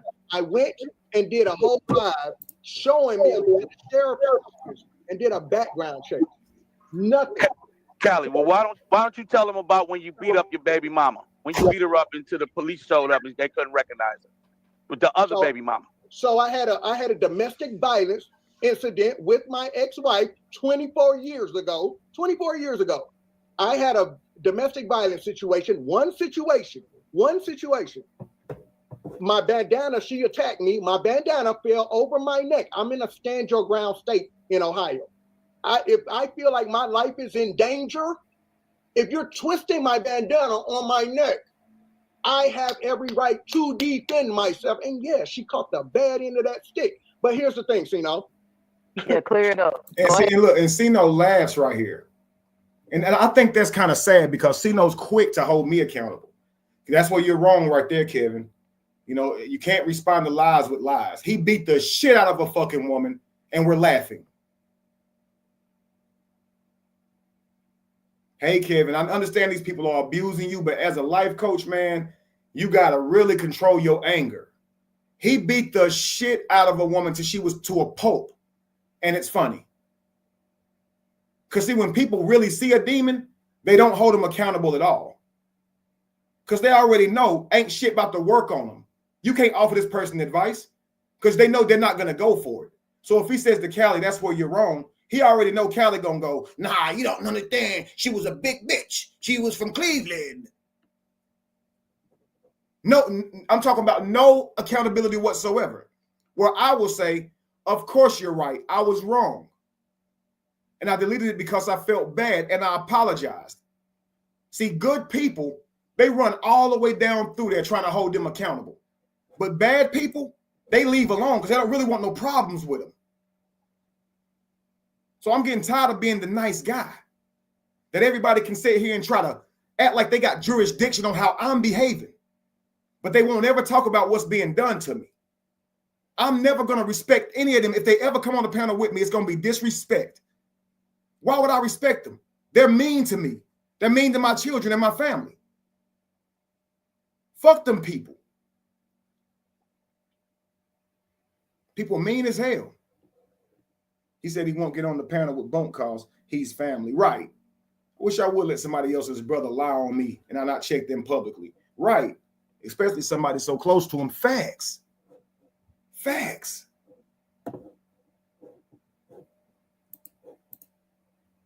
And to clear it up, Kevin. He gonna try to gaslight you. Here's the thing, Cino. Now you got to no explain. charges. Hold on. No charges. You got to explain how that same judge that did my. So no charges. Okay.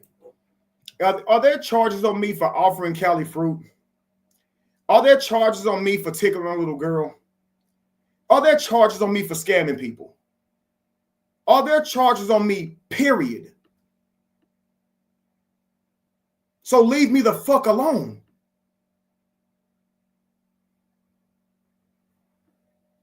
Because he admitted to doing it and is saying no charges.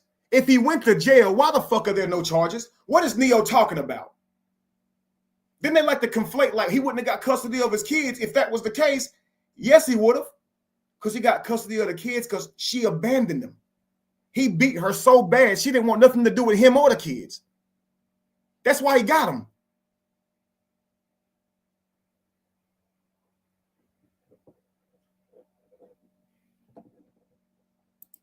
No judge said, well, since you didn't do nothing wrong that day that you beat her to a pulp when she was unrecognizable, I'm going to award you your kids. She believed anything this moron says because she's a moron. And that's why I'm saying it don't take a genius to know you're dumb. My custody battle, she awarded me full custody of my children. I raised my boys. She awarded you full custody by not wanting custody. She did. So the lawyer didn't determine that you were worthy of watching these kids at all. So if she awarded you custody, what are you talking about? You admitted to beating her up already. So you're not innocent because you've already admitted to beating her up.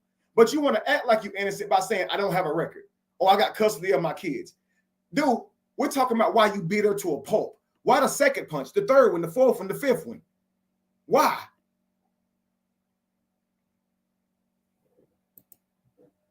My two boys, I raised them. They're grown men right now.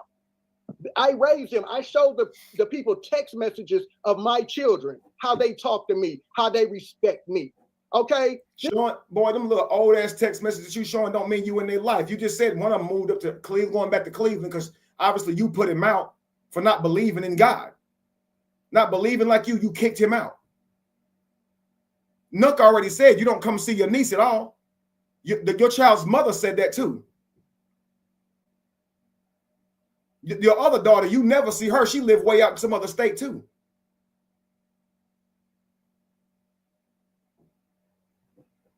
But truthfully, I'm not concerned about if you're a good father or not because I'm not your child. This nigga, he don't even know what he's talking about. I told my own story, Carsino. Hey, please just let me interject real quick. Hey, Cino, I want to clear this up because I know my brother, he trying to explain himself because it's a lot. But they only know that story, Cino, because Callie told the story. It's not somebody came forward and made an allegation. It doesn't matter. Hold on. No. Right, that's completely irrelevant. No, because if he would have been, it's actually more powerful because Callie's confessing to doing this. It's not an allegation. You're absolutely right, which gives us every right to critique it because we don't need to know that it's true. Y'all critiquing lies as if they're true when a person's telling you something never happened. You ain't even found out if it's true yet, and you already accusing somebody of something. He told you he did it. We got every right to be skeptical about this shit. But you say because he told us he did it, now you can't say nothing. No, he admitted to doing it. Now we can talk about it.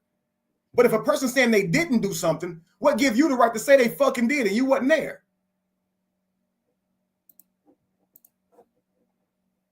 Her to the Pope, like y'all said, she did just like how y'all said. I hit my No. Listen to what I'm finna say. If it was true, he would have got charged. That man got. See, Lou Pop, you're making the same point. They quick to say no charges to justify their character, but they're running your name into the ground, and you literally don't have any charges or convictions. Right. Let's not leave this part out. You're absolutely right. This Neo chick is delusional as hell. I'm gonna start calling her Peon. I like that. She put the Neo in Peon. She is bitter. She is a bitter female, and she is angry. She's not speaking on Callie issues and abuse he has projected on someone else. Not at all. Anything Callie does is okay. It's perfectly fine. But if some nigga beat her ass to a fucking pulp, she would get it then. But imagine Robert up here describing Brianna this way. They would have lost their minds, yo. She caught the bad end of that shit. She caught the bad end of it when I put that toad on her head. Yeah.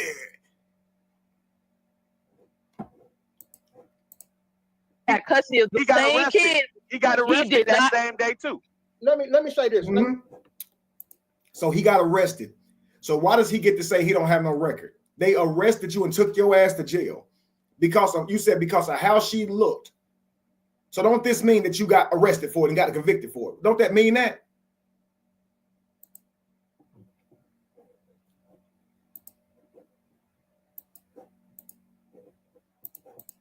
Let me say this, Carsino.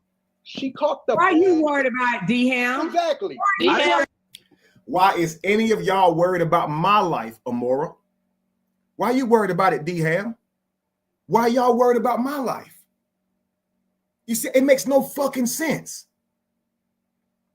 You just heard this man say she caught the bad end of it with his hand up like a smack, and she interrupted that to say, why are you worried about it, D-Ham? Man, he brought his own story. Why don't you? 24 years ago. A lot, but they only know that story, because Callie told the story. It's not somebody came forward and made an allegation. It doesn't matter. Hold on. No. Because if he would have beat her to the pulp, like y'all said, she did just like how y'all said. I hit my No. Listen to what I'm finna say. If it was true, he would have got charged. That man got custody of the same kid. He got arrested that same day too. Let me say this. So Neo said if it was true, he would have got charged. He did. So shut up. You're dumb. You don't know what you're talking about. You're trying to speak for a nigga that's right beside you, bonehead.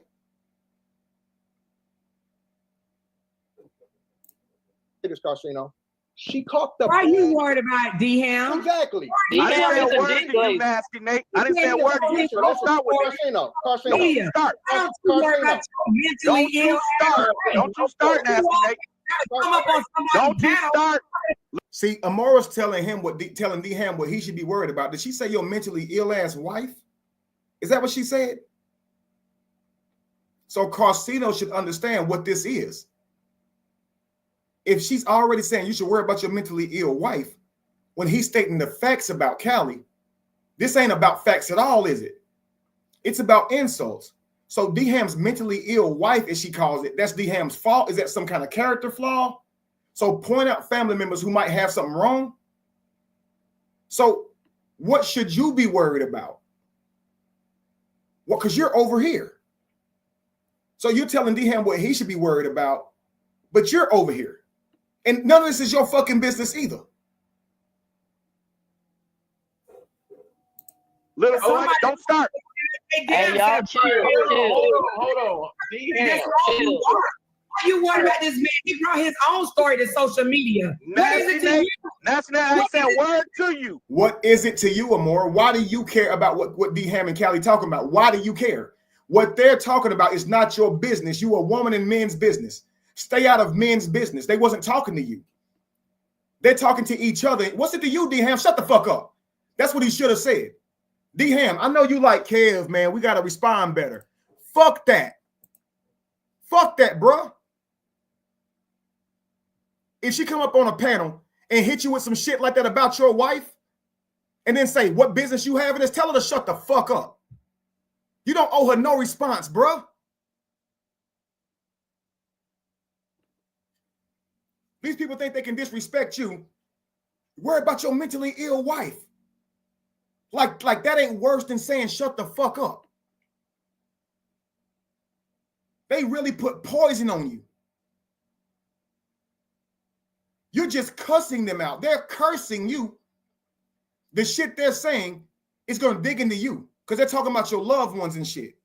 You cussing them out saying bad words is not the problem here. That's the reaction to what happens when you talk about people's kids and wives and mothers. You might get cussed the fuck out. The world has flipped. We're now fussing at the person that's cussing them the fuck out, but not the person who did something to them, who talking about their kids and wives and family. It's almost like you can't stop people from attacking you, so you just gotta change your responses, Kevin. Let's make the world a better place. Then deal with the people who causing the problems then, right? Nah, deal with the people who are dealing with the problems. Y'all, if y'all be better, the world will be better. Just handle it better and we're good. No. Hold the people accountable who doing it. That's how it'll be good. If they wouldn't fuck with me, they wouldn't have to worry about my response. It's plain and simple. Okay. Why don't you worry about your own? Let Carcino run his panel. I ain't said word to you. I will listen to you. I will listen to you. Why don't you do that? Why don't you go get $1,000 back to Maine who molested a little child? Why don't you get the money back? Why don't you marry? And so because D Ham's being beat up on, obviously, he start asking questions that's irrelevant to the topic. Because obviously she's trying to hurt him. She's trying to chop him down to the crowd, to the public. And how's she doing that? By talking about his wife, his family. But he talked about her behavior. She really did borrow money from a known sex offender. She really did. Or asked for it. She really did that shit. As give the money back that you got from Sean. Right, let's talk about it. Let's talk about it, DM. Let's talk about it. She thinks that's a response. You asked a known sex offender for $1,000, and you're trying to call out something that DM had between someone else, and that person is not a known sex offender. Okay, never mind. Let's just go. Yeah, you didn't think I knew. I knew Sean told you. Borrowing money ain't a problem. People get down sometimes. They need to borrow money. Whatever the case may be, they might need it. They hit you right back. Borrowing money from a known sex offender is a little different, especially when you acting like you against this person's behavior, but acting like you don't even know him. But behind the scenes, you're asking them for money. Come on now, stop. I knew Sean told you everything. That's why I'm fucking. Yeah, let's talk about that, DM. Hold on. Hey, Carcino, can I ask a question? Can I? And mind you guys, this whole thing is to distort from D Ham from exposing Cali here. So that's exactly how they do things. So I'm gonna show y'all something. In the future, this is how I'm gonna address this stuff, okay? Because I'm not gonna go through every little nuance of how they interrupted and tried to change the scenario and rewrite the narratives and all the lies they did. It was stressful then, it'll be stressful now. But I want you guys to understand this. When this happens to you, this is what I'm learning in real time. I've never had that happen before. So for future references, this is how you should handle this. First, you want to pause and recognize this. It's a distraction. It's a distraction. Keep that in the back of your mind. So as long as you recognize that, you want to allow people to shift the conversation as they did tonight. They turned it into on this night. They turned it into something totally different than what it was. So every time somebody try to shift the conversation to something irrelevant, asking stuff like, how much money did Dwight pay you? Or brings up something unconnected to the current situation, that is a red flag. And that shows that this person is not here to get the truth. They're here to distort the truth. Okay? So it's a red flag, and it's their way of clouding the real issue. You should just simply state this. That's not relevant to the topic at hand. I would not be addressing this any further. And I'm not addressing this at this moment. And this helps reinforce or refocus the conversation back onto the main topic without letting them drag you into unrelated arguments. Mind you, actually, you just shouldn't talk to them. Like I said, you just go ahead and get off and you report them for harassment because they're following you around and doing all the things that define harassment. If you're going to sit with them, though, make sure you reiterate you're not taking me off topic. Okay, this was about me and Royce. So also point out their questioning pattern, which is what I did. I pointed that out. When they brought up my past, my family situation, by lying and just coming up with their own narrative about my family, and trying to relate it to a relationship with Dwight Howard, it's not because they care about your actual past. it's to put you in a defensive posture. You can call it out by simply saying something like, I understand that you're trying to draw parallels, but these are personal attacks and they're meant to divert from the truth. Let's stick to the facts here. I heard he fixed your teeth. You know, if somebody flued you out. Yeah, let's stick to the facts. Yeah, what Royce was saying was untrue. But Shah said that you would cut his hair in the bathroom and you would lock the door. Yeah. Not discussing that. So when Royce was up there talking, she was lying like a motherfucker. But what about when he said you got to give a little to get a little? Yeah, I'm not discussing that right now. Yeah, the fact is, nobody was in that bed doing any fruity shit like what Royce was saying. She's completely lying.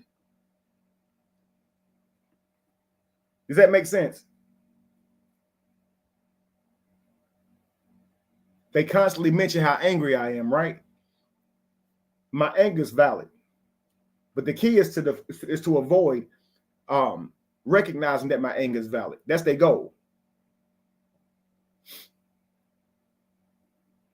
Their questions are not actual questions. The questions themselves are insulting.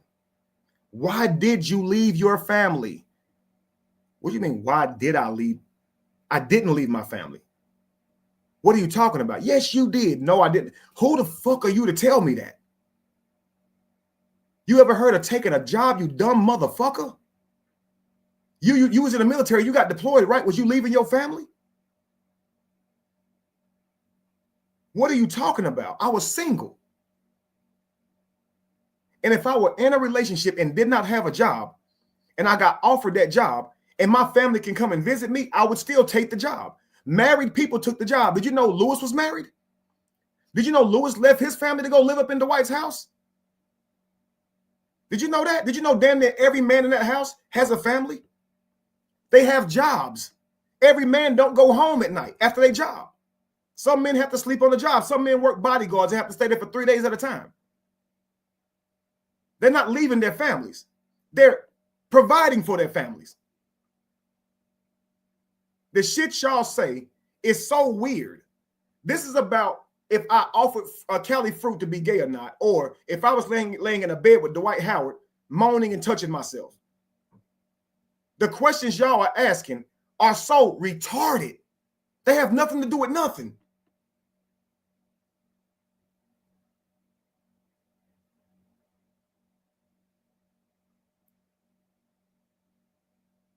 If I left my wife, that have nothing to do with what Royce said she saw me doing in some bed. What are you talking about?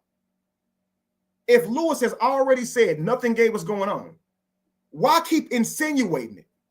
Why? If Royce is saying the gayest shit she ever saw was us doing shrooms in the room that day, this should be done and over with, yo.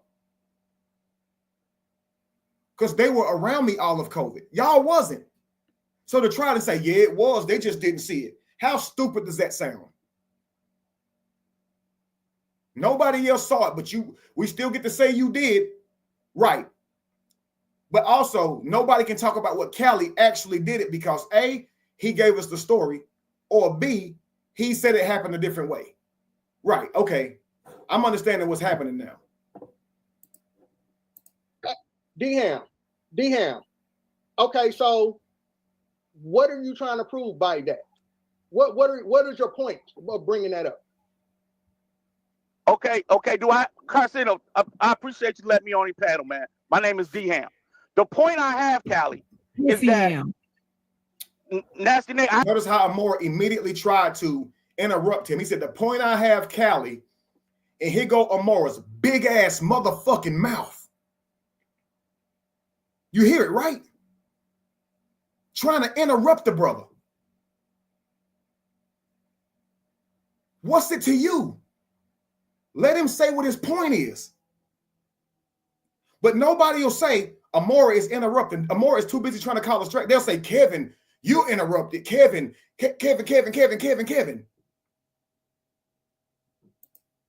I haven't said a word to you. You're messing up this man's life. Let's answer the question. But I got something to say to you. Okay. Amor, just let him. I want to know what is the point. Like, what is he trying to get at? The point is, Callie, you beat your baby mama up, and she was not unrecognizable. Not only did you say that it was her, you said it was multiple women that you did that way. You said they got the bad end of your wrath.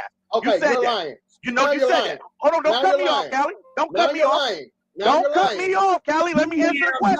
Come on, somebody else's Let panel. me answer the question. You're lying, D. Here goes Amora again. Yeah, Let me answer the question. Let me answer the question. Let D-Ham finish the answer. All right, let him finish the answer, then you can retort. Yeah. Okay.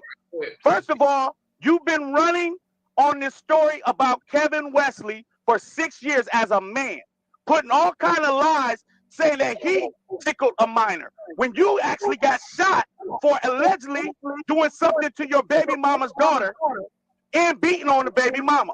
So you are a fraud, bro. Yo, you're a straight fraud. Respectfully.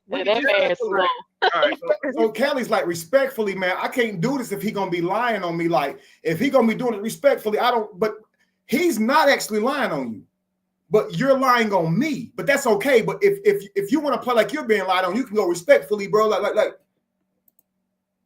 Respectfully, Carcino. I told y'all that man slow. Carcino, respectfully. And Neo got something to say. He's talking to Callie. You drop him because now he's lying. Like he's lying. Well, if that's the case, drop all of y'all because y'all are lying. Slow. He's making up shit. Lying. He's making up.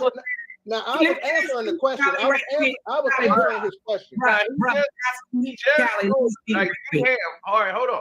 D-Ham, he just explained that story on what happened there, why he was just and Cino, this man has no criminal background. He literally works with patients, people in the medical field. This man do not have, and then he's not on record being a self-admitted liar like Kevin Wesley. And then Callie told his own story. And he's a self-admitted woman beater. He's a self-admitted child beater. That's what he is. He's a self-admitted drug taker. That's what he is. They're twisting it and making it more than what it is. He clearly said it was self-defense. I might call my women fat, knowing it gets under their skin, knowing that my words hurt worse than fists ever could. So I'll tease them and call them fat, stuff like that. So he's admitted to verbal abuse. He's admitted to physical abuse. He's admitted to beating this shit out of his children. What more you want? How he was able to get custody of his kids. Exactly. Right. But he's weird, bro. He's weird. That man ain't got no background. All right, well, Neo, give me a second, Neo. Okay, hold on. I'm gonna let you talk next, Amora. Okay, D-Ham, what made you arrive at that point after you heard what they just said? And because he's a troublemaker. This is what. Listen to Amora, because he's a trouble. Like I'm trying to tell you, Carcino. These three individuals on your platform is running a campaign to tear down Kevin and his brother. These people been harassing Kevin Wesley's family for almost 2.5 years that I know of. Lies. That ain't no damn lie. We've been exposing them for their lies. Oh, we've been exposing them. Okay, so you haven't been messing with us. You've been exposing us. Okay, that makes sense. Okay, they said they tried to end this a couple weeks ago, 2 weeks ago. Callie, didn't I stop making videos about Kevin for a whole year? EP channel, you can go and see the video. And then a month ago, did not stop making videos on. So you was making videos on me. So because you stopped, what that mean? You right here now talking shit. What are you talking about? Not even a month ago, then Kevin come to my chat and start that shit with Queen Throne and the more. I haven't spoke on this man for a year. Facts. Are you aware of this? So that's a reason, because I put in the chat that Amora was a pedophile supporter. You take that as me insulting you, talking about your kids. What did I do to you? I was letting you know something, stupid. So now it's let me repeat all the lies I ever told about him and team up against him and make videos about him again now. This is why if you were standing in front of me, it wouldn't be no fucking talking. Shit, wow. If you can let me talk, Carcino, you can let me talk, Carcino. I will explain. Pissy ass. Nasty Nate. God damn, she always trying to distract some damn body. Please now, I'm trying to show you some grace. Okay? I'm trying to show you some grace. Mama is a nasty. I'm trying to show you some. Your mama, right? Great. Okay. All right. Okay. Hold on, Amar. Okay. I'm gonna get you. Carcino. Carcino. Okay, I'm sorry. I'm muting. Carcino, what they're talking about is when Royce Reed has been on her tangent trying to expose Dwight Howard, she's also throwing in other people's traumas and their stories that they went through. So what happened was Dwight Howard's sister reached out to Kevin and said that Royce Reed lied about who molested who. So she wanted to get her story out. So she used Kevin Wesley's platform to get it out. So now you got Callie and Neo X and everybody else still came right back up and came for Kevin because of it. That's what happened. That is a lie. That's what happened. Bro, you know we see you, bro, right? Ain't that what Callie said? Didn't Callie say we squashed it until Kevin let old girl on the panel? Now she's saying what Callie said was a lie. Ask him how does he fit in this story anywhere? Ask him, DM, how does he fit in this story anywhere? How does Neo fit in it? How does Amora fit in it? It's a good question. How do Amora and Neo fit in it? Right?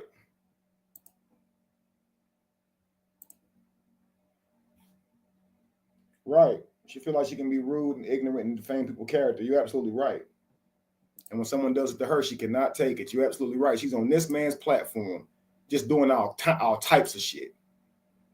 How was D-Ham lying right when Callie's right? Exactly.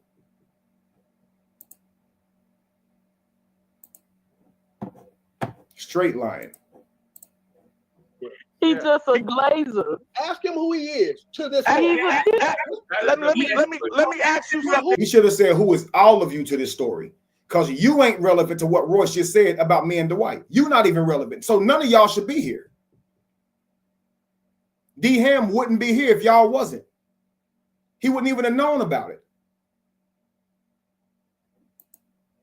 Callie, let me ask you something, Callie.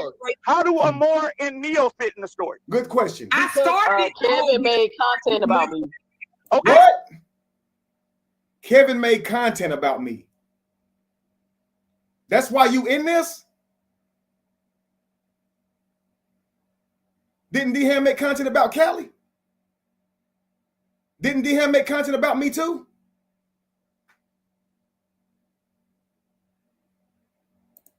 Because I'm doing content on the story just like they are. That's how I fit the story. I'm the damn story. I'm doing content in the story just like they are.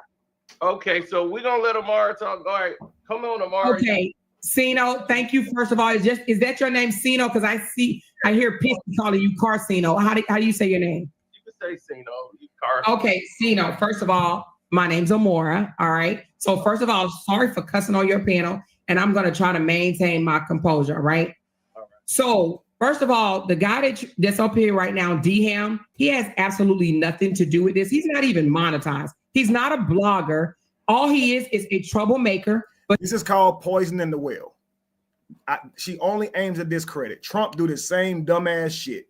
Instead of making points, he just be up there doing stupid shit like this. And it takes a real idiot to believe they're doing something when they do this too. So he not monetized. So that means he can't say nothing, right? He not a real blogger. So that means he can't say nothing, right? This sounds so fucking stupid. But he's also a LaTruth. Neo ass just got monetized. So that means she was discredited until the other day. Is Neo a blogger? Is Callie monetized? D-Ham's monetized. So D-Ham and Neo are monetized. They both recently got monetized. So what are we talking about here? Callie still ain't monetized. What are we talking about here? and Kevin butt kisser. That's it. That's all. Kevin uses him as a flunky. That's it. This man has no idea what he's talking about. Now, let me just say this, all right? This story goes back almost 3 years now. First of all, Cino, when I tell you just what, Callie, 2 weeks ago, it was solved on ATP's platform. I don't know if you know who that is, or A2P or A2T or whatever his name is. It was solved. They didn't apologize, but they were adult about it, right? They were like, oh, you know what? This has been going on for so long, 5, 6 years or whatever. Let's lay it to rest. They laid it to rest on this man's channel. Even myself, and I've been on Kevin's neck, honey. Kevin and his brother LaTruth neck for 2 years. You right. Right, now you right. So you was lying a while ago, D-Ham. Now you right. Have. But even myself said, good job, Kevin. I'm glad to see you and Callie are getting past this, okay? Everybody was happy because you got 2 black men on YouTube going back and forth with each other, making video after video after video for years. Everybody was happy that it was over, okay? The next day, Cino, Kevin went to his panel the next day and basically said it's not over until he get an apology from a grown, and basically said it's not over, and basically men on whatever his name is, it was solved. They didn't apologize, but they were adult about it, right? They were like, oh, you know what? This has been going on. Guys, I want y'all to see something. I hate to even do this, but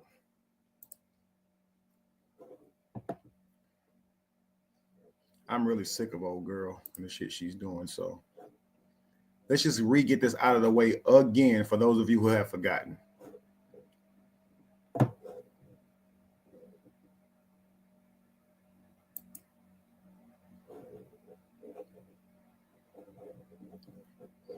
Watch this. Hang on.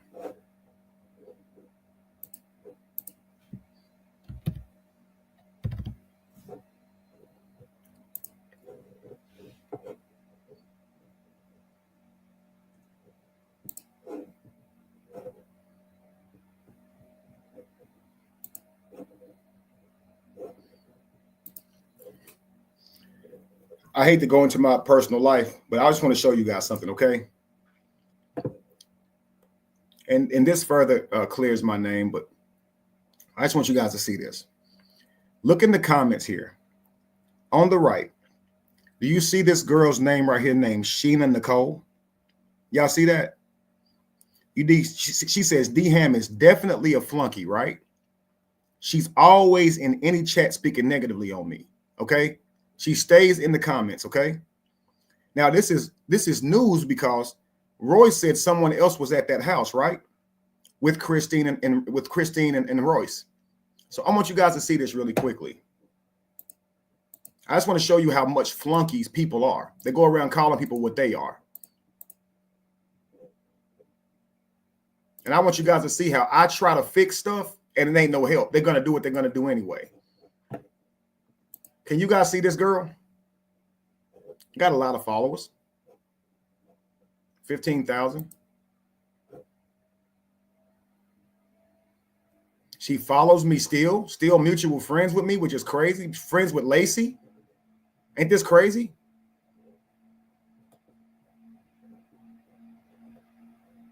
See this girl? Hang on.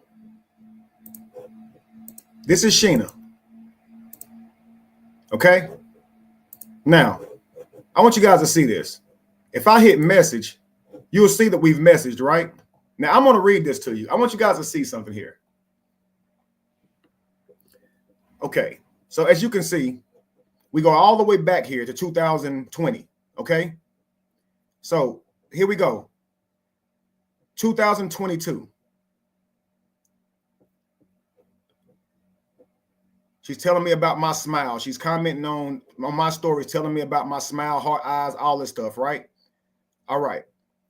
I called her. because she's been speaking negatively about me now. Some time has gone by and she's totally flipped. So watch this. I hope all is well, love. When you get a chance, will you give me a call? So time went by. She never called me, right? This is the 12th. 3 days go by. I'm still waiting on that call. She goes, I know. So obviously she's not going to call me. So I says, I have every message we ever sent. We have never had a problem. Why does it seem like you have a problem? I've done nothing to you. I really thought you were a nice person. I hope I wasn't wrong. She says, why do you think I have a problem? I haven't talked to you in over 2 years. What triggered you to want to talk now? You already know my feelings were hurt after I felt used by you, but I'm over that. I've never talked about our encounter publicly. You don't have to worry about that. I says, because you keep hinting about shrooms like you have a story to tell. Nothing crazy happened besides me and you having sex after. It wasn't, it was mutual, but you say no sex happened. I don't blame you. It's our business and it was a struggle. So this is on into the morning after the shrooms. I still couldn't get going. I still couldn't get it up because we were still floating. She says, I says, then you are commenting on my page with negative comments as if you are still invested in me. Look, I never used you. To this day, I thought you were a great person, but we wanted two different things. You said you wanted monogamy when we talked years ago, and I expressed I wanted poly. We were both single adults when you came to see me. We did what adults do. I don't use anyone. I have no plans to try and ruin what you have. Please stay out of my relationship.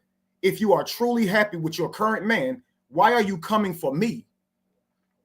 This is the thing where she's coming for me. This is what she's commenting on our comments. If you truly loved her, you would see that she is hurting. Talking about Jamie, not because of the comment, but because of where she is in her life. She feels stuck in a situation that you put her in. I guarantee you, if she had the option, she would not share you with another woman, but she loves you so much that she's sacrificing her self-worth to be with you. You parade her on social media to be ridiculed for your own personal gains and ego. If you really loved her, you would know where her heart really wants and protect it. Now, 2 years after the fact, you commenting on my family shit with this, right? Lacey, you are beautiful inside and out, and you deserve the life you really desire.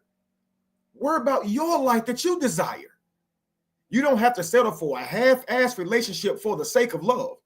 Love yourself more. What's it to you? And yes, Kevin Wesley, I can read her mind and feel her emotions. I can see right through her charades.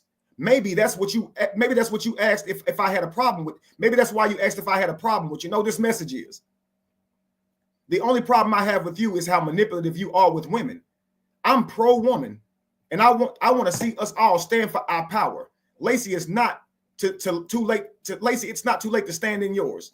So she's trying to encourage my family to leave me or some shit, right? So here she goes. I sent her the message right here that I'm talking about. She says, I talk about different shroom trips all the time. When I made the last post and mentioned where it happened, I deleted it after someone said your name in the comments because I wasn't, in the comments because it wasn't about you. It was about my trip. Everything isn't about you. I don't have a story to tell about you because I barely know you. I commented what I commented on your post because what I felt after seeing her break down like that. You posted it publicly, so I commented publicly. So just like everyone else, isn't that why you posted it online? To get reactions? But you don't have to worry about me. You'll never hear from me again. Okay. Wow. Okay. But you messaged Lacey personally, so stop. So look, the reason I wanted you to call was to actually talk about the trip. I wanted to know if you were there when the girl called me a king. I had no clue we had a problem. I thought we could have a laugh about whatever happened. Oh, and I wanted to say that I never meant to hurt you. I certainly never used you, but I can't discount your feelings. I never saw you in a negative way. We just had a different perspective on relationships. I hope the best for you and your relationship. I hope we are good. She says, I'm sorry. My problem was never with you. You never did anything to hurt me. I hurt my own feelings because you were upfront with me. I apologize for speaking negatively on your relationship. I had to sit and analyze why I reacted how I did. She's not doing that now because she's back. Okay. And I realized that what y'all represent triggers me because of traumas from my own past. It's not about you personally. So I'm sorry about the negativity, the negative energy I gave you. I apologize. I apologize to Lacey as well. We're good, and I hope the best for you. I hope the best for you. All is well. That means a lot. Thank you. She hearted it.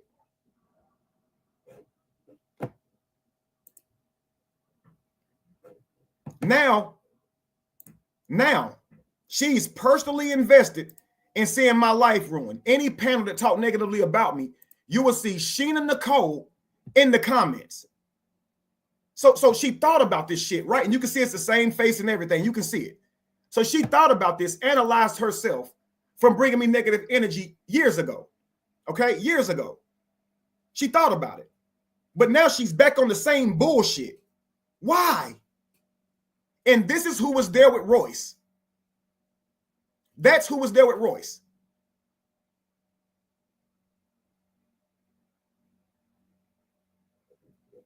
Shit, wild. For so long, 5, 6 years or whatever, let's lay it to rest. They laid it to rest. I want to know who her boyfriend is so he can know she spent her life fucking with me still. Because she really ain't in love with him. They can't have too much real shit going on if she's spending her life terrorizing mine. Who the fuck is her dude? Hang on.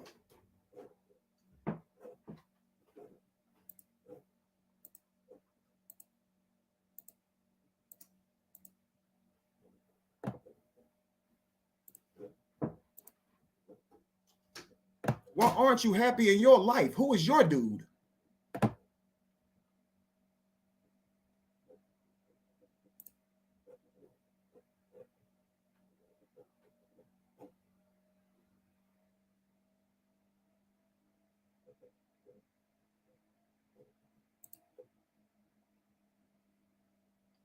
This, okay. I like to rub my pussy. Oh, it's an actual cat. Okay.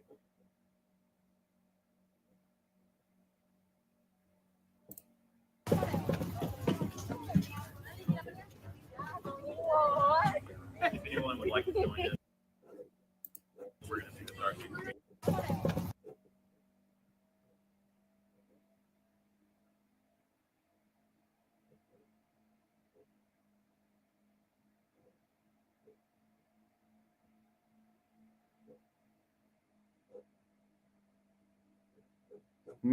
Nah, she got a dude.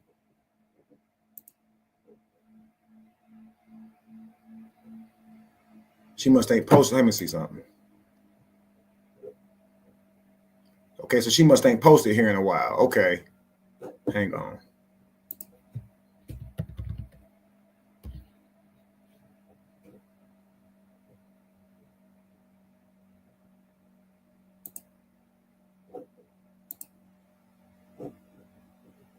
This is another page of hers right here.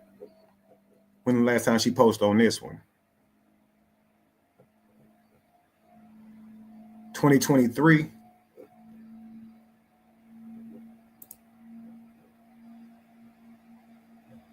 Now, I had saw her with a boyfriend.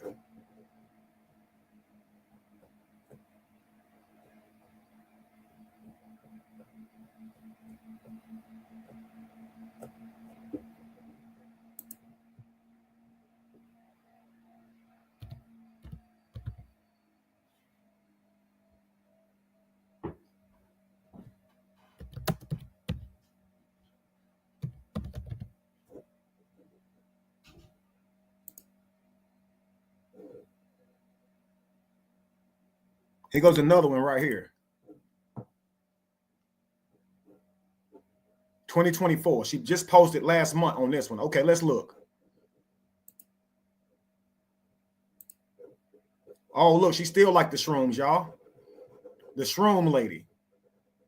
So I remember she was very familiar with shrooms.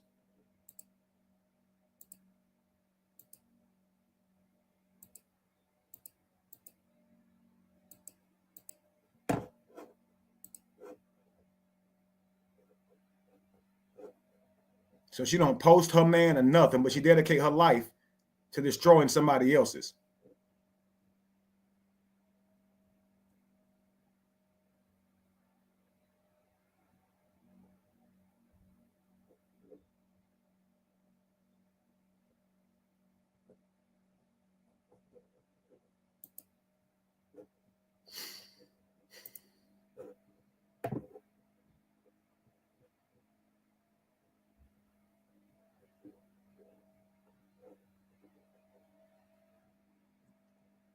Yeah, shit must have didn't work out because she was posting damn pictures and shit with him at one point on the beach and shit. Yeah, shit must have didn't work out. Now here she is with a fucking peacock.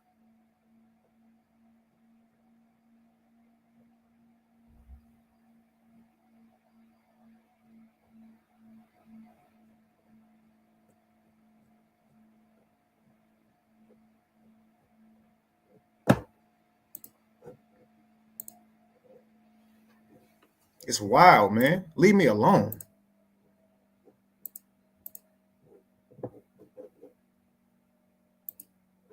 Now you got to think about this, y'all.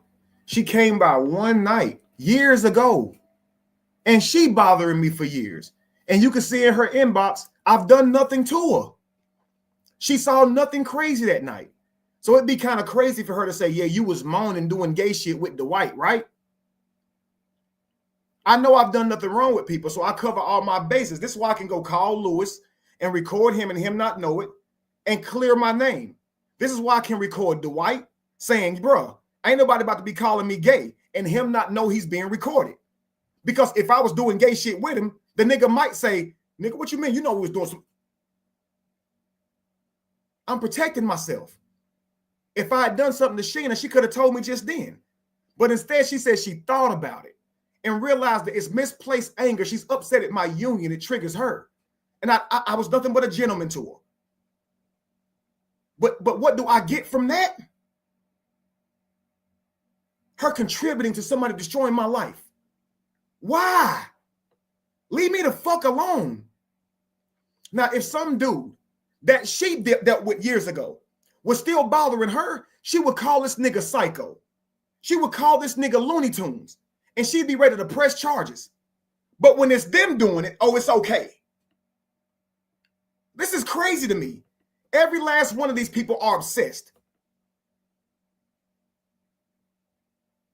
I'm thinking they either wanted to sleep with me or did. Shit crazy.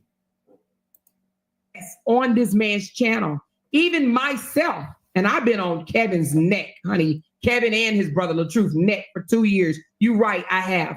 But even myself said, good job, Kevin. I'm glad to see you and Callie are getting past this, okay? Everybody was happy because you got two black men on YouTube going back and forth with each other, making video after video after video for years. Everybody was happy that it was over, okay? The next day, Kevin went to his panel the next day and basically said it's not over until he get an apology from a grown black man. Now, here's the thing. Sometimes apologies don't have to be, baby, I'm sorry, okay? It can be, you know what? Let's agree to disagree. Let's stop this back and forth and let's go our own ways. And that's what they did. Kevin, because he's a drama queen, he continued it the very next day. And that's why we're still here. Now, let me say this, and I'm going to say this loud. Those of you who follow my platform, you know she's lying. You know she's lying. Because I remember being moved by Felicia, her vulnerability, and me coming out here saying, Callie, you go on your way. If you want to say you still believe it, that's fine. Go on your way. She's lying. And clear. As far as what Royce Reed has came out and said. Make sure y'all listen to this really clearly. So they keep on trying to say Royce is validating Callie's story. Royce is validating Callie's story. Listen what Amora said about Royce. Listen to this. I'm not going to sit here and say that I believe it, okay? In my opinion, I believe that it's entertainment. I have not jumped on my panel, not one time, that Royce Reed has said what she said about Kevin. I have not said, it's true, it's true. I've laughed at it, okay? Because, and the reason being is because I've heard some inconsistencies in Roy's story myself. So why is everyone in the chat still telling me what Roy said as if it's valid when Amora's sitting here saying, I didn't even repeat that shit on my platform? And Amora has framed somebody before and put it on her platform. Tasha K said, I'm not putting this on my platform. Tasha K has brought hearsay to her platform. But as you can see, Tasha K didn't do it for Brianna. She didn't do it for what's her name? And so far, so good. She appears to have a decent eye and can spot bullshit. Her bullshit detector is pretty fucking high. Let's be real. And so you even have Amora here, a known liar, saying, I'm not even repeating her lies. They're inconsistent. So again, that's all she should have been saying, and she could have hopped down off the panel. Because that's all I'm here to talk about is Royce Reed. That's it. But instead, she wants to now validate Royce. Now, she just said Royce is inconsistent. So let me talk about when you moved, when you took the job working with Dwight, how you left your family to move with Dwight, how you was getting paid $4,000, how you wasn't really a house manager, how, let's talk about all of this that somehow supposed to make what Royce said true or what Kelly said true. You already know it's not true. Everybody at the house already verified nothing was going to happen to Kelly. We know that. We literally know that. Royce being there proves that. Kelly's girl being invited proves that. Now to the shit Royce is saying. Royce said a transgender walked Kelly to the bathroom. Well, we know that's not true because Kelly already said something else. Royce said transgender was there. Transgenders was there. A person from every single acronym or a person from every single pronoun was there. Kelly said, nah, I ain't seen none of that. So it's almost like you're disagreeing. Then she goes to Cam. Have you ever been in a place where it's a whole bunch of different people there and you're like, nobody belongs? You're lying again. This never happened. This never happened. So you're all lying, but somehow, it's called begging the question. Let me ask you these questions that have nothing to do with the actual subject so I can try to convince people that the actual subject is somehow true, but they have nothing to do with the other. So who I was living with when I took the job with Dwight, whether I was with Jamie or not when I took the job with Dwight, him fixing my tooth, when not paying me what you think he should pay me, when without a house manager, when was not a house manager. None of this is relevant. None of this matters. All that matters is they're lying. Kelly said it was just me and Dwight living in that house. Well, it wasn't true, was it? Turns out it was a whole house full of people, wasn't it? Turns out I had my own apartment outside the home, right? Okay, cool. Kelly said I kept getting people fired, right? Didn't Royce say that? Who did I get fired? Royce was still there when all the workers were still there when I left. Who did I get fired? Not a single soul. So Kevin kept getting people fired. Huh, that's not true. He turned people against the family. Huh, that's not true. He's dirty all the time. He's only cleaned up when he went live or took pictures. I did that damn near every day. So I didn't have time to be dirty really because I was doing too many lives, right? And taking too many selfies, right? How the hell am I getting dirty that quick? So paint me as a dirty nigga. Someone who doesn't wash his ass. Paint me as somebody who is all these things. Only the years later be coming out here lying, saying some whole different shit. You're not on Cam's platform saying he was dirty. He turned Dwight against us with his charming ways. He fired people in the house. You're not saying that. You're saying something totally different. Shit wild. When you left and wrote that letter to Vanessa, hadn't you already saw me laying in the bed, moaning and touching myself with Dwight? Why didn't you tell them that? Why did you say all this other shit? You said nothing about gay. But now since this gay stuff has made a scene, you figure that's what you'll run with. Y'all so easy to see through. It's just like Shy.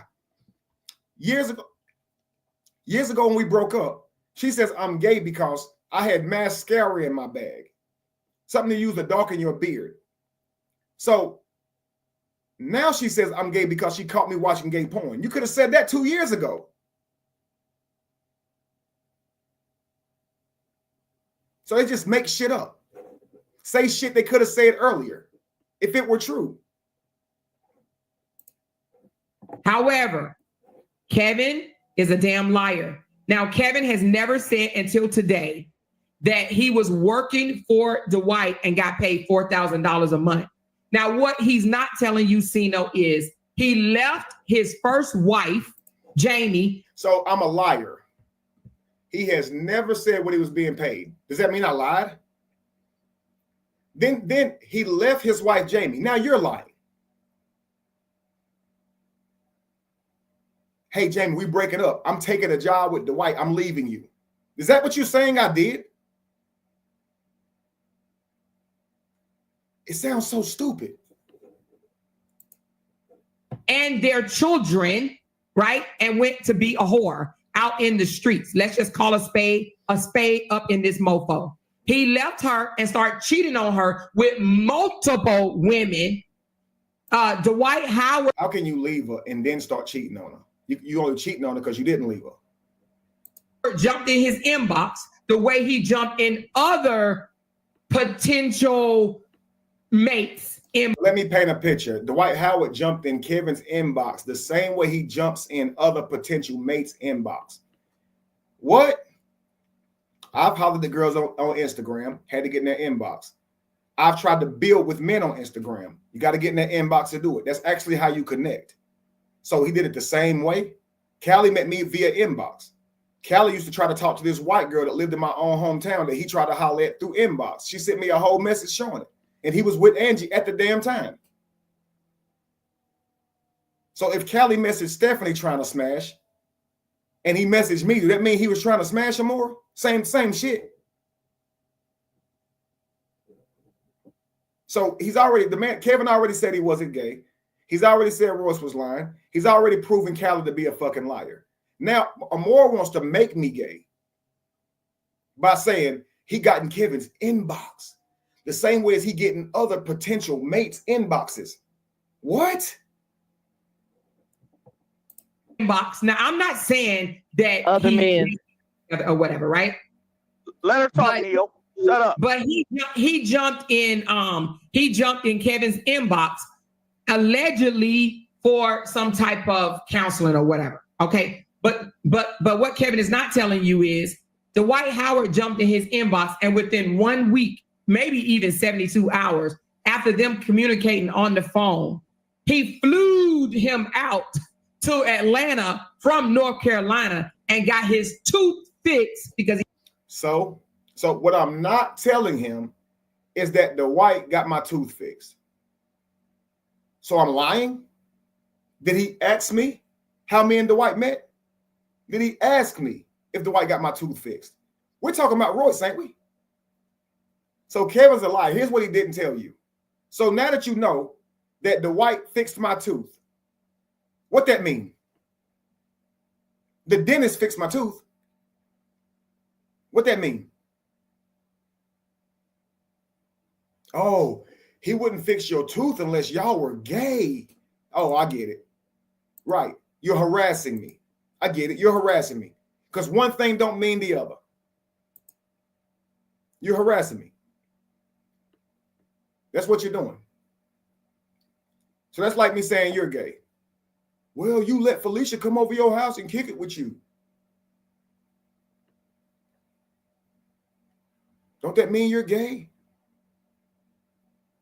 People send you cash apps. They do nice shit for you. Don't that mean you gay? You asked Maine for $1,000. Don't that mean you wanted to fuck him?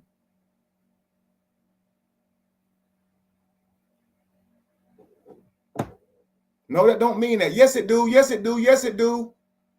What? You wouldn't ask somebody for $1,000 unless he was fucking him, because why would he give you $1,000? I mean, ain't no chick I ain't smashed gonna ask me for no $1,000. So now I'm making it true that you was fucking with Maine, right? Because that's me doing the same shit you do. Shit's stupid. He had a toothache, by his own personal dentist. He also bought him a candy apple red BMW. He also upgraded his man's lifestyle from being a zero to now nice clothes, Louis Vuitton, all this stuff or whatever, and live. False dichotomy. These celebrities do so many things for people. You got to understand the amount of money that they have. This man had been moved by my content. So think about this. I've had people that reached out to me and said, hey, I really appreciate what you're doing.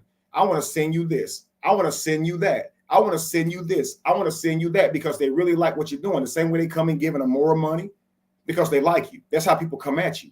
So if you're doing that, and that people are doing that with dollars and cents, giving their last $20, their last $40 to Amora and all this type of stuff, why wouldn't a millionaire get somebody's teeth fixed when he say he's been benefiting from this guy's teachings for over a year now?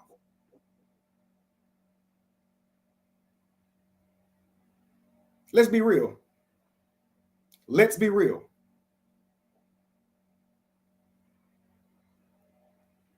It makes no sense. Let's continue. Living in a mansion. And he also said out of his own mouth that Dwight Howard said, you got to give a little to get a little. So now me. Never once did I say that. The one right here said that. Callie said that. I said, I don't know what Callie talking about. We were talking, and Callie even says they was outside talking about music. Callie even told you the whole damn conversation. So let me play on what Callie said. Oh, Callie, he said, give a little, let me use that to try to make him gay. Why? When Lewis was out there and everybody out there confirms nothing gay was going on, but let me try to use that to make it gay. Right. I'm harassing you. I have the recording from Lewis saying nothing happened that was gay, but you're still trying to make something gay off something Callie said. But Callie said he was tired and done. This shit is dumb. Figuring out what the hell that mean, and see a man go from being a bum on the street basically and going around in his car saying he don't love God and God don't exist and all this other bull crap, to living in a mansion with Dwight. You put two and two together. You put two and two. Right, and two and two together means we're gay, right? Right. That makes a lot of sense. So everybody was living in that house. They gay too?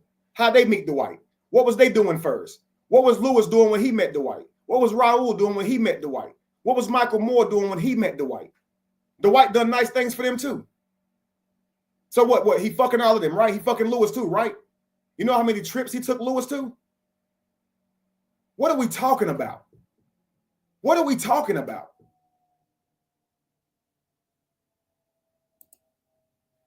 Two together. He lived with this man while his wife and 3 kids suffered living in another home. He brought women in and out of the mansion with my wife and kids suffered living in another. She's just hyperbolic. And now you got to ask yourself, what is her reason for being over here, being so hyperbolic about my past? Something that actually never happened 5 years ago. What are we talking about? This is to ruin my reputation. She wants the people in the comments to be like, oh, he cheated on his wife. He left his wife. Oh, he lived with a man. Oh, they suffered. But this person to say, I ain't got no personal beef with Kevin. You clearly do. And if I snap and want to do something to one of these people, oh, I'm the wrong one. I'm a life coach. Right. Why didn't he sue? Why didn't he go to the police department? He called the police and then ducked out on them. Why didn't you go to the police and press charges if you believe Diddy parties are happening? Why didn't Royce do that? These people crazy, bro.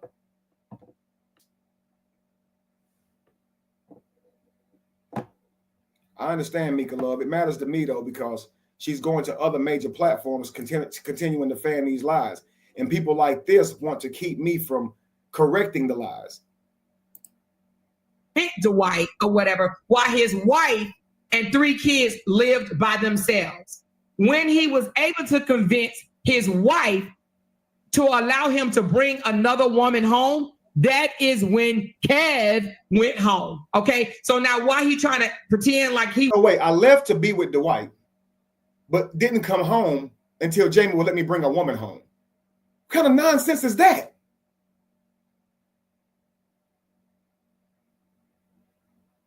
Was the manager flushing toilets and whatnot or whatever for 3 years while he lived up there. For 3 years.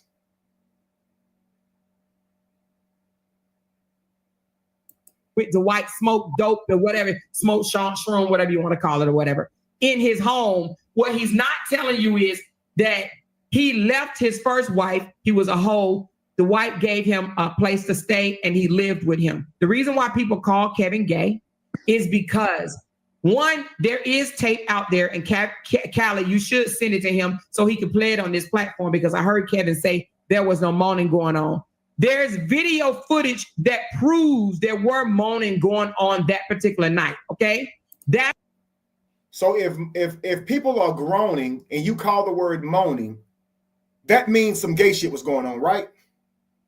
The proof that groaning or moaning was going on is me recording myself in a bathroom away from everybody groaning or moaning, whatever you want to call it. I don't like the word moaning, so I will quickly say, no, I wasn't moaning. I'll call it groaning, because I know the moaning thing, the M instead of the GR, is them to try to make it sound gay. You're moaning. Groaning don't sound like how they're making it sound, moaning. So I'm not going to let them play with the word. So one of these things is proof it was moaning going on. Okay, so gay people be moaning. Is that what they be doing? That's what gay people be doing, they be moaning?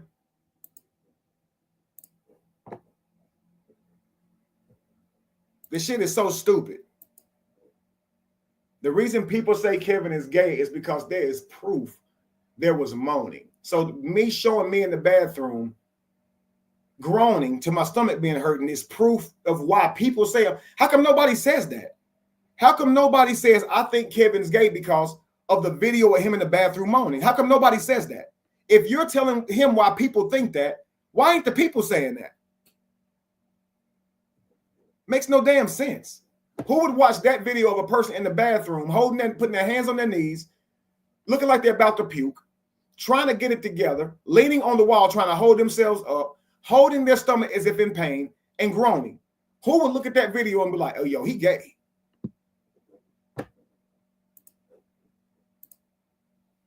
That's why, that reason, and another reason why they call him gay is because Dwight has come out himself and said that he had consensual sex with the man. Okay, that they was calling me gay with Dwight long before that.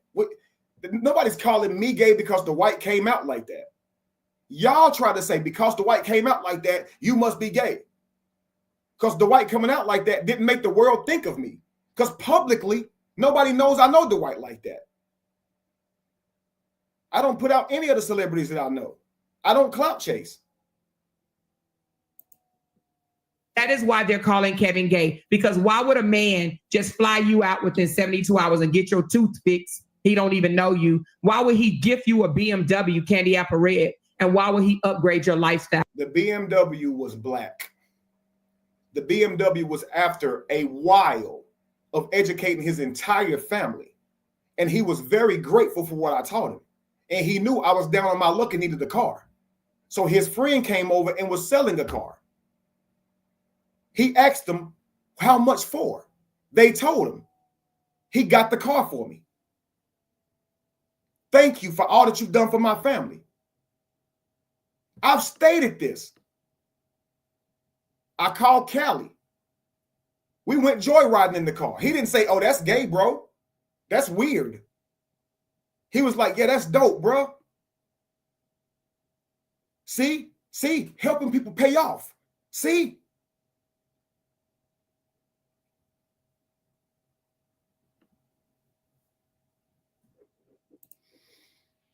If you ain't doing something for him, you got to give a little to get a little. Hey, okay.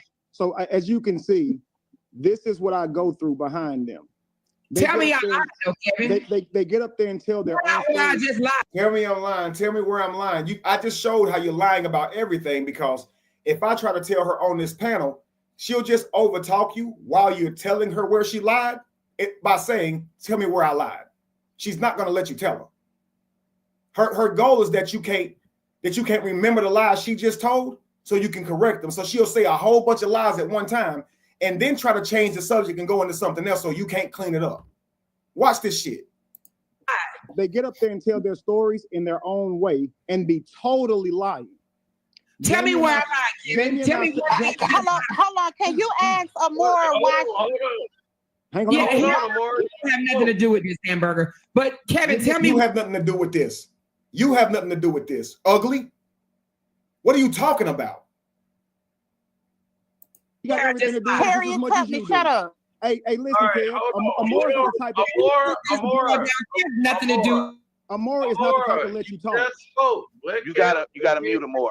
Let him retort. Yeah, Amora wants to mess up what you're gonna say to keep people from hearing what you're gonna say. So that's her strategy. No, that's you. Can I ask? Can you and watch her try to interrupt you? Amber, what you gonna say, Amber? Before I go, can you ask Amora why she framed Kevin's brother for abuse when Brianna's boyfriend is the one that did it? Because she's a liar. Her word is not true at all. Yeah, why'd you frame my brother? Why'd you? And can you ask the truth? And can you ask the truth why he didn't? Why the fuck is Neo talking with her ugly ass? Why has she got something to say? She's protecting Amora. Two ugly motherfuckers protecting each other. Ugly black hearts. Evil as fuck. Got nothing but negativity to say. Mad at what they see in the mirror, so they try to paint on everybody else. This is a scary ass combination. Investigate those boys raped his damn daughter. Nobody raped Desharia, you stupid motherfucker. Desharia said they tried to touch her stomach and her butt. They flirted with her at the movie theater and inappropriately touched her, which is sexual assault. But she was never raped, you dummy. You're dumb. They don't care enough to get their shit straight before they run around saying it. She never said she was raped. She was SA'd by 5 or 6 guys, she said. Those guys made her feel uncomfortable by inappropriately touching her, trying to holler at her in a movie theater. One of them touched her stomach and the other one touched her butt. That is SA. Keep your fucking hands off people. And she had every right to feel like she was SA'd. Keep your hands off people. But she wasn't raped. So when she told my brother about it, it was literally a year later. He asked her their names. She didn't tell him. He said, I'm going to go back and get camera footage so we can pursue it. She said, no, don't do that. He said, so if you won't give me the names, what you expect me to do? She said, I'm just telling you about it, Daddy. That's what happened. He said, why didn't you tell me then? Why didn't you tell your mama? She never said she was raped. Callie has got on his panel and tried to say this. Here's Neo saying it. See, something about these damn phones when everybody's talking, you can't really hear people. If I would have heard this that night, I would have checked on this that night. Why are you talking about my niece?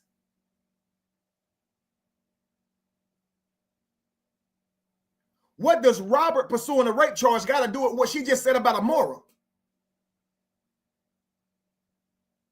Why did Amora frame LaTruth, Kevin's brother, for rape? I mean, for abuse, for domestic violence. Why did the dumb shit?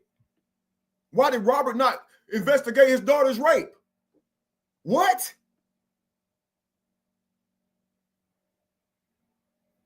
Kevin, why didn't you address it online?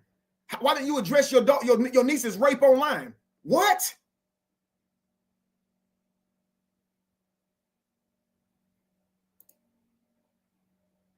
What are you talking about? Address it online? How do I do that? People with money do things to demonstrate gratitude and friendship with money all the time. They even depict that behavior in movies, all without being gay. Absolutely facts.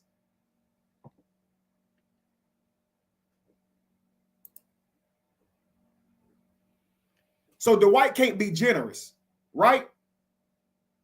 He can't do something kind for somebody who's done something kind for him, right? But Callie's a philanthropist, even though he's feeding the homeless with your money. Do he want to fuck the homeless? Is that why he giving them something and he barely even know them? Because people can't be kind, right? So me, who's down on my luck, can't even afford a damn dentist. And there's no dentist that's local. There's no dentist that's local that can even fit me in there. So Dwight says, man, I'll help you out. Oh, he want to fuck him. Right. I see how y'all think the world works. Only when it's about me. I get it. What about when I bought Callie shoes? What about when Angie asked me to fix her car?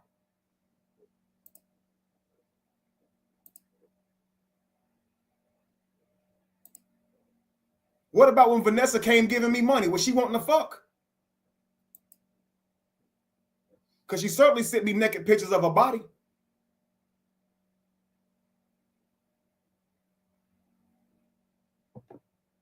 Shit crazy. Vanessa ain't know me no time and was sending me money. Oh, okay. Yeah. So what was she sending that for? Exactly. You want to ask questions? Right. Hello? Right. So could you ask Neil why she think anybody getting charges on them? Can you ask the police charge and the police scale? Hey, the police charge her. Okay. You have nothing to do with this. Why are you here making trouble? Amora, you have nothing to do with this. Why are you here making trouble? Why are you bringing up this man's life about his wives? That had nothing to do with it, Amora. And it didn't. It has nothing to do with that. Roy's sitting here saying that she saw me sitting beside Dwight in a bed, moaning, touching myself, has nothing to do with any wife. Because if I was doing that, it's irrelevant if I'm married or not. Now, if I would have said, I didn't do that, I got 2 wives, then you might say you left those very wives to go live with him. But this has nothing to do with the damn situation. So I heard someone ask, what does Amora's husband or past her husband's got to do with the situation? What does Lacey and Jamie have to do with the situation? They can't see that, but they can see how Amber is saying something that don't make no sense. And that's what I mean by fuck them people. They think they got some moral ground to tell you what's what. Fuck them people. Mind your business. In a sedan. Can you please drop her because she has nothing to do with it? Has nothing to do with you. Drop Amora because she's irrelevant to this. She wasn't at that house. She has nothing to do with my life or this situation at all. She's not the wife I left. She's not the wife that was suffering with my kids. This weird ass, ugly motherfucker didn't come around till years later. Call herself defending my brother's wife, stirring up all kind of bullshit in my family. She's gone as far to frame my brother. They told her she was too invested then. She doesn't take no kind of, she'll say, I'm going back to my business. I'm talking about Cora and all these different people. This motherfucker don't know when to quit. She ain't got no quit in her.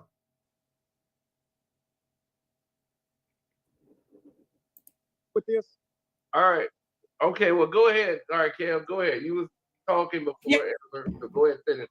Okay. Kevin, point out the lie that I just told. See how she immediately fucking interrupted? You know this lady is over 50-something years old? Running around bothering somebody who's several years younger than her, and this man is only trying to feed his own family. She got her family. She done raised her kids. But she fucking with somebody else's family.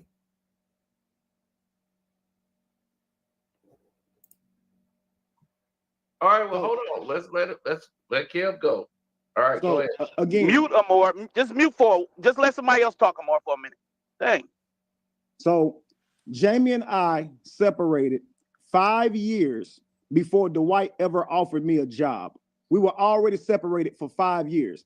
When my video went viral and I became known on social media, Jamie and I were already separated.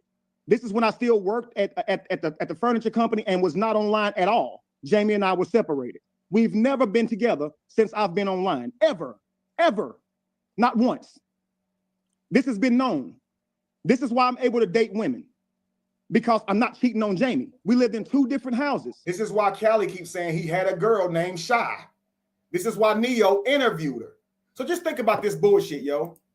They reaching out to exes now, but saying I left my wife to work for Dwight. When I was dating Shy was one of the girls I was dating when I worked for Dwight. I left my family to go work for Dwight. Now they know who Shy is. Neo has even interviewed her.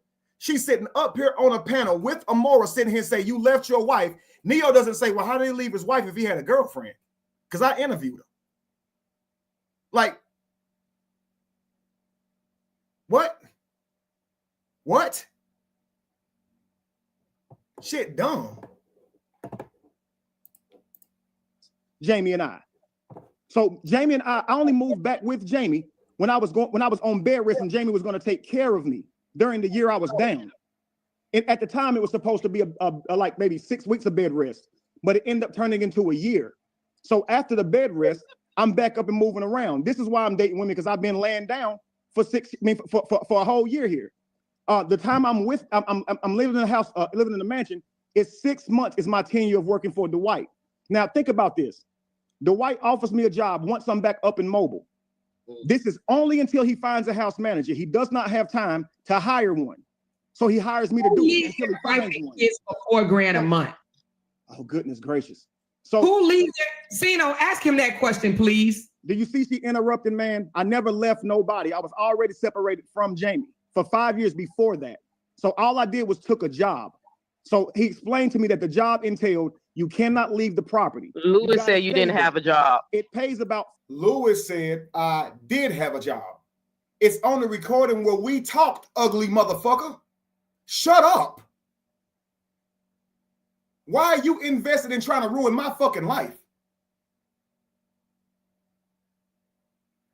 Shit dumb as hell.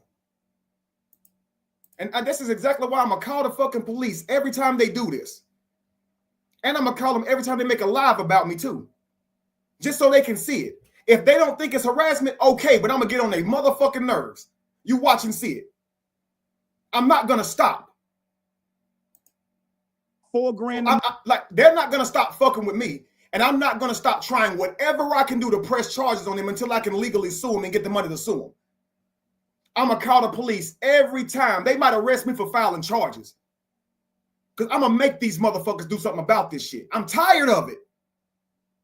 Or they gonna come get me for something I do to one of them.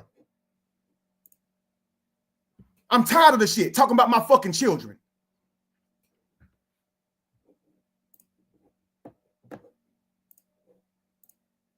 Month. Now, typically, a house manager job pays more than that, but I did it for $4,000 a month.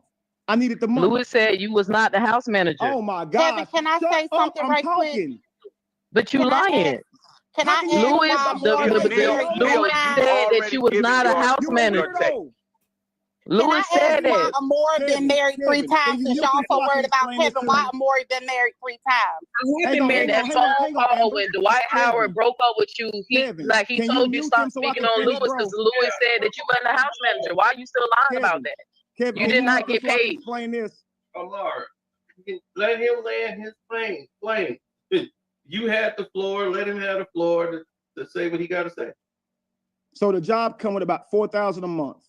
I do the job for a month before Lewis arrives. He hired Lewis to do the job.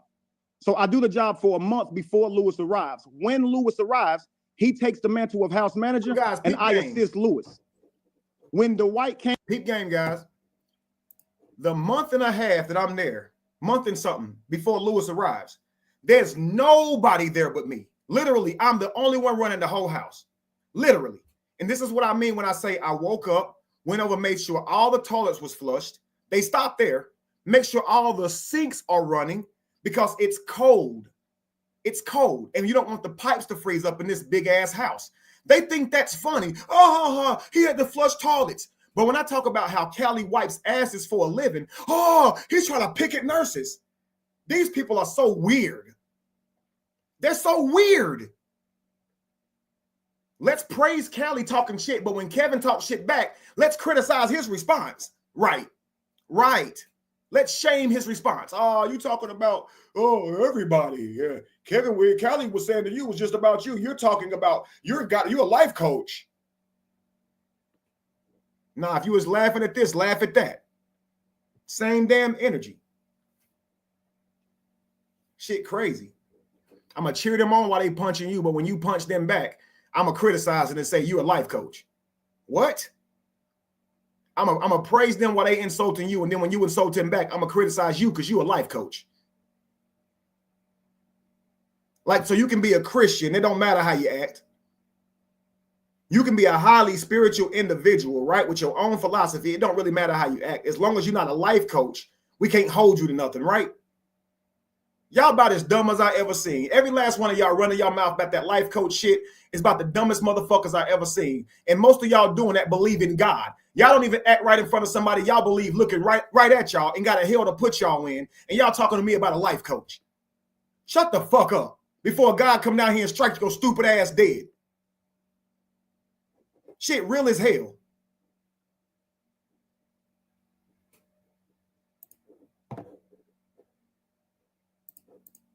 Came home. He paid me for my time of being a house manager. From there, he paid me to counsel him and Royce and Christine on rebuilding their relationship because they fell out several times in the past and they were there to do some poly stuff. So I'm there to counsel them. Lewis is right. I wasn't a house manager, but I wasn't at liberty to say what my job was. Callie out here saying it's me, Dwight, living in a house together. Of course, I can come out and say what everything is, but I don't have a legal right to do that. So all I can do is say he's lying. There's several people at that house. I can only say what he throws his hands up when he's on the spot lying. Didn't Callie say me and Dwight was out there living in that house, just me and him? No Royce, no Christine, no Lewis, no Lewis's mama, no nannies, no security guards, no bodyguards, just me and Dwight, right? And now knowing he's a fucking lie, he on the spot. It's just let me put my hands up and shake my head at it. Right. Right.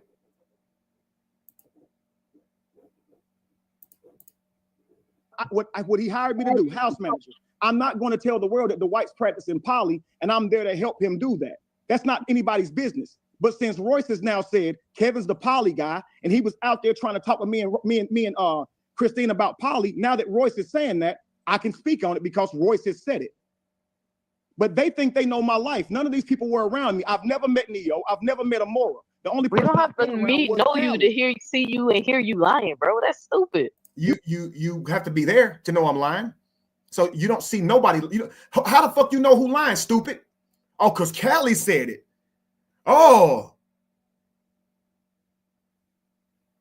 And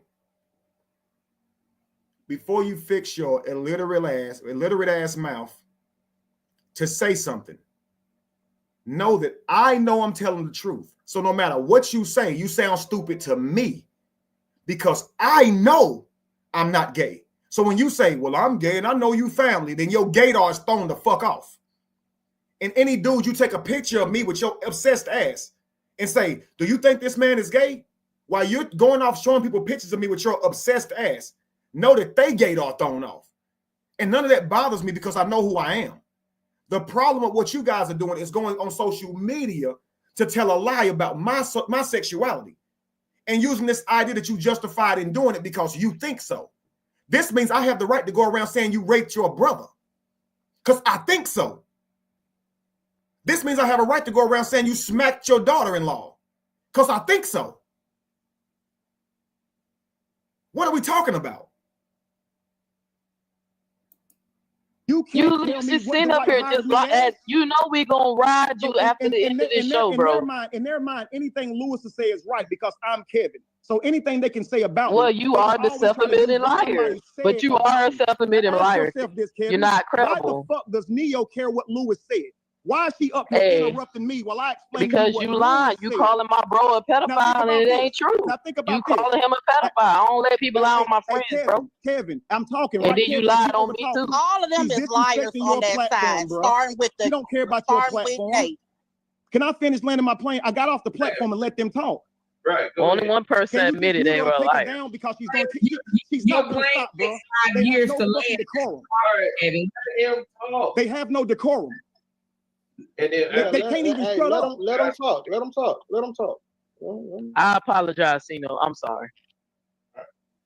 Amora has no business to be invested in minding your conversation about Royce. Neo has no business being invested in minding your conversation about Royce. It's none of Callie's business if I play two. Somebody talking again already? In it. You Neo, said, look, Amora, ugly ass, already over there with the ugly fucking talking with her ugly motherfucking mouth. Everything in her fucking direction is ugly, yo. Shut the fuck up, you ugly motherfucker. God damn. And that's why I'm going to avoid them from here on out, because they bring the worst out of me. I hate these motherfuckers. And I'm not going to be nice about it. Whether you think I'm a life coach or not, fuck these devils. And that's all they going to ever get from me. I've tried to be nice long enough. They forever on my bad side. and I hired Royce. So again, Amora, just let him talk. Just let him, Amora, just let him talk, Amora. Let him talk. Let him talk. He had to drop her ass from the platform because it's only a kamehameha of ugly coming from that fucking direction. God damn. More back. So check this out, man. Look, Tootie called me crying, saying that Royce took something she told her in privacy, that her brother raped her. And what Royce did is included the white in that broke her heart. So she said, Kevin, can I have your platform to say the truth? I'm not going to tell this lady no. So I let her tell her truth. If Royce sees it as an attack, so what? You should have never lied on this damn lady. Now check this out. Callie wasn't included in that at all.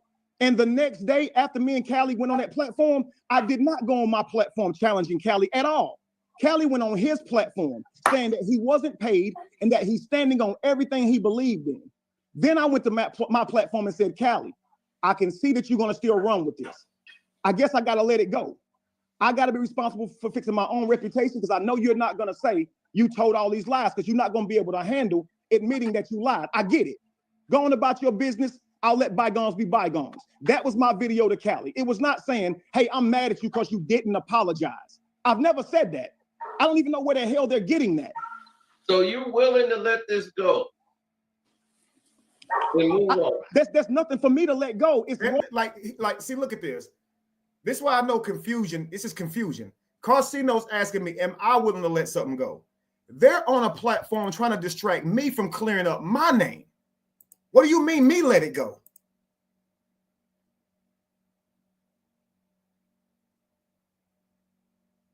Right. That shows they bullying me. Absolutely.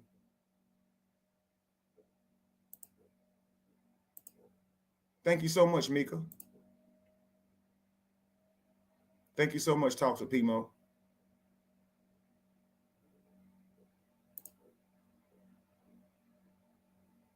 Indeed. Indeed. Thank you.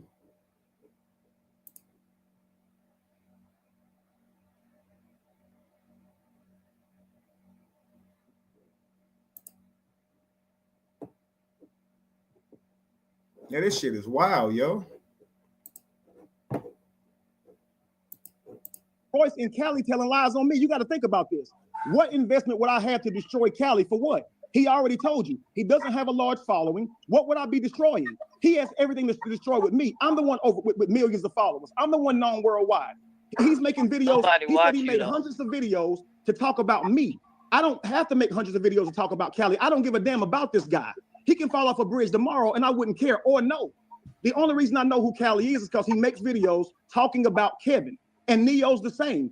I have no investment in any of these people at all. Hello, everybody.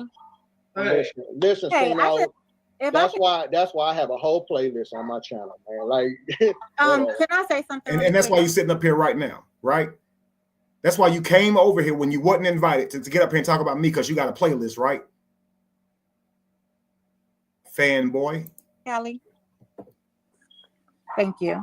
So, Neo, I have a question for you. You said Kevin is a documented liar, right? Yes, ma'am. And you can't believe nothing that comes out of his mouth because he's not credible because he's a documented liar, right? Yes, ma'am. Yes, ma'am. Okay. So let me just tell you, I've never really met people like you, like y'all. You contradicted yourself right here on this very panel. If you believe that you can keep going around spewing all the words that Amora is saying and telling you, because she's very documented. She documented herself. Okay? And Callie, you know that. Hey, look, I don't know what you're talking about. I wasn't there. You wasn't there when I made the video about Amora calling it a dose of your own medicine. You never saw me fake those phone calls. You never saw me pretend to be getting rumors about Amora. You never saw it, but instead you bring it up, right? So you wasn't there for this either, you ugly motherfucker. So y'all, anytime Neo repeats Amora's lies, go ahead and say, but Amora's a documented liar. Okay? Anytime she repeats Amora, anytime she speaks kindly of Amora, say, but Amora's a documented liar. Let her know that some documented liars she treats like they're not documented liars. And she stands behind them regardless if they're documented liars at all. But then other people who have admitted they lied, she don't believe nothing they say because they admitted they lied. Let's just make sure she always remember that me and Amora are documented liars, right? Let's make sure she know that. Mine was, you knew I was lying when I was doing it. Hers is she's been lying on me for a year before I ever show her what it felt like. Are these adults or kids? Right. So every time, make Neo know the woman that she's following faithfully, licking her taint every fucking day is a documented liar. Make sure that she knows this. Because she thinks because she wasn't there, it ain't true. But she wasn't there for me, but it's true. She's a weirdo. Peon.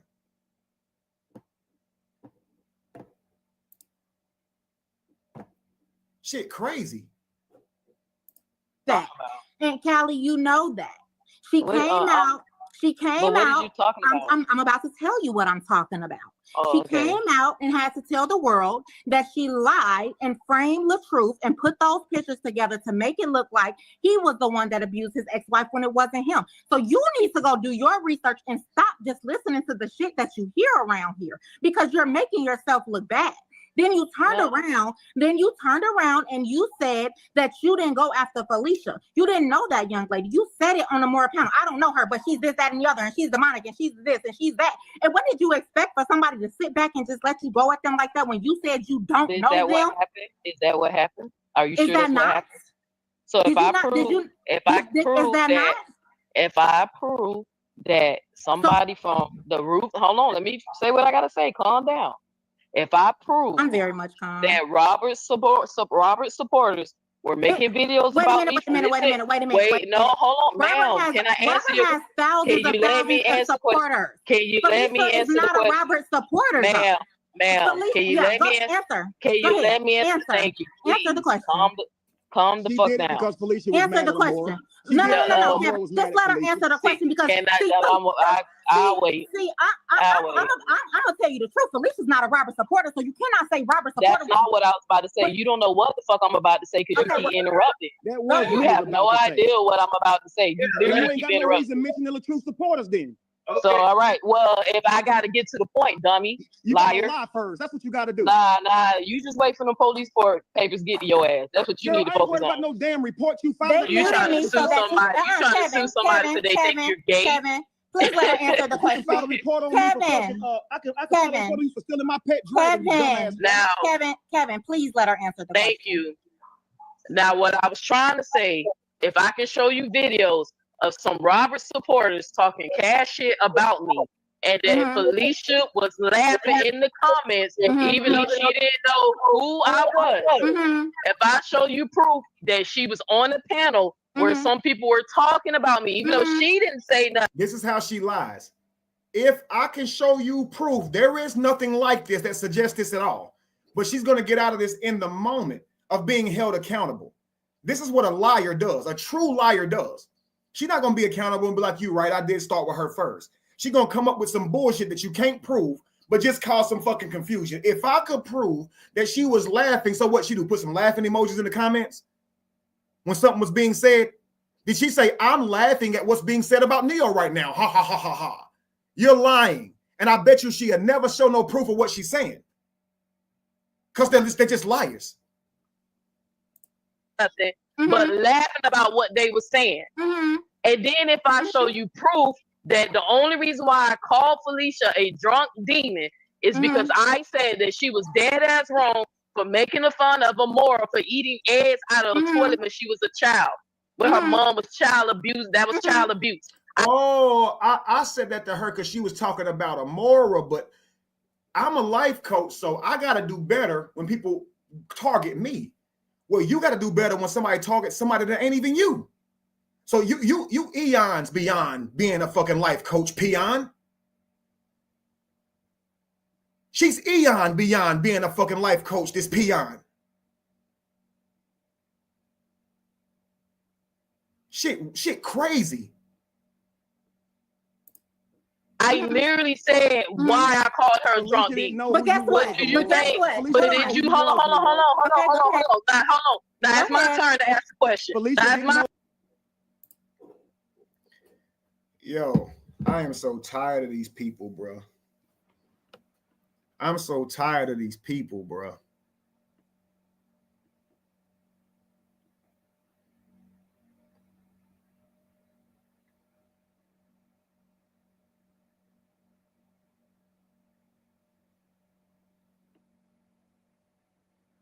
That's crazy, bro. That's crazy, yo.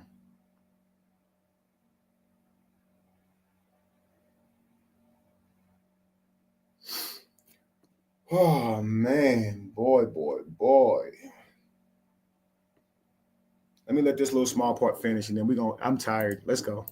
Now it's my turn to ask a question to her. Since we want a question. Okay, here's my question. I'm trying to answer. No, yeah, let me. Okay. You just asked me a question, but okay. So no. Here's my question. No. Here's my question. I'm ready. Do you think that it's okay for someone to leak your address, phone numbers, your family name, and say they're going to send someone? Hold on. They're going to send someone to your mother's house because you called them a drunken demon. Do you think that's okay to talk about a disabled child? No, I want to make sure you got all the facts right. Let's go. Since you want to sit up here and challenge somebody. Let's go. Do you think it's okay? Because I had an opinion about her being drunk and laughing at somebody's child abuse, trauma, which is sick. Do you think it's okay for her to put my family in harm's way when they don't even fucking know she exists? Let's go. Okay. Is that okay? Are you gonna let me answer? Is that okay? No, it's absolutely not. No. All right, then the case closed. I ain't got shit else to say to you. Mind your business. No, wait. I'm muted. I'm muted. Mute. Thank you. No, I'm gonna answer your question fully the way I want to. No, guess what? It's absolutely not right to do that. But let's go here. I'm gonna take the butt out. It's absolutely not right. But this person that you adore so much, guess what the fuck she did to me, Amora? She pulled up my background. So they ain't got shit to do with me. Okay. See? When someone tells her what Amora did, it has nothing to do with her. But if someone says what was done to Amora, it has everything to do with her. Do you not see this? This is the flunky right here. What Amora does has nothing to do with her. But what was done to Amora, let me have Amora's back. But she wasn't there. Guess what? And I wasn't there when it happened. You wasn't there. You wasn't there whenever I made that video called A Dose of Your Own Medicine, but you keep fucking bringing it up. You a liar who don't stand on shit.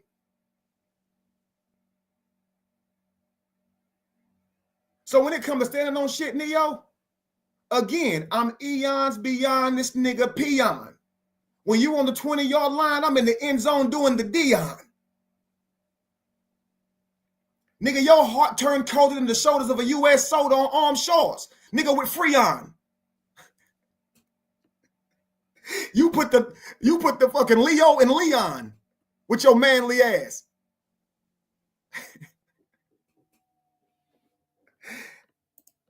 I wasn't there when it happened.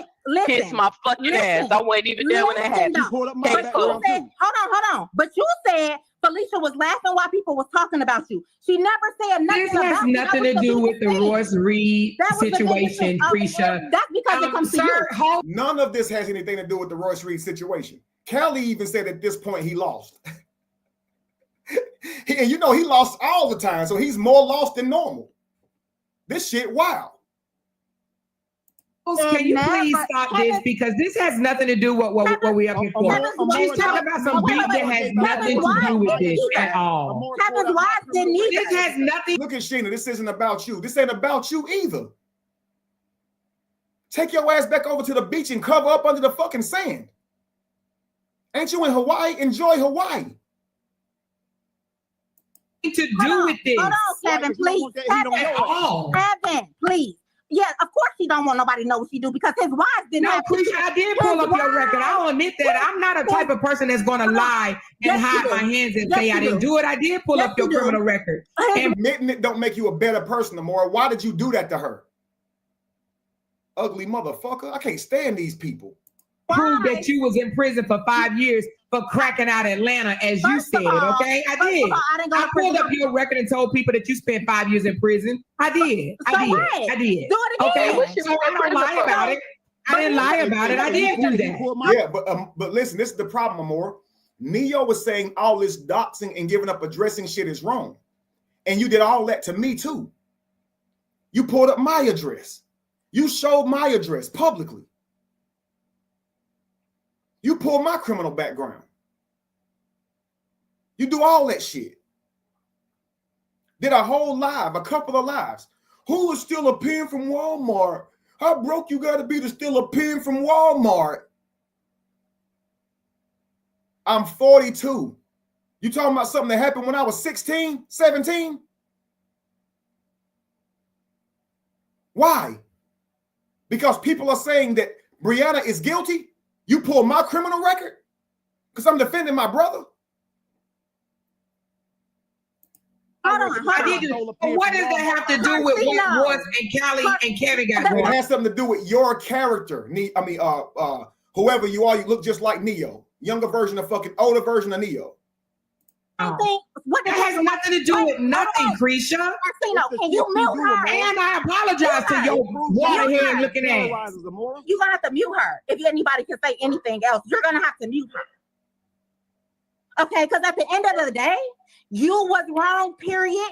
And at the end of the day, Neo, you was wrong. That lady can laugh at whatever the fuck she want to laugh at. That don't give you no idea to go up there calling that lady all out of her name. You talking about Kevin don't respect women? You don't respect women. I literally said I made a comment because she was making fun of Amora eating eggs. I literally told y'all why I called her a junkie. But that wasn't your business. I did not even say nothing. It's not right. It's not your business. I didn't even make no videos when they was over there. I didn't even say nothing. Okay. Like, come on, you gotta pick a struggle. And what you was in prison for? What you was in prison for? None of your business. It's completely irrelevant. They have no accountability. Exactly. What you was in prison for again? What was you in? What you said, Amora? I ain't nothing. He was in prison for cracking out Atlanta. That's see, Kevin, see, I know you, Kevin. I know you a coward.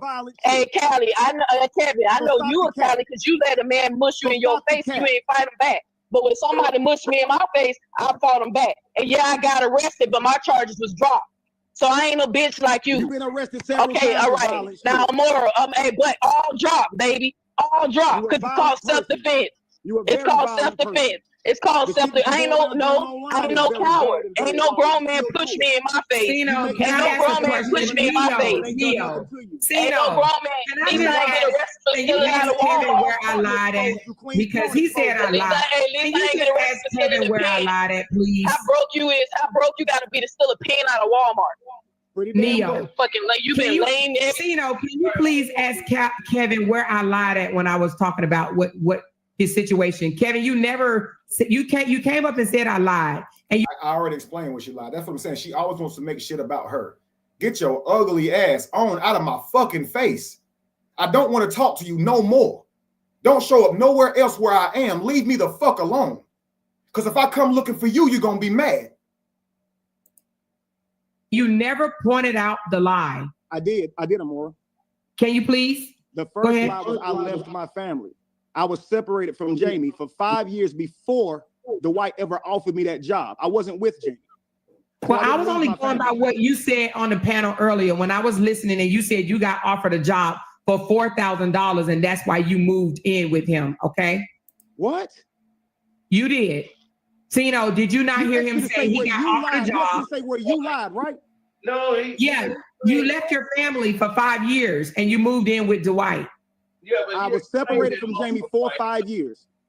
I moved in Dwight's home when Dwight wasn't living there. He was in the NBA to manage his house. Hey, let me ask you something, Kevin. Let me finish. Don't overtalk me. Don't interrupt. Don't interrupt. Let me finish my damn sentence. Yo, this ain't your platform. Ugly motherfucker. Oh, just full of ugliness, yo. Why are you yelling like that? Because you're over-talking me. Stop over-talking. You have emotional issues. That's what it sounds like. Emotional issues. You're the one interrupting, stupid. I don't finish the statement. He was still talking. Go ahead. Forgot what I was even fucking saying. That's her goal. You were talking about... let me ask you this. Okay, I got it. You said you left your wife for 5 years. So Jamie and I were separated for 5 years. Dwight offers me a job. Me and Jamie are already separated for 5 years. He offers me $4K a month to do the job until he finds a house manager. I accepted this job. I stacked my bread while I was living there. Okay, COVID comes. Dwight has to come home now. He brings his whole staff with him. I'm talking maids, bodyguards, Royce, Christine, whole 9 yards. These people end up coming with him down there to the house. From that point, I moved from being a house manager to coaching him. I don't know what you're talking about. I lied about in my life. This is my life. How can you tell me what I lied about? Oh, how long did you stay there? You asked me what did you lie about? You lied when you said how long did you stay there? You lied when you said I left my family. That's how long did you stay there? 6 months. 3 months when he wasn't there, 3 months with him being there. So is it 3 or 6? 3 months without him being there, 3 months with him being there. You said I lived in the house with Dwight for 5 years. I said, no, it was 3 months. Now he says it's 6 months. Now I just said Dwight came down 3 months after I was working there. And I stayed there through COVID, which was about 3 months.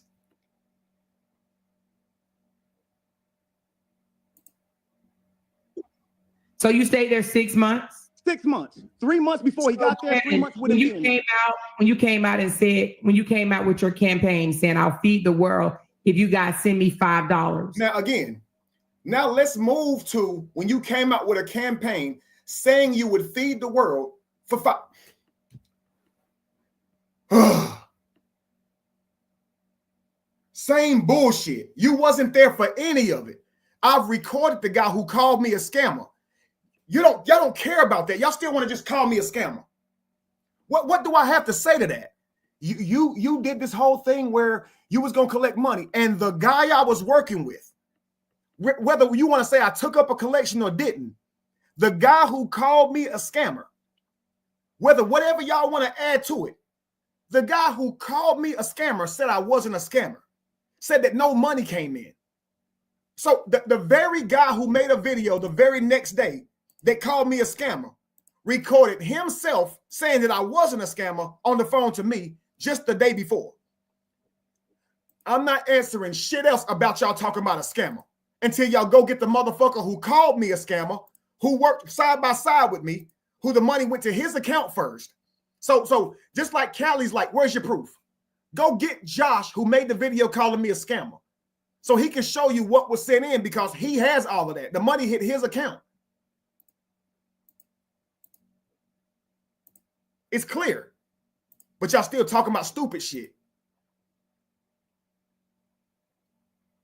Yeah, she good for playing the moral high ground until it comes to her associates. Absolutely.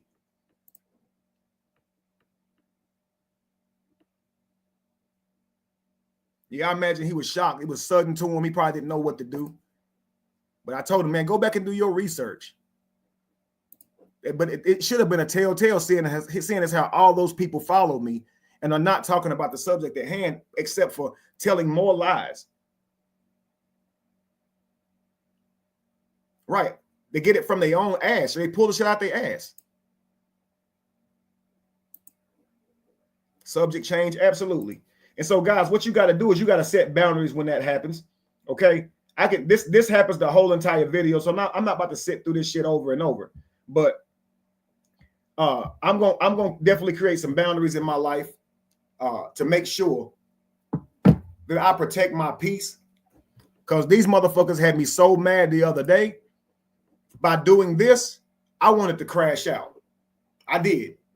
So instead of me crashing out and putting my freedom on the line, I'm going to do whatever I can to get these people to leave me alone. When I see them making videos on me, lying on me, I'm going to call the police. When I see them doing shit like this, I'm going to call the police, because all I'm doing is talking about what they're doing to me. They're online lying about my family and saying all this shit. So that is harassing me. That really is. And I've asked them to stop, right? I'm gonna show this to the cops too. I'm asking them to stop. But y'all, please go buy a book. Go to Amazon. Type in books by Kevin Wesley. Okay, Polytribe 101 is a book. Jamie and Lacey, please put the books in the comments again.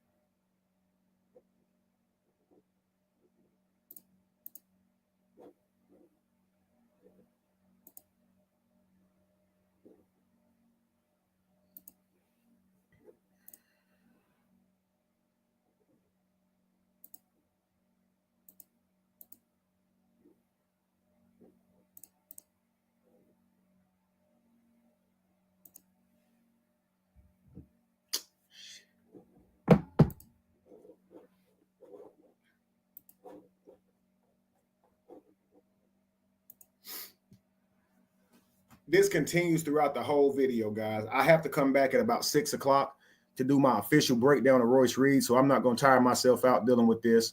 I'm going to go ahead and get some things done in my day. But just know my moves moving forward. So all of you guys understand this. Neo, Amora, Callie, every last one of you guys, even y'all in the comments, I'm going to call the police every single time. I'm going to file for harassment every single time that y'all do this to me and my family. When you see me go live, when y'all see me do videos, you will not see me talking about any of you guys at all. Period.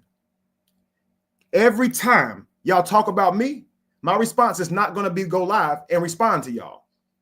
It's not going to be to yell at you like I did the other day. It's not going to be to call you ugly like I did today. It's not going to be any of that. It's just going to be me calling the police and filing charges. Me calling the police and pressing charges. And that's how I'll treat it until something is done, until I can sue y'all. Because I get it. I'm a life coach. I'm not supposed to respond that way, right? I'm going to respond how y'all say respond. I think calling the cops and pressing charges and filing for harassment, that's pretty mature, right? That's some life coachable shit to do, right? I'm sure Miss Sean would agree with that. I'm sure she would say, Kevin, that's a good one. You're doing a good job. File them charges on Amora. File them charges on Callie, the guy that I'm in this inbox celebrating. The guy that I'm in there saying, yeah, go Callie, go Neo. I'm sure all of them would agree that this is how I should pursue Callie and Neo and all of them, right? And if Callie and Neo and all of them feel that I've done something to harass them, they should probably call the police. They should probably get their evidence together too. And then we should see who has the most fucking evidence. Let's do that. Yeah, let's see what the police and a real judge thinks about how all this shit started. Because they won't overtalk the judge. They ain't gonna do all that in front of a judge. They're gonna have to get in there and sit their ass down and act like something. I'm sick of it. Leave me and my family alone. Period. Leave them alone. Now, for all of you guys saying, Kevin, hey, man, look, we want you to get back focused. Don't worry about it. Keep your head on. Keep your head straight. Listen, guys. this video, along with the next one that's breaking Royce's lies down, that's the end of it. That's the end of it. You guys don't have to worry about hearing about them on this platform anymore. They're dead to me. I hate their fucking guts. Okay? From now on, their efforts of destroying my name will be met with me calling the police. I feel attacked. I feel like I'm being bullied. This is 100% fact. I feel like I'm being attacked, and I feel like I'm being bullied. Any further videos talking about me or my family, I will be calling the police. That is a fact. Any more lies, degradation, defaming information on my family, I will be calling the police. And I'm not going to respond to you at all. So you're dead. Your run is over. Your run is over. You won't never hear me say, get this recorded. You won't ever hear me say Neo again, or Mora again, Callie again. You motherfuckers is dead to me. But what I will be doing is handling it on the back end. That's what I'm going to do. So if you can't stop your life from being about me, I'm going to make my life be about you on the back end when I call them damn police and show them every time. I'm going to get in my car, drive to the fucking police station while you're on live and let them watch your ass. And I'm not going to respond to you at all. Because I know y'all like to say, well, but you responded. Well, but I'm a countersue. Okay, cool. All right, cool. Let's play a game.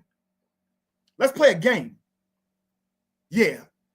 I ain't got shit else to say to y'all. I'm going to be a police nigga. How about that? How about that? Shit, wow. You a life coach, so you're supposed to let your family and children be talked about in the most disrespectful ways and be lied on. And we should be able to follow you around the platform to platform when you make an attempt to clear up your name that somebody else is going around ruining who you haven't bothered. I literally hate y'all.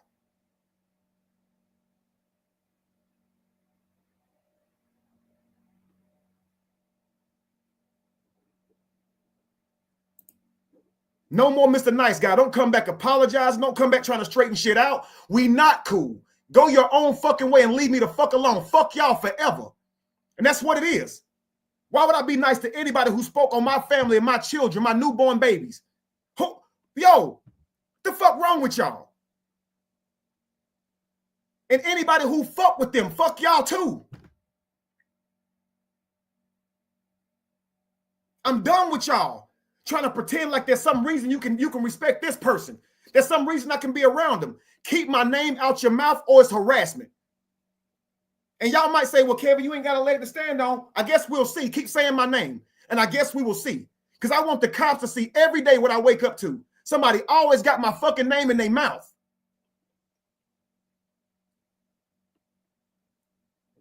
And I'm going to take my kids in there with me too so they can tell them what they experienced by you talking about them. I'm going to take Samik in there too. They're not going to be able to deny me because if they deny a black man, they're going to have to deny 2 black women, a black daughter, 4 black sons. I'm getting sick and fucking tired of them letting people run over anybody, but then hold another person accountable when they go attack them because, they're breaking the law. So it's okay for you to degrade these people, break them down mentally and everything. And if they react, that's the crime right there. Nah, I'm going to make the motherfucking police do something. I swear to God. I go live right in front of the precinct. I'm not playing, yo. Leave me the fuck alone. Until 6 o'clock, I'll see y'all then. Peace, family.